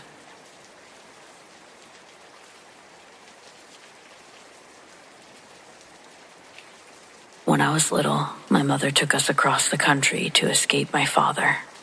The courts in Alabama gave him custody, but she said she knew better, so she packed us up and fled to Washington. We ended up in a shelter for battered women and children. It wasn't much, but it was safe. And that's what we thought anyway. One night I looked into the mirror in our room, and something looked back at me that wasn't me. It was hairy, snarling, maybe a demon. I screamed so loud, it brought my mother running. She checked the mirror, soothed me, told me just my imagination, maybe even a trick of the light. But I knew what I saw. And that same night, a man appeared at the end of my bed. He looked kind, older. His eyes were soft and sad, but his presence was nice. Someone who didn't want to scare me. I couldn't explain why, but I didn't feel afraid of him. He didn't speak, didn't move. He just stood there, quiet and still, watching me. When I woke up the next morning, he was gone. But that night, he came back, and the next night, and the one after that. He stood there, night after night, for 3 months. He was always in the same place, and he never said a word, never moved. It got to the point where I expected to see him. I'd fall asleep knowing he was there, like some kind of silent guardian. I never told anyone about him. I didn't want to lose him. Then one night, something changed. I woke up to his voice, something I'd never heard before. It was warm and gentle, but urgent. He's coming. Get out now. That was all he said, but I believed him, and I knew who he was. I woke up my mom and my siblings. We packed what we could and left for a cheap motel across town. I'm so glad my mom never asked too many questions. Maybe it was a mother's instinct. Maybe it was the way I said it. But she listened. The next morning, we returned to the shelter. The police were already there. Someone had broken in overnight, gone room to room, searching. We were supposed to be in one of them. I never saw the man again, but I still think about him all the time. The one who stood guard and who warned us. The one who disappeared once his job was done.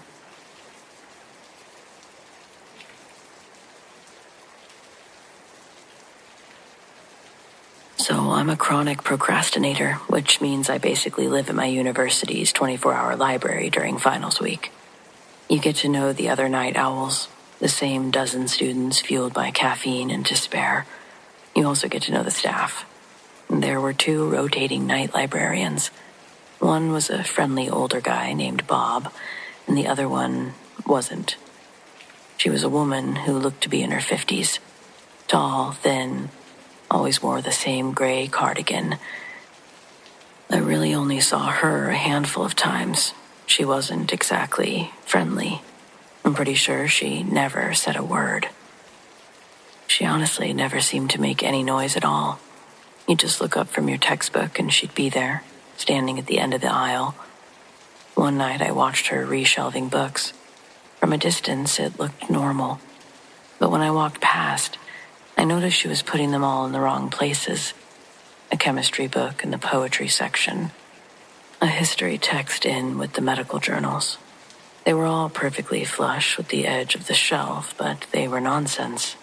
It was like she knew what a librarian was supposed to do, but didn't understand the why. I don't mean this in a rude way. But the creepiest part about her was her face. She had this placid, faint smile, always, but it never ever reached her eyes. They were just blank. My final night there, I was on the 3rd floor, which is mostly deserted. It was about 3:30 a.m. I dropped my pen, and it rolled under the desk. As I came back up, I glanced across the massive atrium to the other side of the building. She was standing over there, just looking at me. My heart just stopped. I'd never experienced that before. She smiled the same empty smile, but then her head started to turn, to follow me as I shifted my seat. But only her head. Her body and shoulders stayed perfectly still. She just rotated her neck like an owl, keeping her eyes locked on me. I threw my stuff in my backpack and basically ran for the exit. As I passed the main circulation desk on the 1st floor, I glanced up. She was there, at the 3rd floor railing, looking down at me. The next semester, when I'd go to spend a lot more time there, I was curious and I asked Bob about the other night librarian. He gave me a weird look and said, "It's just me, kid. Has been for years. Library can't afford a second night shift."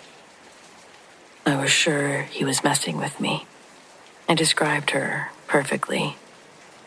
He sort of half smiled, and he asked if I was messing with him.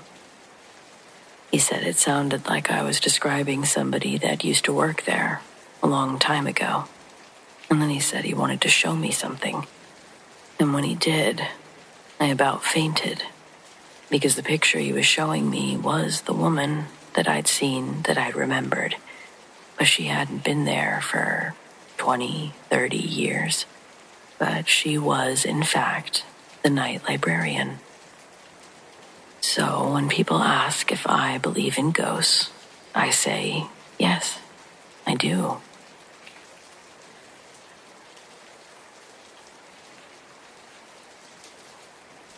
We'd just bought our first house, a small place out in the country, surrounded by quiet roads and empty fields.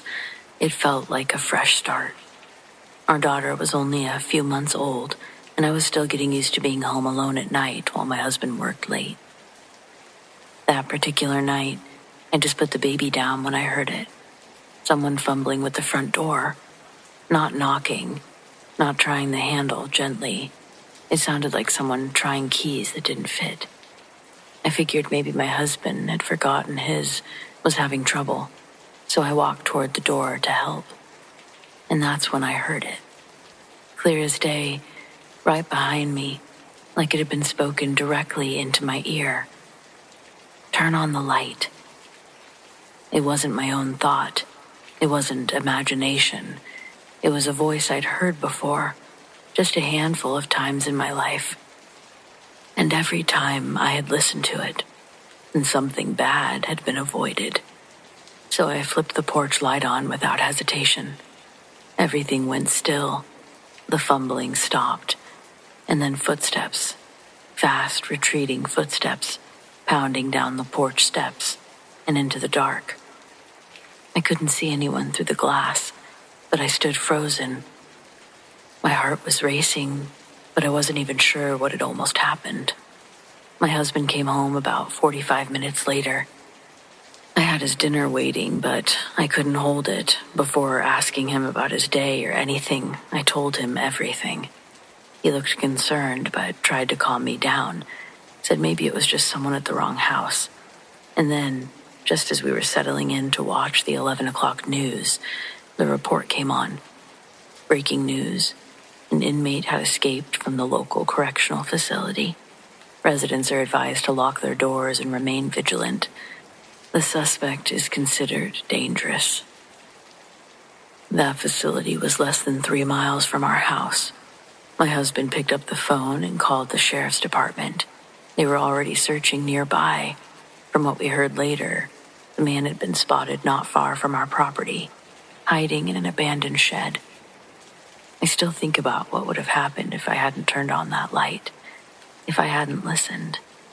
I don't know who or what that voice is, but I trust it.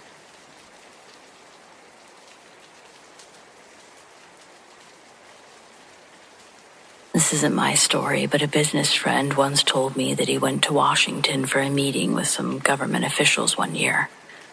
After his meeting, he was walking through this park towards his hotel, and there were a bunch of children on a school trip running around everywhere. As he was walking, he noticed this lady in a long blue overcoat. She was walking towards him on the same path. As she gets closer, she asks him for directions to a place, and he pulls out his map to show her. Eventually, she starts asking what he's here for, and about his family, etc. Eventually, she says, "Steve, do you have anything to be thankful for?" He found this to be an odd question, but he replied. She then asked if he was worried about anything. He responded, "Yeah, I just want my daughter to have a healthy child, because she's pregnant right now." The lady then says that she would like to bless Steve. He thinks this is weird, but doesn't want to be rude, and he accepts it. She places a hand on his shoulder and does a blessing. They say their goodbye and start walking away. Steve then turns around after about 3 or 4 steps. He looks back and the lady's gone. He can't see her anywhere in this massive open park. He also realizes where there were kids and people running around him before, there's like a 200-foot radius around him with no one in it. He's convinced that he was touched by an angel or transported somewhere temporarily. He's not really religious either. Just a crazy experience.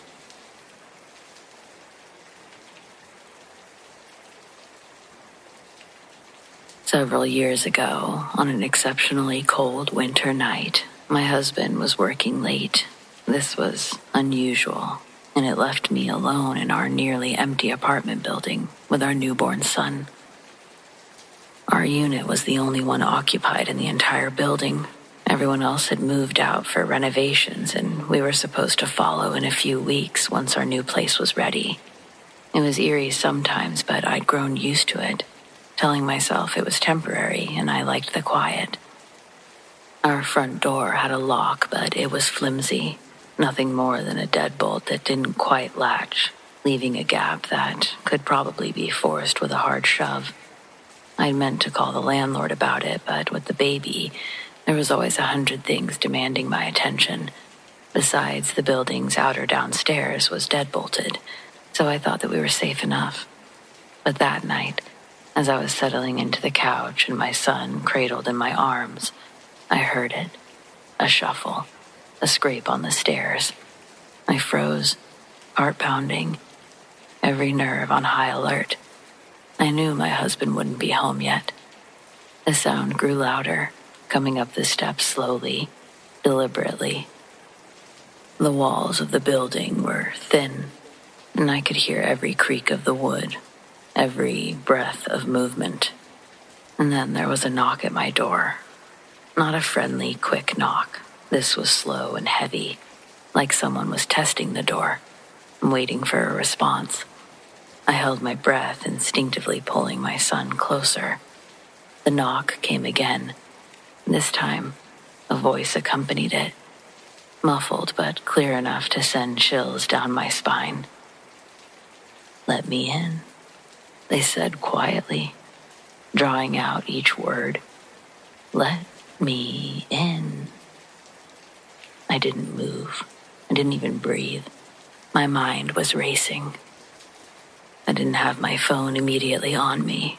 It was on the other side of the room.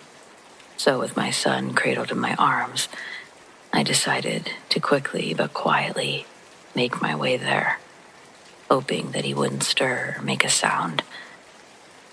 On my way, there was that voice again, almost irritated and louder this time. "Why won't you just fucking let me in?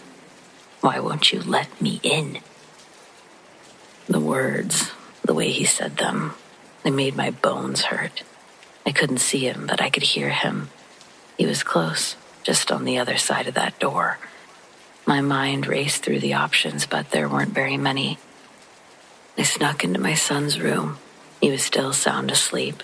I gently wrapped him in a blanket, placed him in his crib, and then I pressed my back against his door, wedging myself between it and the wall, bracing my feet on the opposite surface. I pushed with all of the strength that I had, hoping I added enough pressure to keep the man out. He wasn't inside, but I knew that front door lock wouldn't keep him out if he tried. I could hear him struggling for the lock. I could hear that he was still talking, but what he was saying I wasn't sure. Probably just more "let me in." I closed my eyes and I was willing myself to stay silent. I decided, you know what, 911. My husband texted me that he had already called 911. I decided in the last minute that I was going to speak loudly. So when they answered, I said, "I need help. Someone's trying to break into my apartment. Please come quickly." I told them, "Yes, I'm on the top floor. Please hurry." The rattling of the doorknob stopped. Silence filled the air, thick and heavy. I wasn't really breathing. After what felt like forever, I heard the man mutter something low and unintelligible, followed by slow, heavy footsteps descending the stairs. I explained to the operator what I heard and what I thought was happening. The operator assured me that they were sending someone, but by the time the police arrived, he was long gone, vanished. When they searched the building, they found nothing. No signs of forced entry downstairs. That's when I remembered the landlord had been in earlier that day. He must have left the outer door unlocked. The officers offered words of comfort, but I could see the worry in their eyes. I barely slept for the next week, jumping at every creak, every shadow, every sound in the empty building. Even now, years later, I still remember his voice, soft, chilling, etched into my memory like a scar.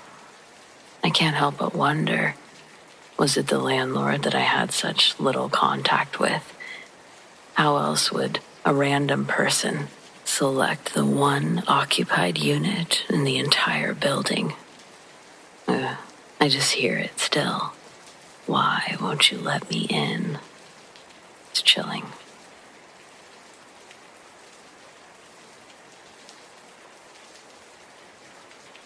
I was working a shift in the college library on a Friday, a day so slow that the hours usually dragged by.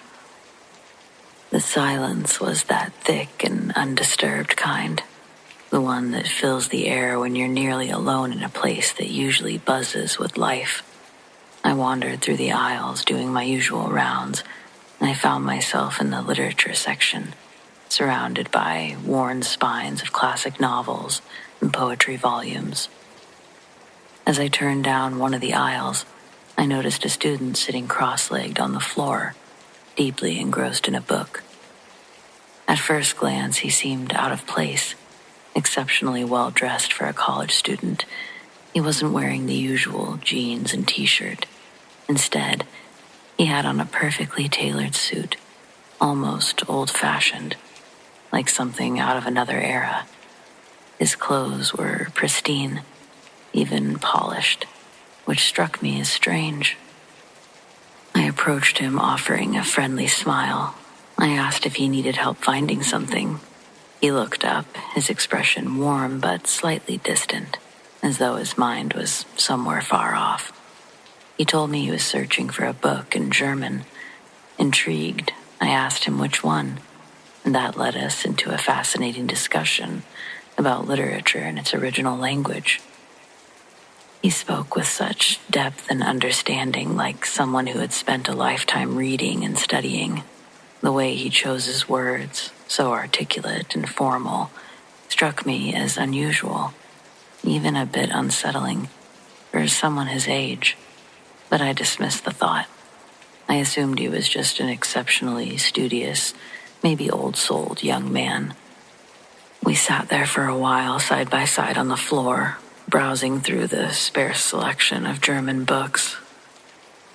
The shelves in this section were old, dusty, with only a few German volumes scattered here and there. After a while, I stood up, realizing I had an idea. I remembered another section where he might find more books. I told him to wait and turned to take just a few steps down the aisle.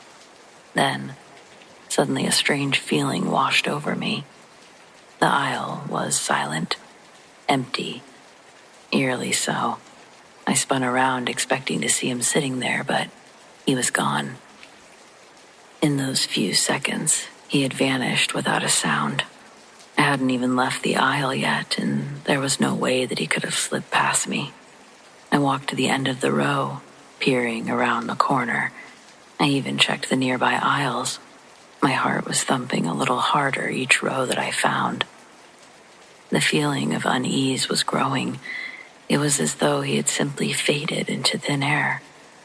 I stood there, rooted to the spot, my mind racing, trying to make sense of it. Had I imagined him? Was my mind playing tricks on me? Later, the story of the library's history crept into my mind. The library was built on the grounds of a turn-of-the-century estate, with a history much older than the college itself. Buried somewhere on the grounds were two young boys, stepchildren of the estate's original owner, both around college age when they died.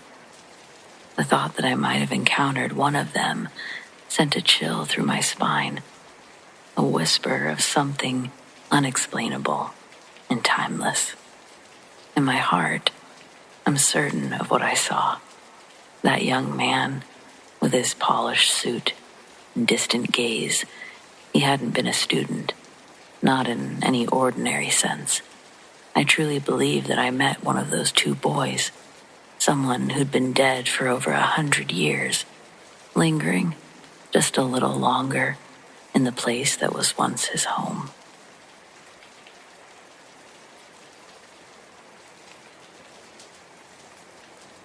They tell you to leave the job at the station. Don't bring it home. Don't let it fester.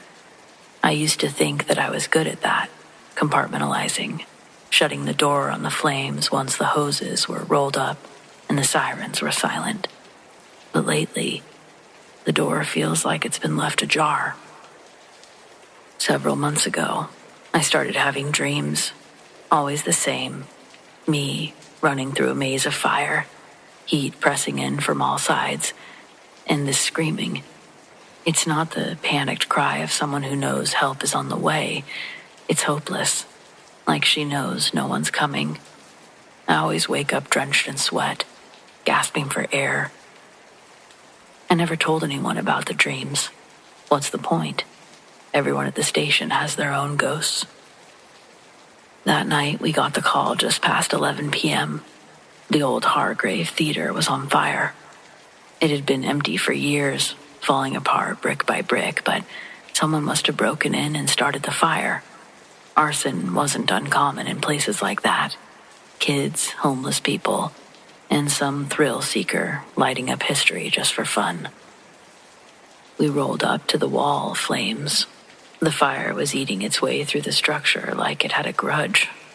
My lieutenant was barking orders and we got to work. I'd done this 1,000 times before, but something about that night felt off. The fire didn't behave the way fires usually do. It flared up in strange places, burned hotter in some sections than others, like it had a mind of its own. I chalked it up to the building's age. Decaying wood and debris can do that, but it gnawed at me. I was part of the search and rescue team, sweeping the inside for anyone who might have been trapped. The theater was a labyrinth of narrow corridors, rotting seats, and crumbling walls. I was moving fast, clearing each section with precision, but as I pushed deeper, something pulled at my memory. It was the layout. I'd never been in that building before, but I knew where to go. I turned down a hallway without thinking, opened a door that led to a narrow staircase that I couldn't possibly have known existed. In the basement, the smoke was thick, choking, and my flashlight caught flashes of what was left. Rusted metal chairs, splintered wooden beams, and a pile of rubble in the corner. And that's when I saw it. A metal box, half buried under charred debris. I don't know why I grabbed it. Something about it felt important. I shoved it into my turncoat and I kept moving. Then I heard it. The scream. It was faint, muffled, but unmistakable. A woman's voice full of terror, coming from somewhere within the basement. I froze. I'd heard the screams before, but this one cut through me like a knife. I shouted, "Fire department, call out!" But there was no answer. I should have stayed and searched. God knows I wanted to, but the ceiling groaned above me. My radio crackled with an order to pull out. The fire was spreading too fast. I ran, the scream echoing in my ears as the floor gave way behind me. We lost one of ours that night, Scott. He'd been on the roof when it collapsed. A good man, gone in an instant. We all took it hard, but I just still couldn't shake the scream. Back at the station, I pulled out the metal box. Inside was a charred journal, its edges brittle and blackened, the handwriting faded but legible enough. It belonged to William Hargrave, the theater's original owner. The entries started innocently, grand plans for the theater, dreams of stardom. But as I read on, the tone darkened. He wrote about an actress, young and ambitious, who threatened to expose him for something he'd done. He didn't name her, but it was clear she had leverage. The final entries were frantic, almost incoherent. He talked about fire as if it were alive, a punishment he couldn't escape. Then the entries stopped. I couldn't stop thinking about her, the actress, the one who disappeared. I started digging into the theater's history, asking questions that seemed to make people uncomfortable. The fire in 1947 that killed several performers was ruled an accident, but there were whispers. Witnesses said that they heard screams in the basement that night, but no bodies were found down there. One night, I visited the ruins. The building was standing just barely. I found the basement again. The air was heavy and stifling, even though the fire was long gone. You know the smell. I stared at the rubble in the corner, and I felt it. Pressure in my chest like someone was screaming without making a sound. I reported everything I found to the authorities. I told them to check the basement for remains, for evidence of what really happened. They said they'd look into it. They didn't. A week later, the theater was torn down. The dreams, they haven't exactly stopped. In fact, sometimes they're worse. The screams are louder, and I can't help but wonder if I left her behind, whoever she was. Maybe she was just a figment of my imagination or a trick of the smoke and my own exhaustion. Maybe she was real, and I'll just never know her name.